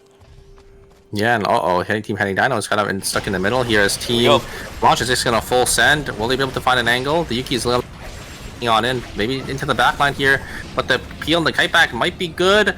They can't kill anyone, man. Oh wait, the plated is procced here as they actually trade 1-for-1 as they kill Seraphine as well, but a nice follow-up there from the Sylvia. Sylvia will actually kill the Jenny on their down after they get out of the playdead, as it will be Team Heading Dino actually going to be able to win that one up, trading 2 kills for 1. But they're gonna be able to get the rest off, so actually they're not gonna lose any credits there. As Team OUOB gonna fall to Team Sin. Team Sin finally finding their stride, able to just use all their mobility to just run down the backline of that team, as they will be the ones to get that for themselves, and they're gonna be able to get this quick line as well. Look at the items as well on the Chloe already, so they're gonna be sitting in a nice spot to win this game. I think the blood sample will go over to the Kiara. Probably gonna get a bikini, I would say here. I think that's probably their best buy because they were sitting on that Doctor's Gown. Doctor's Gown, not really yet too good of an item. Yeah, this late into the game, it's really good at the beginning because raw HP is really nice. Yeah, bikini is ended up being made for Team Sin, and look at the credit counts for Team Sin as well. Team Sin, so well they have enough for 2 extra bloods here, so they're definitely in the position to win. We've seen red shoes coming for Liguri, right, in the past with this composition. We've seen, what is it, the Blood Lotus Shuriken for Sakin. Those 2 should be coming up in just a moment. I highly doubt Team Freya, or not Team Freya, but Tango WX is going to be able to stop this as soon as they see the wick. Let's see what ends up going through. There's 1 blood sample picked up. This should be the red shoes. The other blood sample picked up. That should be the Blood Lotus Shuriken. Oh nope, there's the Nosferatu. Oh, okay. I see it. They got the bikini. They got the Nosferatu. I forgot that he didn't have Shuriken. it. Yeah, and both the Shuriken. Weapons. So you just want more DPS on this team. They are looking really, really strong now, I would say, for Team Sin. And I don't think there's really any other teams that can contest. And they also get a holy water for the Kiara as well. So that is really big. Kiara's gonna have, just that extra tank stats that they kind of need. But look at Team Freya. They are not really strong themselves. It's the Estelle only having the Opera Mask to their name, so they're not really that tanky. Team Blanche, they're gonna try to look for an angle here. Tangle Dobby, I think, also not really that strong themselves as well. I think the Haze was only sitting on 2 items too, so it's really up to Team Sin and Team Blanche to shut down Team Heading Dino. By the way, I think this is the first game we've seen this entire series where Team Blanche managed to make it to day 5 with their timer intact. They're full 30 seconds. They are full aggressive here. Just looking for an angle. Phoenix Spark already down to 1 HP. Oh no! Phoenix Spark does get tagged by the rocket. And it will be a kill going to the side of Team Freya. Team Tangle Dobby will end up losing 1 member. Where is Lumi now? Is Lumi anywhere around? I don't see it. Ooh, I like this. Are they gonna look for a send? No. Team Heading Dino was trying to play passive. We've seen this work sometimes for teams that, want to just win after the checkpoint. But we've also seen situations where playing passive kind of screws with you a little bit. Sebi's going to full send it. They lost against this team earlier, remember, but they want to try it one more time. There's a Half team above HP them, is going to be though. Sebi. Yep. Team Heading Dino is getting sent to the north side of the map. They got to try to not get third-partied. They're pushing their way on through. Shinonome gets tagged all the way down, but the third party's coming in. The Yuki caught out now. He needs to run away. The parry is actually going to kill him. No! Down he goes. The Yuki will fall down. Holy crap, the damage. What? Oh my god, okay. Yes, and Shinome is gonna fall here as another third party here in the area. Can Heading Dino get the res here? Yuki is still alive. 15 seconds. I don't think he's gonna be able to get on out of here. Maybe Yuki can sneak his body into Chapel here, but Lumi was also just recently bought. Wait a second. Lumi's coming down. Oh, Sophie? Lumi might be able to get the res, or Heading Dino might be able to get the res here as Lumi's gonna run straight into the hands of Team Heading Dino, and they do get the res off. Oh, Team Sin's not there to reciprocate the call. That's really bad for this lobby. Team Blanche has been eliminated. Team Sin is still sitting around. We got 30 seconds to go until the temporary Team zones Sin are is too fully strong. I don't respawned. think they could lose this fight. But here Right? comes the ultimate. They're gonna send it on in. Holy Look at the Sylvia. damage. Sylvia already down to 1 HP. Both Kiara ults are gonna go through. They try to look for an angle on the backline. Yuki's gonna fall, and yeah, that's gonna be it. Team Sin is gonna be the ones that come out on top. Sylvia tries to go in. They do end up trading one, but Team Heading Dino will end up falling here. So we will go to a game number 7. This is Sin's game to win. They have so many items. They're on 2 Bloods. They're on Holy Water on the Kiara. They got some more credits so they can get some more buys in here. As Team Tangle Dobby, they're going to try looking...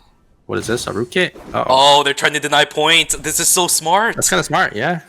No They're one's gonna in deny checkpoint, points I for don't these other think. teams. Yeah, even aside from Heading Dino, I don't think anyone's getting a checkpoint after this game. The kill counts are too low, even for Team Sin. Team Freya, I think they are... Actually, remember how many points they had. I think they need like 1 more. I think they need 12. And of course, of all people, it's Noda now to come up with the strategy, man. This guy always comes up with the funniest things to do on Lumia Island. If I showed this clip to Vicerious, I think he would completely agree. This is one of those things that it's like a Noda now kind of thought process, you know? Yeah. So Team Freya, they need 13. Because they're on 42. So they need to get 2 kills here, at least. At the very least 2 kills. Obviously, if they get 3, like, they already win, but they just need 2. Alright, we'll see. Team Sin is absurdly strong. You and I have already mentioned Yeah, they got a Blood Ripper as well. They swapped the Blood Ripper from the Necro. That's kind of crazy.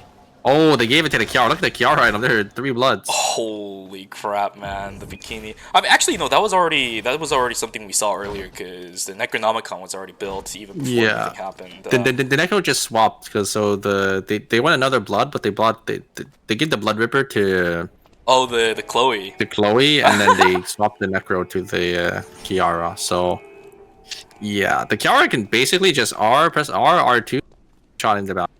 R2 and then Q. This is the problem. It's thin corridors, right? Up against the Hazes, very, very close range characters. The knockup's not gonna go, but they've gotten position advantage. Liguri. Oh wait, he's gonna just full R2. That's what I'm talking about. Oh, that's not good. Oh, but wait a second. Wait, they're still going. The totem comes There out. was a guillotine. Oh wait, this is really weird. They're trying to still full send it. This only buys time for the Kiara to get ultimate back, but the Kiara's still going. She still has the pulse, but no!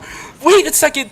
The trade just isn't there. Liguri doesn't have anything for himself. He doesn't have the plague. The damage is there, but he doesn't land the chain. Bojum's still taking down low. What is the cooldown on the plague right now? He is still buying time as much as possible. What is Bojum doing? He's still trying to heal back up. Where is the plague? He's got about the time. He's got the time, but Bojum is not in range. Night vision. They can't see. He can't see. What the hell is He this, can't bro? see. No, Ultimate is not used. like Oh my god. What the... What did I just watch, man? Alright, that means Team Freya is a checkpoint. What the hell? A lot of misplays coming out from both sides here, looks like. But I think Sin, they just tried to send it. They pulled the trigger way too hard. The Kiara ulted in, tried to use the Q. Great peel back from Team Freya. Team Freya just played it so well. You know, just capitalizing on all the misplays from Team Sin. I think Team Sin, Kiara ulted forward. Chloe didn't press R, just burst it down, and then at the very end there as well, tried to use her R, but not in range. Night vision, can't see anything. And Team Freya, they just capitalized on all their mistakes, and they will take that win, and they'll be our 2nd team in checkpoint. Or technically 3rd team in checkpoint, because like a team already qualified, but 2nd team or 2 teams will be in checkpoint now, going into game number 7. Dude, I don't even know, man. And also, like, the sniper skill too was like, why would you sniper skill there? Like, really? If Kiara had Cataclysm back up on Nosferatu, she was absolutely dead. Yeah, I don't know, man. That was quite the fight to watch. Yeah, well, it was at least funny for us. Game 6 is a time when we start getting a little bit tired. That woke me up, if anything, so really funny. And I guess in the end, Nodenel's efforts of not letting a team try to get checkpoint was in vain because Team Sin did a little bit of an oopsie. It's all good though. They did manage to pick up a couple kills towards the end. Yeah, they got second place. They got second place, like 7 kills for themselves, so not too bad of a game for them. They got 12 points, but definitely, if I was Sin, right, like that's kind of devastating. That's a mental boom. Yeah. Luckily, we're gonna go into a break after this one, so they should try to get their mental state back. But yeah, that's a little bit. It should have been a free first for them, but they just decided to rush hard, and they paid the price. So hopefully they learn, for the next upcoming games. When you have such a big lead, right? So just let them play into you. You don't have to full send it there. You have that Chloe, you have the Johan, poke as well. I think a little too hasty. Probably just thinking, we have it in the bag already. I could just send it in, get some damage on the back line, but immediately gets punished. Exactly, and I do kind of get why they wanted to rush in, because the Kiara already invested ultimate, and even if that team goes into the final zone, I think with the Haze and the Ikaria, eventually they'll get pushed out, and they don't want that kind of situation to happen. So I do see why they wanted to keep pushing it, but Kiara ultimate is not that long of a cooldown this late into the game. It really is not, especially with the transitions that the Kiara was sitting on. That's like 20 seconds, maybe 30 if you're not running recharge. You should have probably played off of the Plague. That is your main damage source, I think, on that composition, especially if the Chloe isn't constantly throwing autos, which she couldn't because she was chasing people. Yeah, and I definitely saw the angle for the Kiara to jump in, because if Kiara did end up, using getting the ultimate damage and then getting the double Q on the back line, it would have probably changed the outcome of the fight, because Kiara sitting on those 3 bloods. I think 1 Q will do probably half of the backliner's HP. But the problem is a quarter. Yeah, the problem is you're playing into pretty good players, so they just were able to fight back well there, and then they just dodge it out, and they're able to punish. And actually, wait a second. We have 3 teams on checkpoint here. As Tackle and Dobby also got in the mix here. So yeah, more than half of our teams will be in checkpoint going into game number 7. Indeed, Tango Dobby is clawing their way up towards the checkpoint mark. They've gotten through it, 57 points. Congratulations to them. They just have to win one more game in order to do so. But on the flip side, on the bottom half of our scoreboard are teams that actually started to step up, starting from game number 6. We saw Team Blanche stepping up with the Lenny. We saw Team Sin also doing pretty good in the game just now as well. They started turning around their fate a little bit for game number 6. OUOB has been playing relatively consistent throughout the course of today. It's just their performance with the score aspect isn't showing, but this is something that we've also seen Team OUOB struggle with in the past, because as an Ava, unless the fight is straightforward and you guys are doing a real 3v3, Ava pokes some people out and then they just leave. So it's kind of hard to lock down some kills sometimes. We'll see if they're able to succeed when they come back from the break. But as I said, we got a break. Super. So all of you guys in the chat, go grab some water, go grab some snacks, go take a stretch. We'll see you guys back here for games 7, 8, potentially 8, for the ERM LCQ. Yeah, I think we're ending probably on 8 spot or 7, 8. Like, this is probably our last break here, but who knows? Maybe those teams come out and show us that we'll go to a game 9 or 10. But yeah, we'll see you guys in a bit.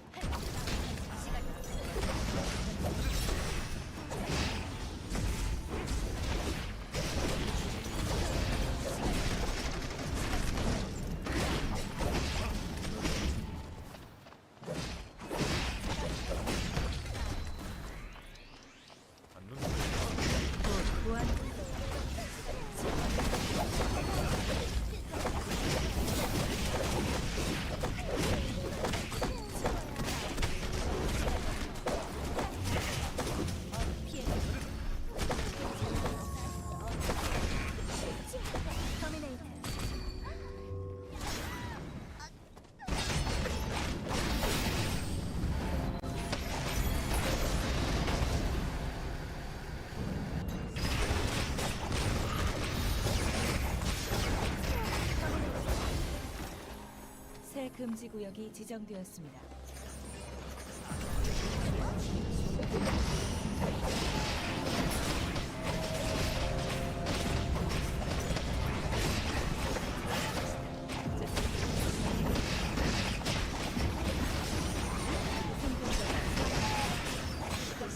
전장을 지배하고 있습니다.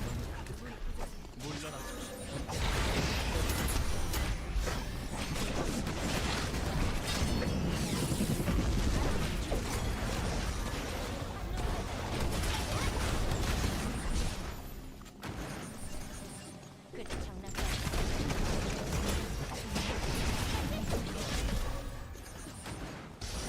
생존자가 사망했습니다.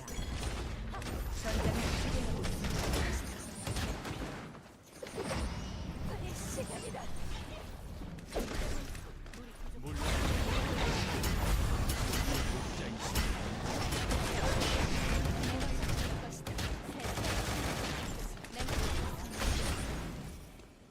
보수는 챙겼어.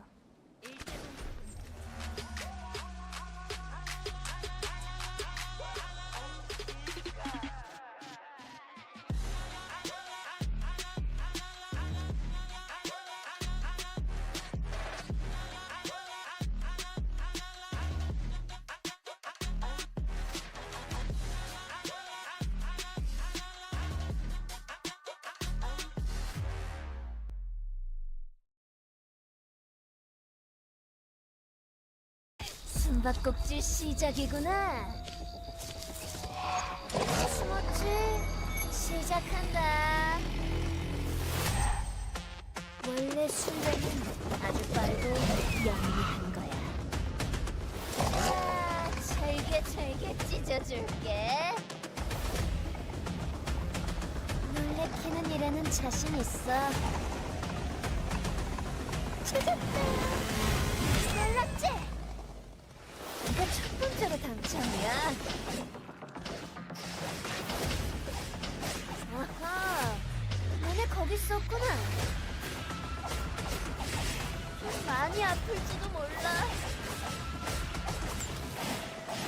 도망가면 안 돼. 끊고 죽여버릴지도 몰라. 지켜볼까?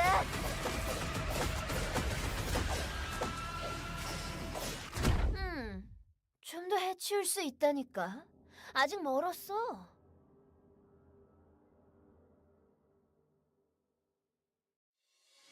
그때 입었던 드레스 같네.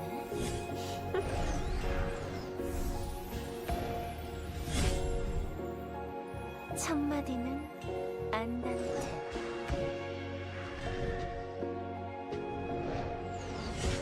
죽은 자보단 산 자를 위한 연주가 좋지 않겠어?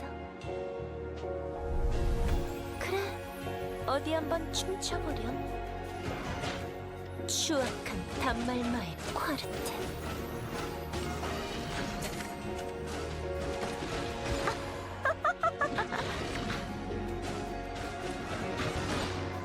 듣고 싶었단다. 그 순간의 화음 다시 한번.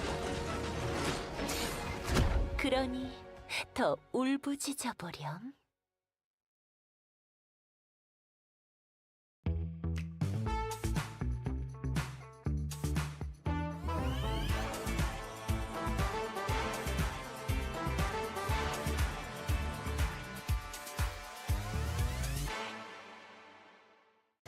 밝은 달 아래 맑은 바람 불어오는 버들잎은 말없이 그저 흔들리네.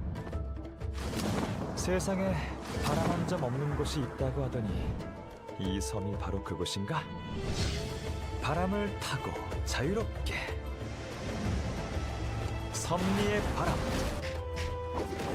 휘몰아쳐라. 기류를 타고 풍류운산. 바람이 길을 열고 구름이 흩어지니 흐르는 대로 흘러가는 대로 종잡을 수 없는 고민이 있는 모양이군. 도사란 무엇인가? 바람을 부리고 구름을 타고 날아 도를 주는 자. 너희들은 도를 믿지 않아도 좋아. 무엇을 믿을진 사람 나름이니까.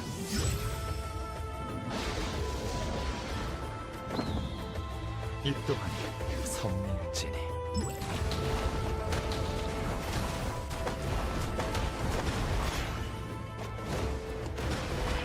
상급과 상생.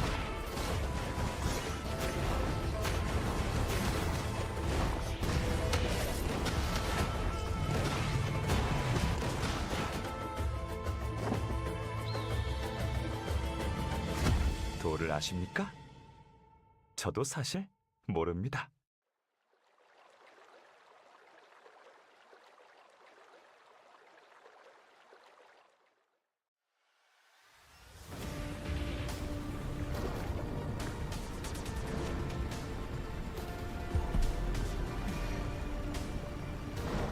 날 고통스럽게 해줘.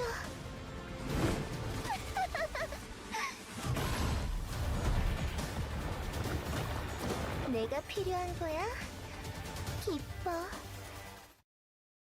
Alright, ladies and gentlemen, welcome back to the Eternal Return Masters Season 5 Finals, LCQ. You guys just came back from the break we had after Games 5 and 6. During those two games, we had one team already make it through thanks to the checkpoint format. Team Saber is already guaranteed a spot in the Season Finals. We are now just looking for one more team to take the last remaining spots. After game number 6, we had 3 teams in checkpoint. I believe it was Freya, Heading Dinos, and Team Tangle Dobby X. A lot of the other teams are very, very close when it comes to matching their checkpoint point requirement. We'll see what ends up happening in games 7 and 8. Are we going to end it with game 7 and have one of the 3 teams in checkpoint make it through? Or are we going to have a game number 8 and have even more teams in checkpoint? Yeah, 3 teams in checkpoint, so it's pretty likely to end here. But yeah, like you said, if none of these 3 teams are pull it out and be able to close out the series, we'll probably have 4 or 5 teams in checkpoint, so probably end on game 8. But we've seen those golden rounds before. Could go to a 9, could go to a 10. So we're gonna have to see. I think there was one ban coming in from game number 6 to 7, and it will be a haze ban. So I'm really interested to see what these other teams are going to be swapping to. I think Rio that age, but I don't know if these other teams have an answer for this ban here. Yeah, absolutely. Riori getting the Adriana ban, you are cutting out a little bit again, Super, so I'll let you handle that real quick just for a moment. But yeah, you're right. The Adriana is going to be an obvious solution for Riori. His Haze getting banned is not that big of a deal. Whereas on the flip side, we haven't seen too many alternative picks for everybody else. Yona, considering the Ava, even while Umu is sitting in the lobby, Mojo, I'm going to be considering the Artifact. They're not going to be going to their original team comp they were running earlier in the series, but will substitute out, I believe it was the Darko in for the Eva instead. Whereas for Team Revenge, Narahara just going to be on Nadine. This is a pretty front-to-back composition as we know it. Got the Mai in there. Do we have any bans after this one? I do not believe we do. Yeah, I don't think there are going to be any bans going into game number 8. So all the teams will be able to pick what they're comfortable with going into 8, which possibly will be the last round. But yeah, we do have is that a Aradon? I think for the Haze, for the side of Team Freya. So and the really, Eva. Yeah, Eva Arda, Eva Arda plus Estelle. That is a really weird comp yet to play around. So we're gonna have to see how they do end up utilizing this. But yeah, we do have 3 teams in checkpoints. Really excited to see what these teams' response are, and if we will have any politics shenanigans going on, for the 4 teams that aren't in that checkpoint breakpoint. Indeed, ladies and gentlemen, here we go. Game number 7 is locked and loaded. Players are loaded in. We got 7 teams and 1 last spot in the season finals that these teams are looking for. And I just want to touch on the topic of Team Freya real quick again as well. I actually think that the person with the hardest job on Team Freya is going to be the Estelle. Cho has to never let anyone pass the line of the barricade. If she does, then Arda, yes, he'll probably be able to do something about it, but I think if Arda is investing skills to block entry from another player, then they're not going to have enough damage to kill anyone. So yeah, that's what I'm worried about, is Team Freya I think they're lacking damage, right? They're playing. Yeah. It's just. I mean, the Eva is like their main source of DPS, but if the Eva isn't able to connect, and the spread of the team that's fighting them goes wide, they don't really have that much single target DPS. It's just the Eva plus the Arda damage. The Arda damage is like all AoE. I guess the Estelle does have some good damage with the WQ. I don't think they're on the Blade of Truth though, so missing out on some damage there. So My question is, I'm how do not you worried stop? about Team Freya. How do you stop Team Blanche with that comp? Yeah, Team Blanche can just go in, right? The Ekion can just jump in. I guess the only way is for the Nimrod's Gate to teleport on out of there. But looks like Number is actually gonna be able to get one of them. Maybe gonna try looking for another. Blaster is gonna land that full common. Oh my god. The Aya is just instantly deleted there. Able to get their 4 shards after hitting the Aya into the wall there, and we'll be able to finish them off. As on the other side, we do have Team Tangle Dobby gonna try looking for one of the members of Team Sin, but looks like both members will just walk away. Yeah, it's quite interesting to see how this lobby dynamic is already starting to evolve. We're looking at these compositions, we're looking at how some of these teams are positioning already. Yeah, I think game number 7 is going to be an interesting one. It really is. No matter whether or not we finish it off in this series, it's going to be a situation where... okay, nice wow, block. very nicely He's played. stuck. This is a kill for Team Freya. Well, if it's a 1v3, they definitely have enough damage, right? Guys? Yeah, should be dead. Very nicely played by the Arda there. Actually using the Nimrod Gate in, and then just auto-attacking the White Lily to make sure the Shukai is not able to get on out of there. Yeah, will be Team Freya gonna be able to pick up 1 kill on this unorthodox combo. We're gonna have to see, how they do end up utilizing it. Here comes the Judgment. Will be Nemri gonna fall there. Just gonna stand still and try to turret, but not gonna be enough damage. Team OUOB, they're going to be a little split here, but we've seen this team. They're just basically just split farming all the time. Exactly. As we mentioned in game number 6, after Team Saber left, because they already qualified, the map is much more open now that we have one less team to deal with. And we saw how prioritized these teams were when it came to split farming in the first place. Phoenix Park, in a bit of an awkward situation, he's absolutely dead. There is no saving that one. Unfortunately, Carly will take the fall. Really good kill for Team Revenge. They're sitting on 3. That is a great start for this team. Phoenix Park already using their ability, and then, jumping on over with the White Lily. Not going to be enough, as Nadine is just able to respond and basically just auto them down. I'll say, even if it's early game, her damage is pretty good in the Nadine. Yeah. Memory will take the fall again. Yeah. It's like the probably just fourth standing still. Like, he just stands still and auto win. But I think he just recognizes, there's not really much he could do in these situations. Like, a Yuki is basically on top of them, and better to get their early death, or get an earlier death, so they could all group up here. As here comes Lasker, gonna get a lot of damage. Narhar is gonna be supposed to pop the ultimate. Actually gonna jump in straight into the Kiara, but great follow-up there, as they will be able to basically finish them off. Great CC combo from the Mai, great taunt, and then the follow-up there from Blaster and from the Nadine. Let's be brutally honest here. We've seen some pretty questionable plays today, haven't we? Yeah, I would say so. But Nummery again. Great snipe there from Blaster, but Nummery, I think this is his 3rd or 4th death already. There's another one. And for Team Umu is gonna die as well. Team OUOB is unable to find their footing in this game, as they're split and are getting picked off one by one. Nunal Die is going to take the 1v1 into into a Tazia, but that looks like Riori was there to answer. We'll be able to kill Blaster. Revenge sitting on 5 kills though, so they're sitting in a nice spot. If they get, I think they were in 8th place, but if they get enough kills, they could also potentially be in checkpoint going into game number 8 if it does end up going there. It's quite interesting because we're finally starting to see a game in Eternal Return Masters where people who are split farming are actually getting punished. It's been a while since we've seen something like that happen, and for it to happen in game number 7 of an LCQ, that's really surprising to me personally. Yeah, I mean, looks like Umu is getting chased down here by by all the members of Team Blanche here. They are still split farming, and yeah, looks like Umu will end up falling here, running straight into the hands of Team Freya on the other side. Great spring trap coming out from Shiranome, as here is the engage coming from the Estelle. Is going to be enough. The shield is going to be placed down, as they're actually going to run away here. I think the gate was used forward for the Arda, and there's really not much that they could send on forward, so I think it's a lot better if the Arda is just saves their ultimate for that that dice. Indeed, and I like the fact that Xenophine, or I should say just the entirety of Team Blanche, was a little bit hesitant to take the fight because it is a thin corridor and Xenophine was also very low. I think it was the right decision for them to hesitate a little bit. It does result in them not being able to reinitiate after Xenophine got to a reliable amount of HP for an Ava to not deal with early game. It's just the safety net of making plays like that, especially after you make a pick of all things. That's good. I like it. Yeah, you can see the mini map here. Numeri is actually on the bottom side, just farming, completely split farming.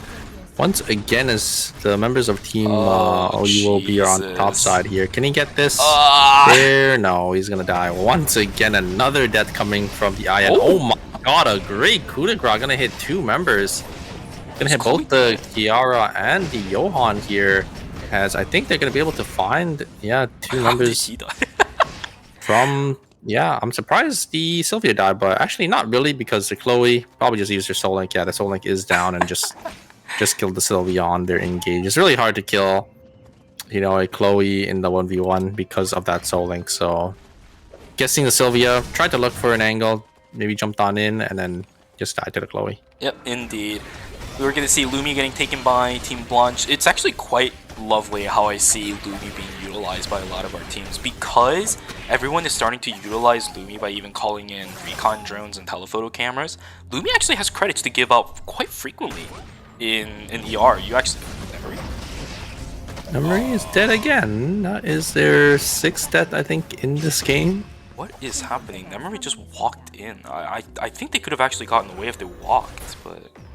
here's what it is. No denial. He's going to use the Smash Smithereens. Doesn't get the burger flip backwards. Liguri still going to be walking out. I don't think he will make it because, there's the auto attack from Phoenix Park. Down goes the Kiara. I'm Johan, also in a little bit of trouble. He's just going to take as much mastery he can before he takes... Oh, no, not the White Lily out. He might be in a little bit of trouble himself. 40 seconds to die before he's going to be in trouble, but pops the Soul Link. He's still trying to run away. There's the heal. He's dead, yeah. Unfortunately, just barely not able to connect that Q for that route. And wait a second. Team Blanche is going to call in another item here. They're going to full send it. Are they going to be able to find anyone in the back line here? Kiara is already down to half HP. Great peel back from Shiranome, able to deal so much damage. As they're going to look, they do kill Xenophine here. 1v1 between Sylvia and Jenny. I think Jenny should be able to win this one out, as Jenny still has a playdead as well. Yeah, Team Blanche, they're going to be able to... Actually, they do secure their item as well. Looks like Ekion just stuck the box take and was able to grab it. Really nice, I think, response from Team Blanche. We saw earlier that heading Dino, they actually ended up winning a fight where they had full access to the Jenny and the Lenny after the Soul Link was over.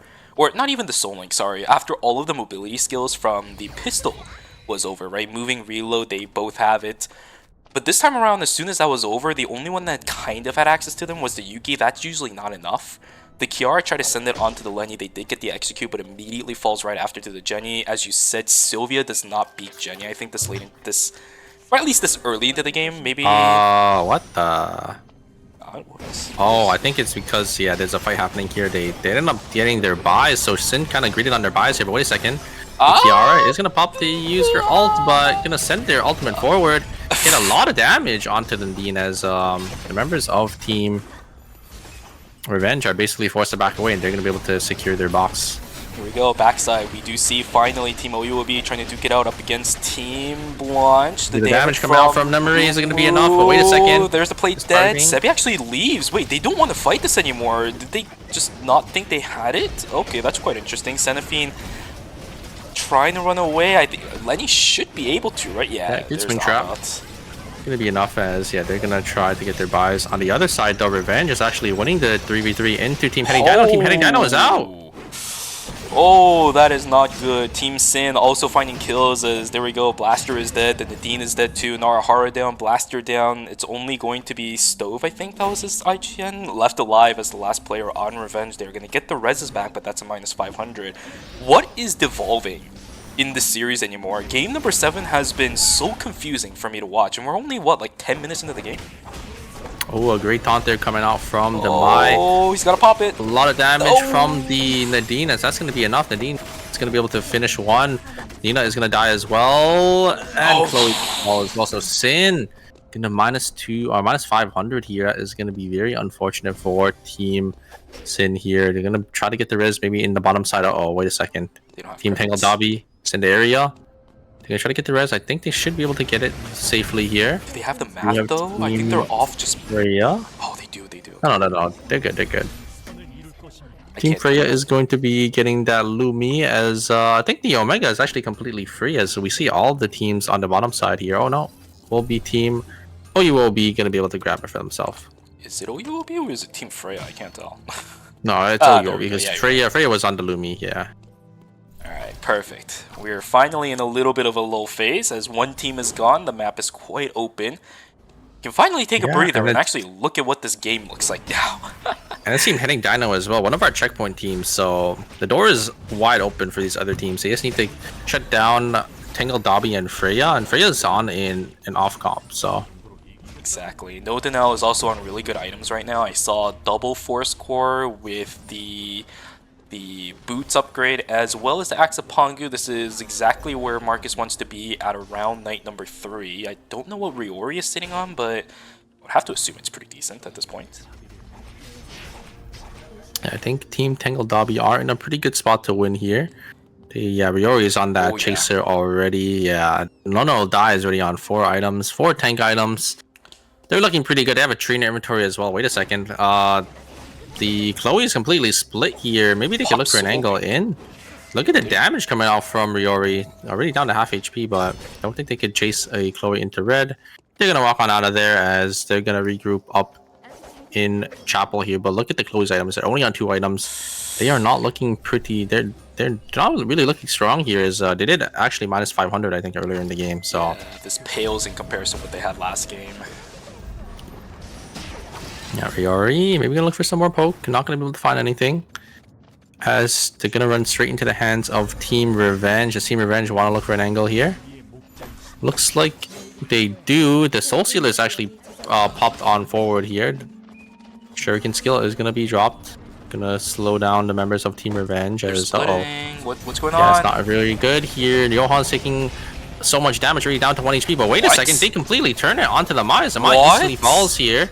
1v1 between the Chloe, or sorry, the Nadine. Nadine actually does end up trading the Kiara. So Kiara did end up using their alt forward, but yeah, Chloe was able to win the 1v1 in the back. How does the Mai die? She didn't even use exclusive. I'm surprised as well. Yeah, the exclusive, she didn't use exclusive herself either. She had the W's too. She didn't, I don't think she really used the Shawvilles correctly there. There's nothing on that team that denies an exclusive except for the Chloe knockup, which was already invested. That's a little bit confusing, but here we go. Team Blanche now looking for a fight up against Team Tangle Dobby. That is a beautiful stun against the wall. Oh, the Spring Trap is pretty good, but unfortunately Nodanel also jumping in at the same time means that they have to deal with the Marcus first. Team Blanche on the backside, they're trying to run away. There's another beautiful Spring Trap coming online. Nodanel taken down dangerously low, and now this is where Team Blanche wants to be, but it will be the Adriana cocktail party that does deny the reinitiation attempt. Team Tangle Dobby keeps all of their members alive. For now, it is Team Blanche with control over Forest. Yeah, and on the other side here, we do have Team Freya gonna try sending on forward into Team OUOB, but OUOB dealing so much damage. But wait a second, the laser is way too much. Umu, I think, accidentally using the laser backwards. I mean, we've seen that mistake happen to a lot of Evas. Gonna get a lot of damage. Trade. Umu winning the trade for the Eva damage there. There is the burn to a Chris. Gonna do a lot onto the side of Team Freya, but in the extended fights, Team Freya should be able to just outpoke and get that heal from that Ardon. Should be enough. Indeed. Wick line going into the hands of Team Blanche. This should be the High Noon coming online. That is a terrible teleport coming in from OUOB. They just invested so much cooldowns, and Liguri has access to the back line. Blake Cartridge comes online, but it just isn't enough. Down goes Umu. Down goes Nemery. There is the snipe down onto the Aya. Ironically enough, Airline left alive by them lonesome. This is something that we've seen time and time again for this team. They have the creds, but Lumi just waltzes on by. They can't res here. Going into Chapel is going to be the that Shikai. is really bad because they want to get their items. They want to get that blood and that chaser, or maybe the blood weapon for the Aya. But yeah, they're forced to basically buy back here. I think they could still maybe get the blood off the Eva's credits, but it's not looking too good for Team OUOB anymore. Yeah, it's weird. You need the Hellfire, I think. I think the damage coming out from the weapon she has right now, it's good, but it's not amazing. You and I have been kind of baited, I feel like, by how good that item is. We've always seen assault rifle players running it. We saw it during phase number 3, but their damage output still kind of suffered. I think you need the Hellfire. Sebi is on the chase though. He's looking for the resets. Airline, there's one. Umu, there's another. He is in there. Sebi's by himself in the backline, but it doesn't matter. Everybody's trying to do damage. Shinonome, there's the pull back in. There's the combo that we've been looking for. Acceptance Speech lands onto the Shukai. Sebi trying to get them damage in. It's just not going to work as of right now. Third going party. up, but the third party comes in. Sanaphine is dead. Down goes Shinonome. Oh Blanche was my one of the teams. God. They were one of the teams that was supposed to shut down these checkpoint teams, but now they lose 2 members, and it's just complete devastation for Team Blanche as Lumi is all the way up in Uptown, and it's going to walk into red. So this might be it for Team Blanche here. They're not going to be able to deny, the 2 checkpoint teams that we do have left. Wait, maybe we get a TP into red? Yeah, what is he doing? We need to see where he went. I don't see him on any open zones, at least in the mini-map that we have. I think he went pond. Probably. That's the only open area you can go for. No, he tried getting the res. He didn't get it. He didn't get it. Oh, wait, he's going to go for it again, but he's not going to have enough time this time. Sacrificing his life for the greater good, keeping 2 members alive, maybe, and then... Does their team have it? They do have enough creds to res him again. No, they don't. No, they don't. It's close. That's a but minus either way, 1. you would only spawn for 6 seconds anyway, so it's not enough. That is very unfortunate for Team Blanche. But, I mean, it's like the only option. Now you have 2 members. Maybe the 2 members can look to potentially king make, another team because, now you're just praying that, the checkpoint teams aren't able to win here. Exactly. We have 3 non-checkpoint teams versus 2 checkpoint teams fully alive. At this point, Revenge, OUOB, and Sin has to win here if we want to see game number 8. A lot of our teams are quite strong. Sin seems to have caught up. I did see the Blood Lotus Shuriken as well as the Legatus. All the crit items online for this Chloe as well as the damage items she needs. The double blood for Riori, though. Bro, Freya is so strong. I think the double blood was also on Eva as well. So both of these teams are in checkpoint. Oh my god, that's a buy, man! Oh my god, and the damage coming out from the auto attacks. Okay, there's a snipe, but not way too much. Wait a second, third party's here. Oh my god, that's not the team you should be going for. Wait. Oh, that's the nice check. They reconned. Yeah, that's one of our checkpoint teams. They're gonna lose a member, and that's going to be big for for these other teams that aren't in checkpoint. But yeah, I think that was Team Revenge. They just completely sacrificed themselves there. The greater good, I suppose, right? I mean, at this point now, it just comes down to Team Freya. They are quite strong, but I haven't seen the items on those players in quite a while. Team Sin now looking for a kill onto Nodanel. Not going to find it. He's going to use the Smash of Smithereens. Will take the jump. Oh, right into the arms. Oh, Ay. That's the horror aspect of this game. Down goes Nodanel, right? Yeah, there he goes. Okay. He's absolutely dead. Yeah. Oh, wait. Can you res? Did I have enough credits? Oh, they do. They're back in it. Sebi, he's half HP, but this is a character that can heal back up. They're forced in here. They don't have timer. They're forced in. This isn't the team that can heavily punish, though. This is the team that we also mentioned. How do they kill Sebi? How do they deal with this? And that's how they deal with it. They brought Skate out. That's how they deal with this comp. Yeah, wait great for the reaction. Great Nimrod's Gate there. Blanche has oh my god, look at the damage coming out from Evo, forcing Shinome's blink on out of. I think they can maybe look for something. Sebi is still on downtime here, getting a lot of damage. Wait a second. Wait, he's got resets. What is he doing? He can't let this happen, right? There's no way. He is, yeah, Sebi is just completely in the backline, but again, As once Ekion loses from here, they can look for another re-engage. And the timer advantage is definitely on this side of Team Oh, Freya. the spring a trap! great spring trap! Is he dead? Oh, he is! He took down. the... Oh my god, he took the portal the wrong way! Dude! I'm telling you, man, Lenny is such a goat on this team. They gotta keep their timer intact, game though. 8. 10 seconds. Are they gonna get the kill? Yes, they will! Team Blanche has somehow salvaged the situation back. Oh my goodness, they're somehow doing it. Mojum comes back to the zone, but it's just not gonna matter because he should get taken down soon. Whereas on the flip side in Chapel, it is an absolute massacre over there. Team Sin picks it up, and we are going to go to a game number 8. We will see our 2 circuit-seeded teams coming into LCQ as our final 2 teams. 14 kills, now looking for 17 for Team Sin. This should send them straight into checkpoint if they aren't already. Team Blanche on 5, looking for 8, hopefully looking for enough points to get themselves into checkpoint too. But man, oh man, oh man. I think Revenge should also be in with 11 field kills for themselves. I'm not too sure exactly how close these other teams were to get into checkpoint, but Team Sin for sure I think should get in here. Yeah, they should quite frankly have this game too. This is a very tough comp for Team Blanche to knock down. Shinonome has to go huge. If Shinonome can't go huge in this fight, then it's certainly over. Although, even if Shinonome goes huge, I don't know how much of a difference it'll make. There is so much sustain on the side of Team Sin. Lenny can sustain a bit, but there's a limit to how this can go. We'll see. I think the Johan heal is going to be a little too much. There's the swing trap. Is it going to be enough damage? Okay. They are going to get a lot here. As Semi's also going to find an angle. Going to force the Plague as the Plague. He's not in range. He's going to have to be forced on in. But oh my god, the damage. Is it going to be enough? It's actually not going to be enough there, as Sebi is a full tank.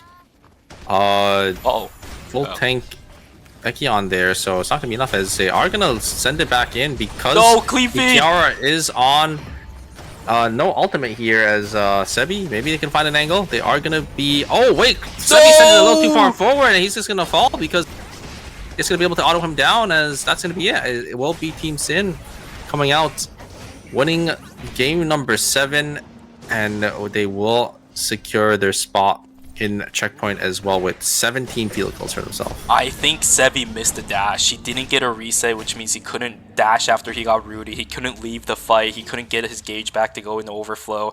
What a devastating loss for Team Blanche. I'm honestly surprised that they decided to send it, but maybe they were just looking for an opportunity while the Plague was down.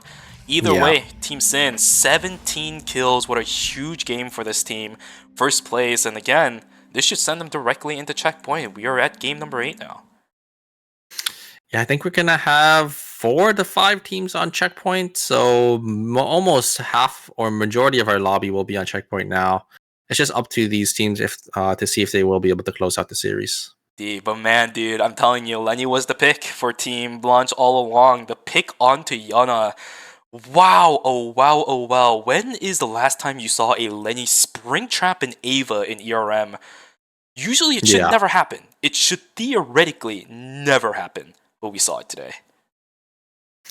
Yeah, I'm really excited because now that Hayes is back on, teams are going to be playing their comfort picks and their comfort comps. So it's really all up to, these teams to just either close out the series or to deny, these other teams that are going to be in that checkpoint breakpoint. Oh yeah, Hayes is going to be a big stop to a lot of the teams that want to do what they want to do. And quite frankly, we could see a possibility where Hayes gets banned again because of how valuable she is to some of these teams. I know Riori has been really liking the Hayes ever since he started to move on to Hayes a little bit in this series itself. We've seen some good results coming out from that team. Even the other players that's been running Hayes has shown some really good damage coming out from those rocket launchers. That is a possibility. Are we going to see it being banned in game number 9 if we even get to that point? I don't know. That's assuming we go to the game number 9. I'm gonna guess it's gonna end here because most of our teams are gonna be in checkpoint now. But who knows? Maybe we get to that golden round. I don't think we've quite a while. Yeah, I don't think so either. There's still a couple teams that are doing pretty good in this lobby that aren't in checkpoint though, at least according to my calculations. I don't think Blanche made it. I do not believe they made it, even with the second place placement. They just didn't have too many kills. They were down in like 8th place or 7th or 8th, somewhere still there. 7th or 8th, yeah, they weren't that high up, but I know Sin's in for sure. I wonder if there's gonna be another team that made it. He didn't Yeah. really do the math on if what was the other teams that were close? It was, so we had I don't remember. I'm not, my brain's not functioning right now. We'll see Because it in Tango just a second. Dobby is in. We had. Oh yeah. I think Team Revenge might be in as well because they had 11 Ooh. kills for themselves. Well, let's But take I'm a not look. sure exactly if they were close because they didn't really have too Oh! much placement. Oh my What happened? god! Bro, this score sheet cannot be real. Oh, Yo! OUOB with 54, Revenge and Blanche with 52. They're so close. But that means if we go to a game number 9, it will be High a golden likely round, chance, most yep. likely. Yeah. The last So time I if saw that. Oh. Team OUOB and Revenge or Blanche, if they're able to pull through, we will go to a golden round. That's actually crazy. The last time we even saw a possibility of this was way back during pre-release when Mr. Bubbleman was casting as our substitute for Vicerious. Oh my goodness, what an insane score sheet. Now I kind of want to see a game number 9, if I'm going to be honest with you. I do want to go to sleep, absolutely, but seeing a golden round is not something you see every day when it comes to Eternal Return Masters. If we're able to see it in LCQ of all things, oh baby, yeah, count me in for this one.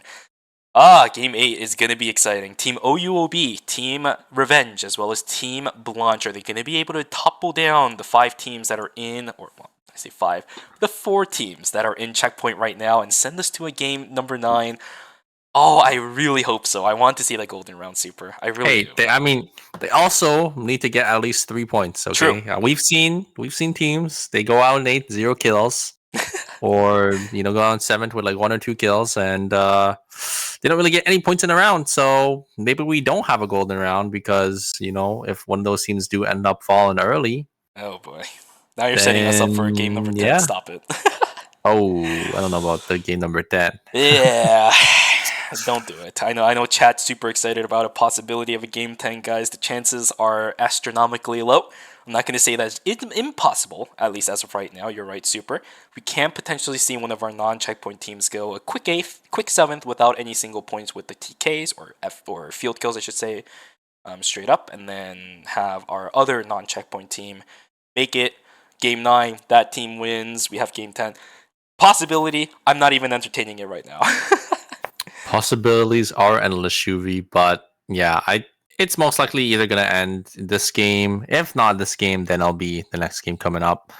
But I think a lot of our good consistent teams that have been performing well tonight are all in Checkpoint already. Absolutely. You have to see if any of these other teams who haven't been playing as well, if they will be able to step up and shut these other teams down. But I think my point still stands after coming out from the break for games 5 and 6. The teams that are in the lower half of the score sheet, at least post game number 6, have shown us improved performance throughout the course of the series. We talked about Team Sin, they just popped off. We talked about Team Blanche, they're also popping off with the Lenny pick now. Team Revenge has been consistently getting better. You talked about how they got 11 kills this game. If they just had one more, they would have been in Checkpoint 2, but that's still an improved performance. OUOB, they're playing consistent, but this is exactly how OUOB has always played. Their overall kill counts are pretty low. Their typical average placement is okay, which is why they're in this place and this position to begin with. It's a series. It really is. Yeah, and we'll have to see, right? With Hayes back on the table, I think a lot of their team comps who didn't really look too well in the last game, they're gonna have the Hayes back, and Hayes is definitely looked a lot better on a lot of these teams than obviously, that one team that swapped to the Arda Eva. If they had the original team comp, I think they definitely looked a lot stronger, and same thing with Riori as well. I think Riori, especially for their team comp, I think the Adriana poke is a little too slow, but if they have that burst damage from that Haze, I think it will round out their comp a little better. Absolutely. In the end, it's all about comfort picks this super late into the series. LCQ is all about just playing what you want to play, making sure that you're able to do all you can to put yourself in that spot where you are going to the season finals. Guys, Game 8 is about to upcome. Oh my goodness, I am exhausted right now, but these games have been super exciting. Let's take a look at what the character selection is going to look like as we have a sunny weather with a slight bit of wind. beautiful day for a game of Eternal Return. Yeah, and will be Revenge actually going to go for the classic MSG comp, or actually it was, I think, Game Innate that original Yes. comp with the Mai, Nadine, and the Haze. We saw this in ERM, phase 3.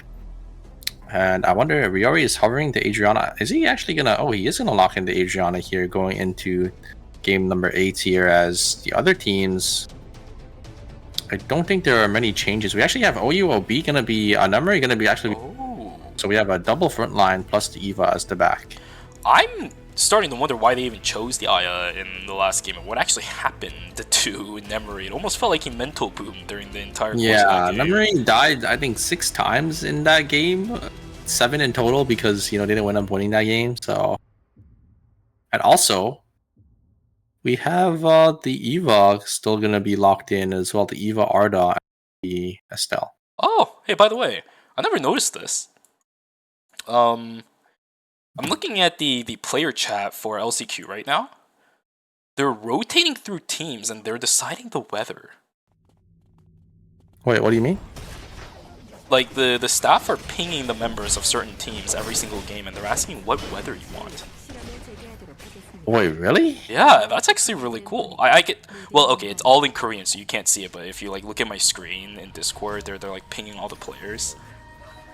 And they're asking... Oh, are they voting on a weather? Or? Yeah, they're asking a certain team what the main weather they want is. It's like sunny, there's some Oh, that's kind of cool that they actually, it's kind of sound like drafting then. Yeah, that's a cool thing. I never noticed that until now. I didn't know that was a thing over on the KR side. Same. That's fun.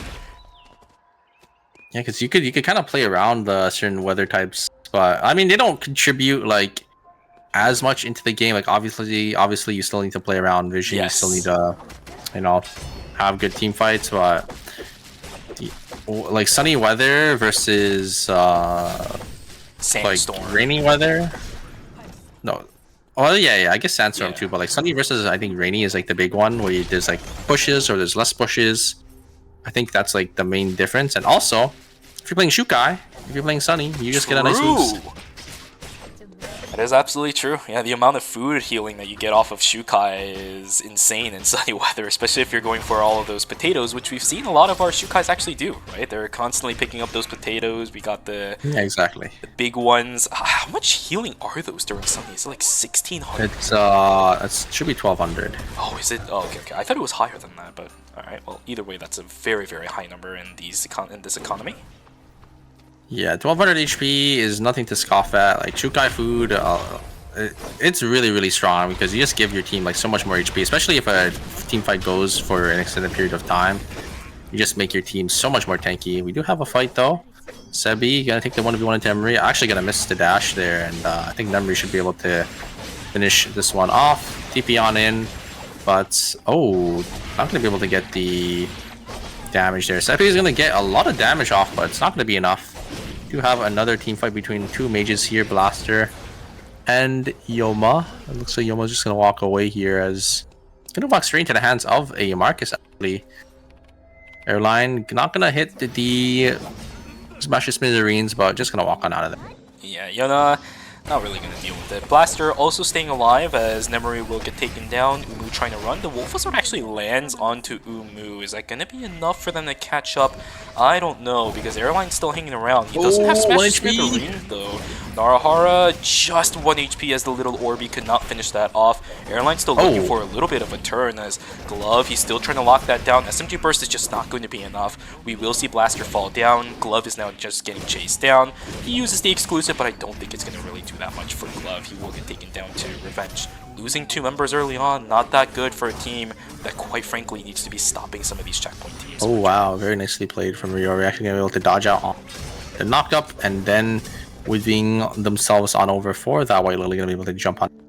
So yeah, Revenge, like you said, losing 2 members earlier on, and Tangled Dobby going to lose 1. So pretty slow start in the game once again, but obviously this is 17 lobby, so a lot of skills to go around and a lot more open map I think a lot of teams are also just split farming once again. Indeed, look at the minimap, man. Everybody is split apart. We do not see any teams really being within one zone at all. I think I may have seen one where there was a set of 3, but that was Hospital. There's not that much to go there at this stage in the game. Glove trying to run away. We do see a couple members of Sin trying to chase this down. The Chloe, yeah, running it down, but it's not going to work as the White Lily falls through. Liguri a little bit too split apart. Not going to be able to find the last judgment onto anyone. It's just a quiet night number 1.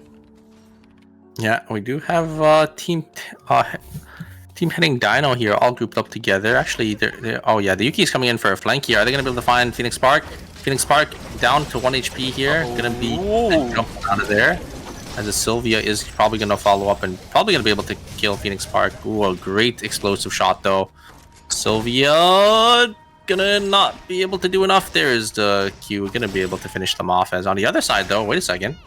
Riori's gonna be able to kill the Kiara, and the Yuki is just kind of 1v2ing on this side, able to deal so much damage on the Adriana, while the Sylvia is there to claim the Tree of Life for themselves. So really nicely played from Team Heading Dino. If the Yuki dies, it's okay, but the Yuki is going to be able to get on out of there with the White Lily as well.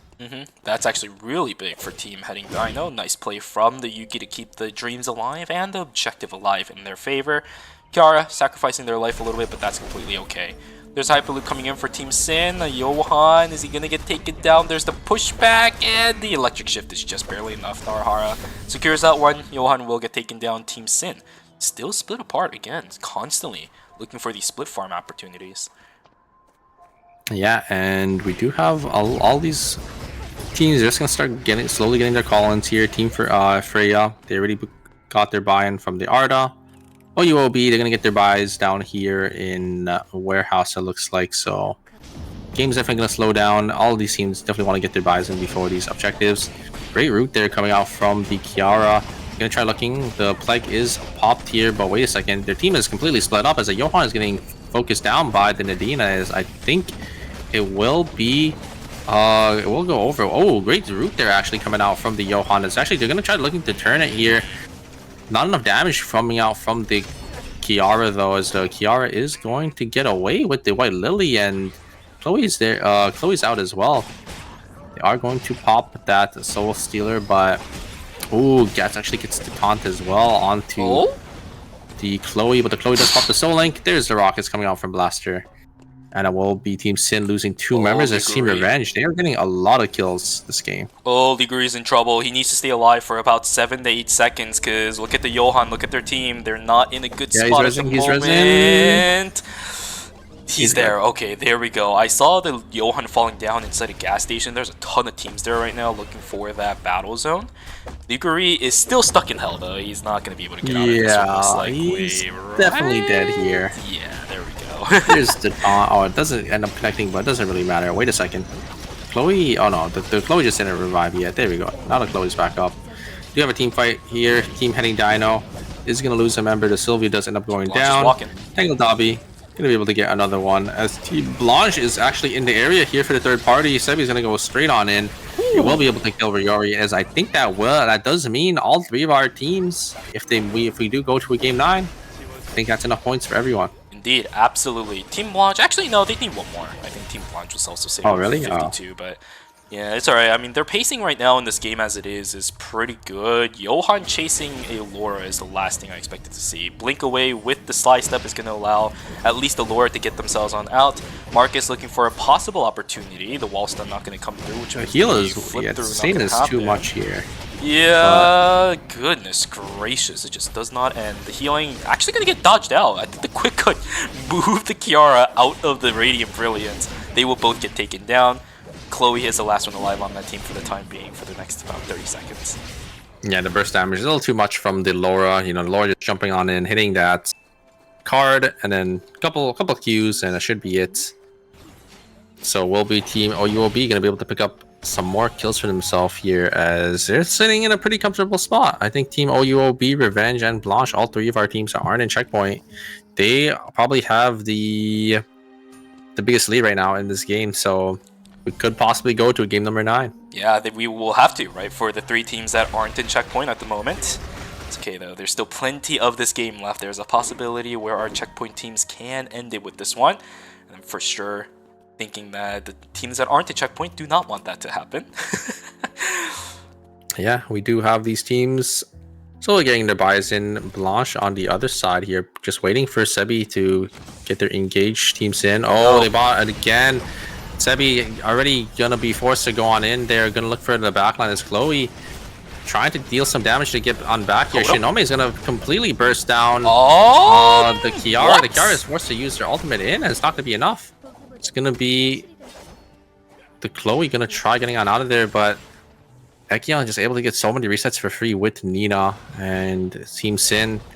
That is going to be minus, I don't know how many credits. I think it was 200 credits because it did end up getting a buy, but it will get stolen from the side of Team Blanche, as that confirms it. Team Blanche is going to be in checkpoint as well. You're right. As soon as this game is over, it either ends the series or we're going to go to a golden round. Golden round in game number 9. It's been a while since I've been in this spot, but I'm happy to see it happen potentially. No Danelle looking for an angle up against. Where's their third? Shinonome. Yeah, where the heck is their third? Why is Riori all the way on the south side of the map?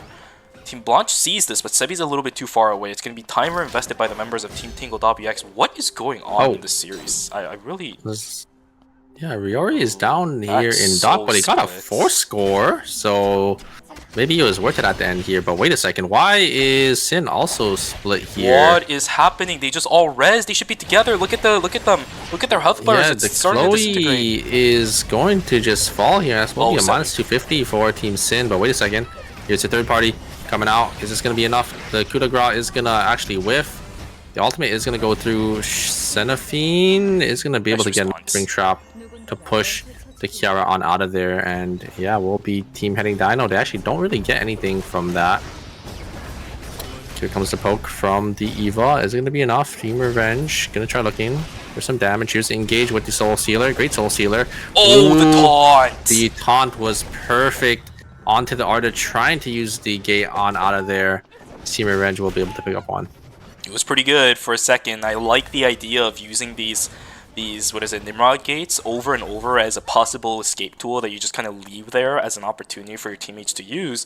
But sometimes you can't really use it. There is a time that there is a little bit of time. There's the delay time it takes for the gate to actually land down onto the ground, and that allowed the Mai to actually calculate how much distance she needs to move with that strut in order to get the taunts off. She does it successfully. 1 kill into the hands of, what is that team? I think that's Revenge up on the top side. Yeah, Team Revenge, they're sitting in a nice spot. They're on 7 kills. They're playing a pretty good comp as well. We've seen this comp win ERMs. We've seen this comp, consistently win games. Looks like we have Team Freya in the fray with Team Revenge here. Team Freya just gonna walk down, maybe try getting that tree, but there is Team heading Dino already getting that purple box on the bottom side here, so they should know there's another team in the area. Don't know how safe and how aggressive they want to play it. Team's stream did just reopen, so all the bears are back up as well, so there's a lot of farm to go around here. Wonder if Team Revenge will end up walking down. Whoa. Looks like the tree. Ooh, actually not gonna stick the tree here, or they're gonna go back and they're gonna grab it. Why is the tree still up? I think the Stell was gonna grab it, but I think maybe they thought there's a No, they got off of it. I mean, is it still up because stream was closed and It was red, yeah, it Oh, was red, okay, and that it just makes reopened. sense. Yeah. Alright, cool. While all of that was happening, Blanche picking up the Omega. I saw the Lenny killing the Omega. Don't worry, guys. It wasn't just her that soloed it. That would be pretty funny. But really big advantages. Oh my god, Memory is already full items here on the Laura, so they're gonna look for an angle in here. Forced to use Blink. We already forced to blink out of there. Roll die gonna split, but they should just walk over to the TP and up down, and they should be okay here. But yeah, our non-checkpoint teams, they're all really strong. They have a lot of kills. 5, 3, 7. They have a lot of credits. They have a lot of items. I'm worried, Juvie. I know you want to go to sleep, but I don't think you might be going to sleep anytime soon. Their call timings this game have actually been pretty good too. Look at their credit count right now. Night number 3 is where you want to be looking for your blood sample calls. Tingle.bx will be able to get that soon. Team Blanche, they don't really heavily prioritize those blood samples. A lot of the transitions they need that are heavy are just 4 scores. That's really it. team has most of the transitions they're looking for online. Smash Totem should be next up for Sebi. He has the credits for it, just can't find the console for that just yet. I saw the Force Core earlier from Omega, as I said, that should have gone over onto over onto Shinonome. I apologize.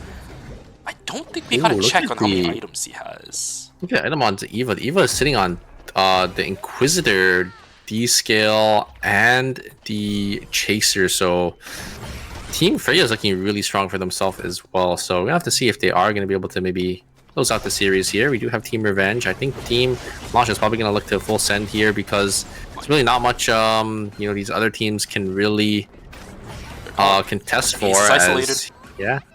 Looks like we do have Blaster Oh, completely isolated. Seraphine. You are correct here. Seraphine is in the middle though. Oh! Ooh, a great spring trap gonna push them in. I think trade 1 for 1. No, a great blink Oh! on board, but a great ultimate coming out from Shinonome and on Carpet gonna be able to push the Mai back in. They're gonna be able to kill one. my Actually, they're gonna be able to kill God, two. And Shinonome should be able to finish this one off as well. Oh, It will this be is Team Revenge. right? Oh, just Yeah, one more yeah, E. he's Yeah, got one it, more yeah. E. Yeah. Oh, So Team okay. Revenge is out for the count as the non-checkpoint teams are cannibalizing each other. Team Blanche, they're putting their foot down and they're basically saying, we're gonna win this game. You guys don't have to worry about it. Yeah, this is Team Blanche really getting that confidence booster. I think they needed pretty much this entire series. The Lenny play has been incredible so far. Seraphine landing a huge spring trap, perfectly placed over onto the haste too. No blink reaction coming online, and then after that, the reaction from the rest of the team is just one step at a time. They know exactly what they're doing. They've ran this comp several times in the past. It's just pretty much your every other Sunday for Team Blanche, really. Oh my god, the poke coming down from the Eva. It's gonna chunk down Memory down to 1 HP.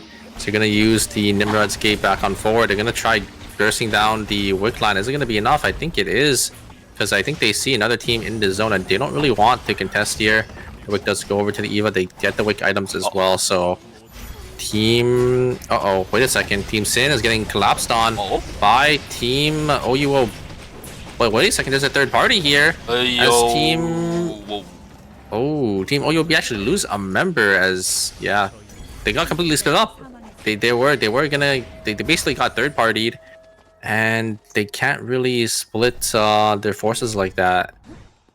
Because Team Sin just completely just sends it on to Marcus as... Uh-oh. Oh, he messed up his dash on over the wall, so Shinonome should be able to finish this one off. Okay, there's the kill. And Team OUOB, another team that's not in checkpoint here, gonna lose out on 2 members. They're gonna be able to get the reses, but they don't have timer. Yeah, that's the problem right now. I see Laura with doesn't this have team. timer. They gotta run down like right now as soon as they get the No, reses. they can't. They don't have enough timer. I think they're dead. Yeah, let's see. Memory on Laura. I think he needs to use his Twilight Heist on that little like wall right there, directly to the left. Oh wait, no, he has they 17. Wait, Okay, he's actually fine. Okay. Wait, did they get a kill? I guess they got a kill for timer back. I thought he was on like 7 seconds. That's what I thought. I thought maybe I not. saw 11. Yeah, maybe not. Well, either way, we are fully booked up. 6 teams alive, 18 players up and ready to go. Ooh, this is going to be crazy. It's between Team Blanche and OUOB to send this to a game number 9. We know Team Blanche is very well set. OUOB invested a lot of timer. But on the flip side, Shinonome also invested quite a bit trying to kill the Laura as well, right? I think they still need to get some stuff done right now if they want this game to possibly go in their favor. Playing around timer like we saw them do in last game is gonna make my heart shrivel at this point, man. Please don't do this to me, Blanche. They're gonna just full send it. Let's see how this fight goes. Yeah, I think they need to look for an angle on the back line here. The Yuki's just gonna jump on, and here comes the Sylvia as well with the Amp Drill. Is gonna be enough. He pushes him back, and the ultimate is gonna drop. But wait a second, the ultimate is gonna come out. Playdead is gonna be down here. They need to finish him. Shinonome is gonna be the one to follow here. Sylvia is getting focused down. Nice. Well, they just need to trade 1 for 1, and it should be fine. They do actually get the thirst here. Maybe they could kill Seraphine. Is there a world in which they killed Ekyon? Really? Yeah, they do. Seraphine needs to live? Seraphine, Gosh. and he's dead. And yes, it's gonna come down to a 2v1. The plague is probably gonna come back up very shortly here. As he's looking to grief the body because This is a good idea. There's really not much Ekyon can do here. They do actually end up killing him. Here is the damage. Wait, Lumi's right there. They're gonna try to Wait, get he's the gonna try res. to- It's not gonna Oh, happen. That's He's messed out. up. That's messed up. Yes, he just used the Luby, so they couldn't res. And Oh, he's trying to look for the 1v2, because there is Sebi can win that. It's a late game Akion. He has the. oh wait, they got the smash res. They got the totem. res. They. Oh, no They went way. to red. What? They actually got it. Okay, this puts. Wait. Oh my god, OUOB. They took down some members of Tangle Dobby. They're also sitting on one. Tangle Dobby's gonna wipe. Okay, so that's one gone.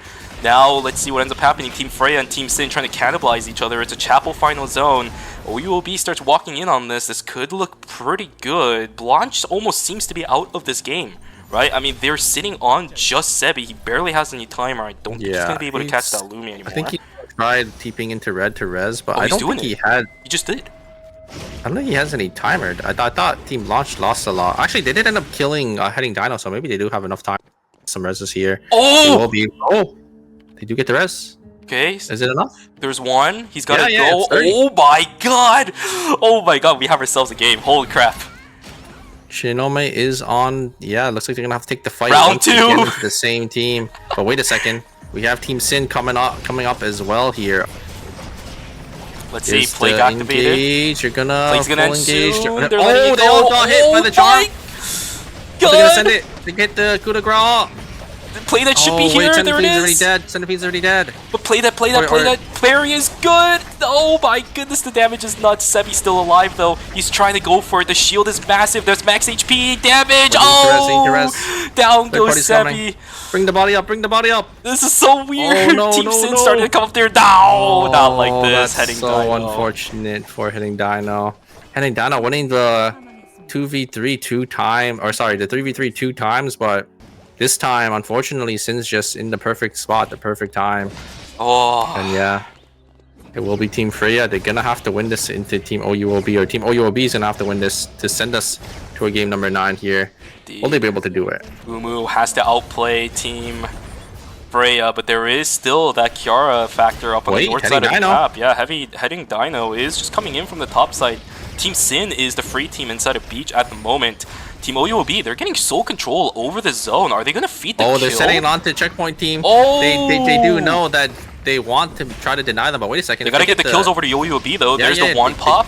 Oh, wait. Oh, wait. It traded 1 for 1. Oh, this is weird. The timer's still in advantage of Team OUOB. It's a straight line cross. This is so advantageous for Umu. They put down the Nimrod's gate, but is it going to be enough? Smoke screen comes down. It's not going to be enough. Nemery great sitting on the play. backside. They're trying to get the kill. Mojum is on the backside. They want to try getting access to this back, but the Oh, the ultimate from the Laurel. Ava is good. Holy crap, the damage isn't going to be enough. Oh, it's a 1-for-1 trade. No, it's a 2-for-1 trade. OUOB takes the temp zone in Chapel. Now we have Sin versus OUOB Super. It's all up to Sin to close out the series, or OUOB to send us to a game 9. What's it gonna be? Team Sin, they're actually down a lot of items here. They're not really looking too strong to win. Team OUOB, they're sitting on full items. The Marcus is getting a buy as well here, so it's definitely in favor of Team OUOB here. They do have the engage as well to maybe try one-shotting the Johan or the Chloe, or even the Kiara here, but we're gonna have to see how this does end up turning out. Oh, Nemery has to go huge. Nemery has to go huge. I think this needs to be a situation where Team OUOB gets as much poke as possible, but it's not going to stick, right? They got to go in, make Team Sin use a lot of their cooldowns, back away, and then fight while the cooldowns are gone. It's what we've seen pretty much from a lot of these teams throughout the course of the game, just trying to deny these Kiaras from having Plague. But we've seen a lot of teams actually pushing through, even with those cooldowns gone, and it kind of backfires on them. We'll see how this goes. Yeah, a lot of poke here coming out from Umu, but Umu don't have now. Maybe they can look for an angle in. Do have a lot of sustain from the Johan, in the shields as well. Okay, there's Ooh, chain. getting the chain here. Here comes a Kiara ult. Is it going to be enough? Oh! Kiara is going to be forced to pop totem really early. Oh, Nemery lives! Nina is 1 HP. Yo! Nemery does end up living. It's going to be enough. Oh no, Dina! What is happening? No! Umu's dead. Umu is I think dead. that's it. Down goes that. Nemery is gonna get taken down. Our second team to move on will be Team Sin. Unfortunately, OUOB will not be able to move this on to game number 9. That is it for the LCQ, and we will have our Kiara, Chloe, and the Johan moving on to the season finals. Super close fight, but it just was Yeah. not enough. The Ava damage not enough to knock down the Chloe. great find from the Chloe, just blinking on forward, able to get so much free damage off and just auto attack. Auto attack them down, and then still having that Soul Link, able to use it and able to damage, and that's going to be it. Team Sin, we saw how strong they were in ERM Phase 3, and they are going to be the ones that are going to be coming out of here as our second team with Team Saber. That's so brutal too, man. Oh man, I guess we'll have to leave the day of revisiting the Golden Round to another eventual series that we're going to see for Checkpoint. But for today, that is going to be the end. We know our two teams that will be moving on into the season finals from the LCQ. It will be Team Saber and Team Sin. Those two teams definitely deserve it. I do feel really bad for our non-checkpoint teams in game number 8, though. They did so good trying to catch back up, trying to deny a lot of our other teams. But with Blanche, fortunately, cannibalizing Team Revenge, that took down the chance. Them getting knocked down a couple pegs thanks to the work of Team Heading Dinos. And then OUOB winning their temp zone. But unfortunately, it seems like the Chloe was a little bit too much for the Ava to overcome, as the VF Eruption. The Chloe just, got so much damage out, I think, in that fight. And then I think Umu went back forward, thinking he was going to be able to maybe kill the Chloe, but it just wasn't enough. You are correct. Welp. That is how the series ends. Man, I was kind of hoping for a Game 9, I'll be honest. I was too, but at the same time, I'm kind of glad we were finished, because that does mean we can get some sleep.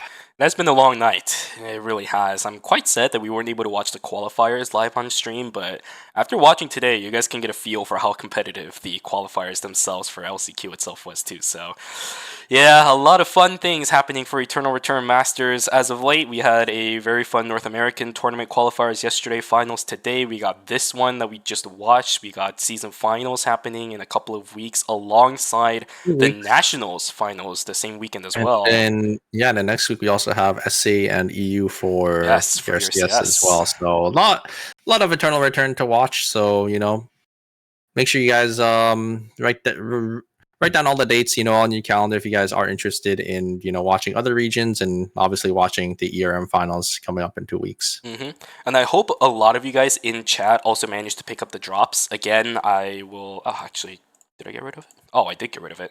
We have the emotes for... Actually, you know what? Here, let me bring it up on the screen. We're going to see some live scene editing today, because I feel like it. Let's see. Yada, yada, yada. It should be this one. There it is. Wow, look at this. All right.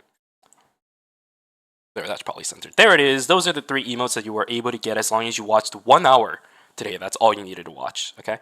So make sure you guys check your drops. Make sure you guys check your mailbox in the game, because that's where it's going to be. Go to the mailbox, go to the drop section, and it should be there. It'll be one of the many boxes that you guys have collected probably over the course of this weekend. Make sure you guys pick them up because they look fantastic. Yeah, they are. I really like the one circle one. Well, it's probably my favorite out of the I really like the Denana one, as I said at the beginning too. Ladies and gentlemen, let's take a look at the final scoreboard of today, though, just to see what it looked like overall. Nobody's really walking away with a prize pool because it's just the qualifiers into the season finals. But for Team Saber and Sin, they managed to do it. Managed to secure the final 2 spots in the season finals. Congratulations. We will see them in a couple of weeks in the Daejeon Arena. First time that we're going to be seeing any members of Team Sin in an offline event, by the way, so that'll be interesting to see how they look like. Yeah, very excited, and I think a lot of people should be excited to see these teams come out as well. I think they played very, very, very to see how they do compare into all the other teams that did end up making it into day number 1 and day number 2 straight up from their circuit points from the first 3 phases of the ERM. So yeah, very excited for the finals that is going to be coming up in 2 weeks. But yeah, you could see here as well, every single team, they had more than 55 points at the end. Yep. So if we did go to that game number 9, it would have been that. Golden round, not going to happen today. It was a fun series overall, Super. I had a blast watching this. It might have gone to an 8-game series, which is quite long. I still enjoyed it. Basically the same amount of games you would watch in the phase group stage, if I'm going to be real there. Hopefully all of you guys in the chat had fun. We'll be back for the season finals in a couple of weeks. I'll be here for both of the days. Super, unfortunately, can only be here for the first day. We'll have a surprise guest caster coming in for day 2. But it's going to be a fun weekend, so make sure you guys keep track of dates. Make sure you guys also keep track of time as well, because it's not the same time as this or... No, we'll be same time as this, so 3 I thought it a.m., was... but it won't be the same time as like the previous phases. Because the previous phases were at 6 a.m., I think, if I'm not mistaken, EST. Let me double check here. Let's flip it over to the semifinals. Should be at 3, I'm pretty sure. 1700 KST/JST. I think that is... Yeah, you're right. It actually is the exact same time. I think 2 a.m. Central for Central. Yeah. But yeah, make sure you guys come back for that. It will be 2 weeks from now. And we will have SA and EU ERCS on this channel next week. Wait. I don't exactly know the exact time for those, but they should be on both Saturday and Sunday, respectively. Is it Saturday? I think it's Saturday and Sunday, respectively.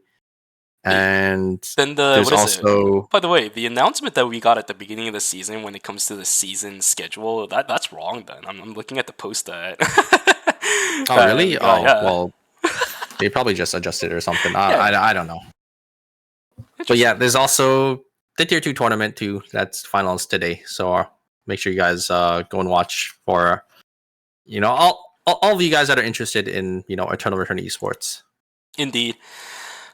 We had a fun day today. We got the Korean interview going. I'll try to buy as much time as possible so that we can watch the replays. I know some of you guys are looking for those juicy drops. Be here earlier, man. Listen. That's what else can I say? Going for 5 hours already, man. Yeah, we've been here for quite a while. We got a 8-game series. That's 4 hours of just in-game play alone. What are you guys doing? We'll have it back here for the season finals, though. That weekend, we will have the same drops. I'm pretty sure, if you guys missed the drops out for today, you guys will be able to get it during the season finals. Probably, actually, I don't know if they're going to have it for the ERCS. I'm pretty sure they're not, because it's like KR related. Yeah, I don't think they'll have it for ERCS. It's a little bit unfortunate. I mean, we could ask. We could ask if they could have it up for ERCS, but I don't think they will. Yeah. It's not relevant to. There will be the season final drops again for finals, because usually they always rerun for the finals if you did end up missing it for all the emotes. So just make sure you guys come back for that if you guys do want those emotes and those player icons. Although I could have sworn they do some weird thing with season finals where day 1 you only get the profile pictures and day 2 you get the emotes or something like that. Remember when they used to do that? Yeah, that was back in like season 2 and 3, I think. I don't know why they did that. Yeah, I mean, I think it's basically forces people to watch like both weekends, I guess. So getting the viewership up. I see. Yeah, I mean, why not, right? Yeah. But now it's just you get all of them. I don't know how the drops work on the KR side. If I think Soup has it. It's basically... Oh, really? Okay. Yeah, Soup should have it. I for sure know that I think Chijijik implemented it as well. The mirrors version of it on Chijijik side should have it. I think that was one of their main priorities of trying to get that built up and developed as soon as Twitch went down over on KR. So I think they're okay. Okay. Yeah. How long is this interview going to go on for? Here. There you go. Hey, you guys want to watch it with no audio? There you go. Is that interesting? I'm surprised they're interviewing Sin, but I guess maybe it's probably because Saber already left. Like they already left. Yeah. They got out so early. That's so good for Team Saber too, because otherwise the rest of the games were such a cluster. 이제 요한이 별거 없고 Yeah. 합체하고 스킬만 맞춰도 이렇게 딜 I think it's because 아마 yeah, 합체하고 맞추면 이기지 않나. Sin was still there, so yeah, they're just interviewing them that they're in, because I'm really interested on like what they're kind of talking about, because this is like a team that we haven't really seen much, and we've only really seen in season 5, so it is like a newer team.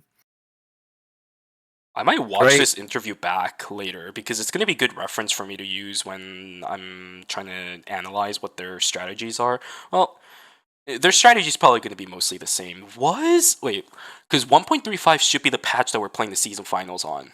I don't think we're going to be playing on 1.36, because usually 1.36 will be happening 걸 해봤거든요. 근데 literally the day before day 1. It should be the final patch of the season is what they're playing on. No way, Right. because 1.36 is going to be... Wait. Oh, wait. This is the final patch of the season. Yeah, 1.35, because we have less than a week.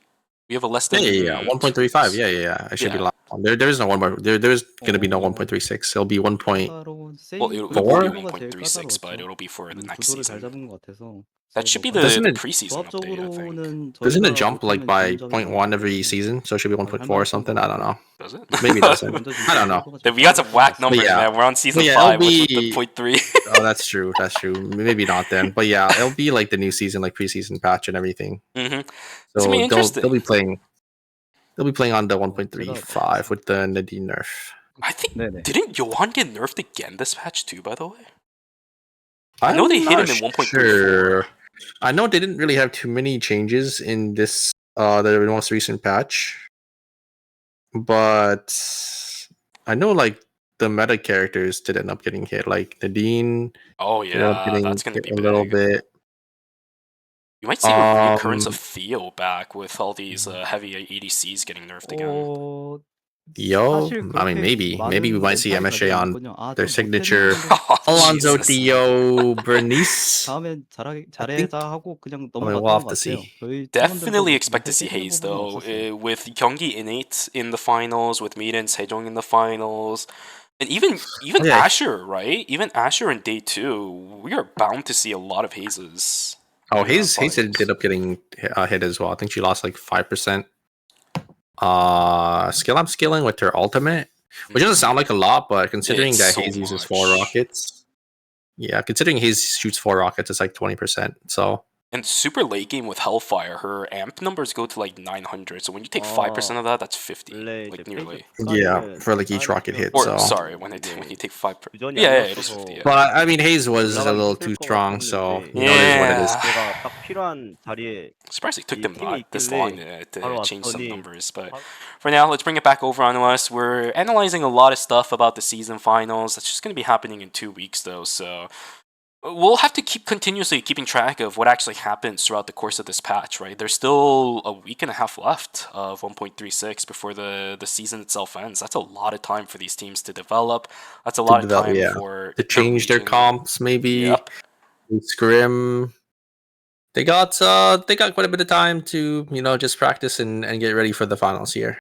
I've already seen some new picks starting to come out in ranked, even that could also be assimilated into some of these players' compositions.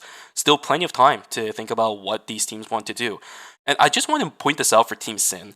I think they need to have an alternative plan. The Chloe, Kiara, Johan, although I think the risk of it getting banned, any of those characters banned, is quite low. We see that whenever they do get banned, it is... Chloe could, because Fauna, Yeah, right? and then there could be another person that just plays the Oh Chloe, my because I think we did see the Chloe ban in the past, right, in the previous phase 3 of ERM. So there's a chance Chloe could get banned.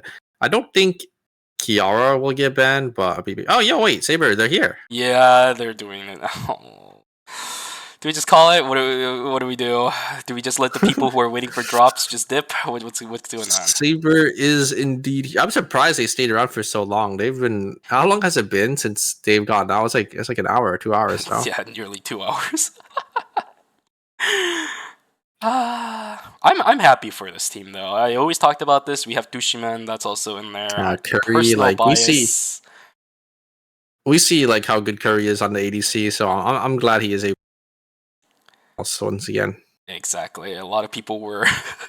I saw some people in the chat saying things like, "I won't." What is it? Like, I won't put too much faith in Curry or something like that. And they were just spamming it.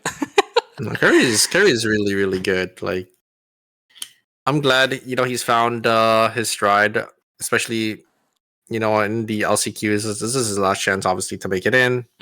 And he is off the Rio because I don't think Rio's as strong. He's playing Nadine. I think Nadine is quite the ADC right now, and obviously we know most of the top ADCs in Korea they all just flicks around whatever is meta at the time. So it's no surprise that Curry can play Nadine. And I don't know if I've never seen him play Raw. I'm sure he could play like Rossi if Nadine gets banned at the finals, because I think what's gonna happen again is we're gonna have the ADC rotation with like Nadine, Rossi, Then Mai's probably gonna get banned. Kadia. I don't know about Kadia, but Yeah. I mean maybe Kadia is strong. Kadia. Do you think Kadia actually had? Okay, this series actually did make Kadia look pretty good. Mojom did some good stuff on the Kadia, but I can't tell if that's just because the lobby allowed it to happen or if it's because they played it well. I'm sure there's both, but I don't know what actually weighed it heavier. He landed a lot of really good snipes. Yeah, I don't know. I think Kadia, because Kadia and Hayes kind of do like the same thing where you don't want to play two long range characters because Kadia's damage is pretty. You It's need to be pretty consistently slow, shooting, yeah. right? Yeah, it's pretty slow compared to like Nadine, who's able to get so many more auto and has that extra burst damage from the Wolf Assault, Mhm. right? So I mean, we'll have to see if the Nadine nerf is going to be big enough to where they swap over to like Rio or Kadia. Yeah, Ashen Reaper is also extremely difficult to play around. And I think one of the issues that when you're playing Kadia, I saw it today too, actually, now that I think about it. The biggest problem. Sorry, I'm just checking something real quick. The biggest problem that I do see with Kadia builds nowadays in comparison to just classic crit is that if you're going for the Chain of Thorns, you have to get that as your first item. And we saw where credit were really weird for Mojom. I saw it in one game where he was sitting at like 330 right before night 2, so he didn't even have Chain of Thorns going into that what is it, night 2 battle zone phase. If that starts to happen, Kadia's effectiveness starts to drop significantly. You need those items, whereas when you're running standard crit, Meteorite, Tree of Life, there are so many crit items that you can build nowadays. Yeah, and when you're playing like another character like Hayes, for example, because I think most teams will play Hayes as their backliner. You want to have like a character that kind of offsets their downside, right? So Hayes doesn't have that consistent damage in like the mid range, but she does have that burst damage in the close range and then that long range poke with that ultimate, right? But if you pair like Kadia and Hayes together, they both have long range poke and their damage is too I would say slow in the mid range, but you don't really have that mid range DPS because if you want to get that damage off Hayes, if you want to get that burst, you have to EQ. So you have to be like pretty far up, and then Kadia's damage, it's good, but it's obviously not comparable to like a Nadine damage in the sense of like the DPS that they both kind of shoot out. It's really weird. These kind of burst characters make it really funny for me. I always go up against them, and it seems like they do a lot of damage, but I always tend to run away, right? If I get taken too low, it'll be weird. I don't think Kadia is going to be heavily contested. I'm just kind of bringing it up because Mojom played it today, and I'm still remembering the YouTube video that he posted about the tier list at 1.34. It's still weird to me how he considers Kadia as one of the main picks for the upcoming patch, but it is what it is. He did play it. He got some pretty good damage off. He had some incredible ultimates. Unfortunately, his team couldn't make it into the season finals, but there are some players in the season finals that can absolutely play something like Akadia. We've seen Rheumatic play it before. We've seen I can't think of anybody specific off the top of my head, but I know Rheumatic's played it before, so it's definitely a character that could theoretically be selected for those days. And one last thing for sure. Yeah, go ahead. So I think MSJ did play the Kadia Hayes, but they had a different tank. I think the tank does matter in like what you are playing in that comp. Because if you're playing like a Mai, I don't think Mai is really that great into the Kadia and Hayes. But if you're playing like an Estelle who has some extra damage to pump out, and it was just there to just soak up damage with their shield, you could basically just let the backliners sort of poke with Hayes and Kadia. So they're definitely not like bad two characters that are bad to go together, but you definitely have to style. Indeed. Last thing that I want to ask after this one, I'm just gonna I'll probably just end up moving my screen over to the Korean interview because I'm starting to run out of things to talk about myself. But last thing that I want to ask for you, Super, today when it comes to the season finals is, since we're going to be playing on the 1.35 patch, we have to think of a lot of things that did change. And one of the things that did end up changing is Soul Stealer. Again, getting nerfed. The base movement speed. That is true. getting nerfed That by is that. true.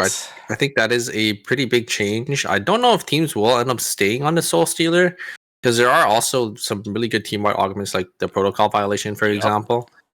Or if teams will just opt for a more defensive augment with the force field. So we have to see because Soul Stealer meta has been pretty dominant, I would say, throughout season 5. It's such a good augment to have, right? You're just able to you're just able to engage into team fights. You're able to disengage into team fights. And when you are, players that do know how to play around the Soul Stealer and you are able to get those resets, it's just a really strong tool to have. Funny enough, I actually think that the Soul Stealer change was probably by far the biggest change into how the game itself is going to be played in the season finals. A lot of the character changes were relatively minute, or at least it made sense in regards to how strong they were. So yeah, that Soul Stealer change is probably going to matter a lot. We've even seen some support characters that should or would have been running Soul Stealer maybe the past couple of patches actually opting to run something like Healing Wind now. We saw Seraphine opting to run Healing Wind on both the Charlotte and the Lenny today instead of running the Soul Stealer. We'll have to see. I genuinely think you're right in the idea that we're going to see less of Soul Stealer. I still think we might see it because it still is good. For sure. It's still going to be like a good augment. It's just gonna be a little less movement speed, but still having that movement speed, to like weave in and out of fights is always just such a strong tool to have.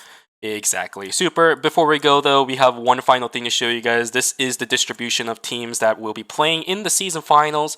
The teams that are highlighted in yellow, or I guess that's like beige, brown maybe, are going to be the teams that are playing in day number 2. Auto Arms, Asher, BNK Furex, and Mira and Sejong, the 4 teams that were able to make it straight to day 2 off of these circuit points from the regulation season, right there on our screen.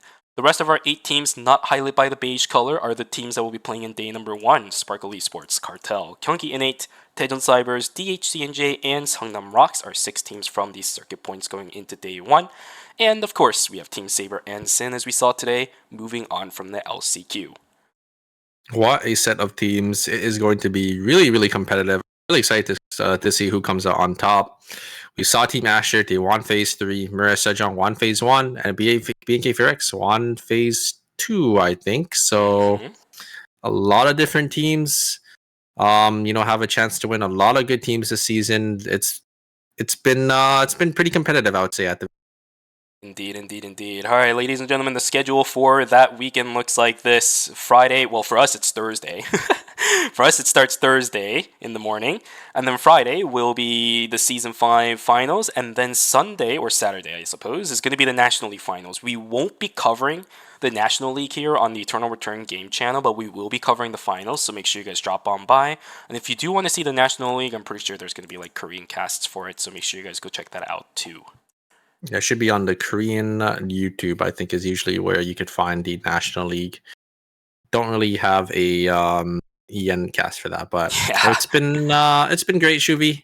I've had a lot of fun today. I think the games were all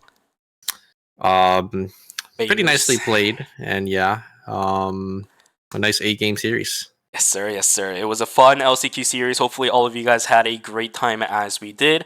Hopefully, all of you guys also got your drops, because I'm not extending the stream out any further more than this. We want to also go to sleep. I'll show the replays as soon as that decides to go over. Just waiting for the Korean casters to bow their head. You guys only have maybe 5 minutes max of the stream left. Join us again for the season finals in a couple of weeks once again. There is Horizon for NA tonight at 6 p.m. Central, so make sure you guys go check that out. All the links for those streams are going to be at the respective channels that will be streamed on. I know that's very obvious, but we're not streaming it here. This is not like an actual official Nippon Neuron thing. It's a community tournament. I think it's hosted by Swifty. And we do have the BRCS, EU, and SA will be happening on Saturday and Sunday next week. So come out for that as well if you guys want to see, these other regions. Go at it for the trophy, I guess, and a nice prize pool for them. I think that is going to be it for us today, Shuvi. Yes, sir. The Korean casters still haven't bowed their heads, but they're smiling. Surely they'll do it soon, right? Super. I actually completely ran out of things to say. 2 interviews is a lot of time to buy. Yeah. Oh, There it it's is. been nice. It's been quite a nice night. But yeah, I think that is going to be it for us Yes. today. Thank you guys so much for stopping by. Thank you guys so much for watching, and we will see you guys back in 2 weeks. All right. See ya, everybody. Bye bye. Take care. Take care. Bye bye.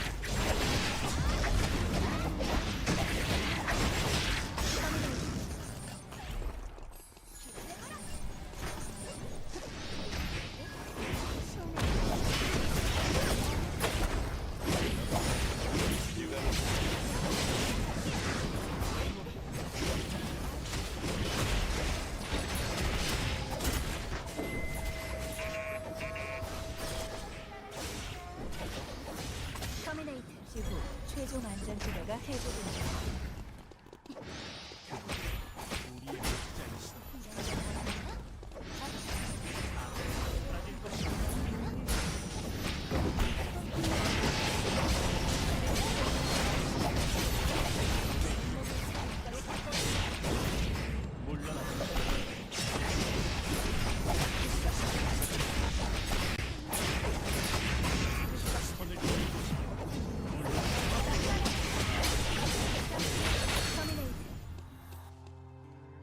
생존자가 사망했습니다.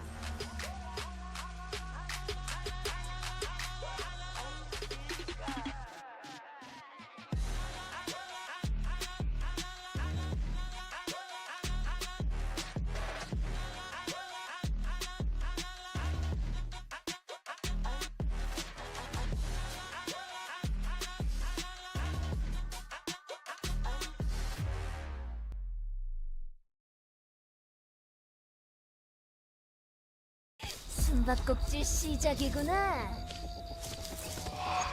스모츠 시작한다. 원래 술래는 아주 빠르고 영리한 거야. 자, 잘게 찢어줄게. 놀래키는 일에는 자신 있어. 찾았다. 놀랐지? 이거 첫 번째로 당첨이야. 아하, 너네 거기 있었구나. 좀 많이 아플지도 몰라. 도망가면 안 돼. 끊고 죽여버릴지도 몰라. 지져볼까?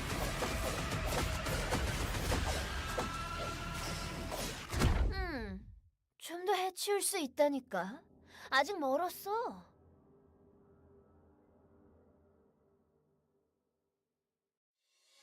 그때 입었던 드레스 같네.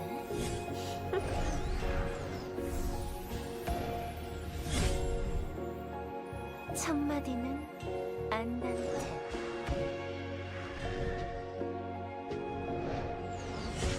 죽은 자보다 산 자를 위한 연주가 좋지 않겠어? 그래, 어디 한번 춤춰보렴. 추악한 단말마의 콰르트.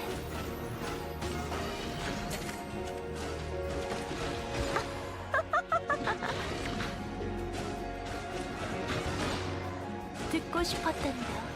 그 순간의 화음 다시 한번. 그러니 더 울부짖어.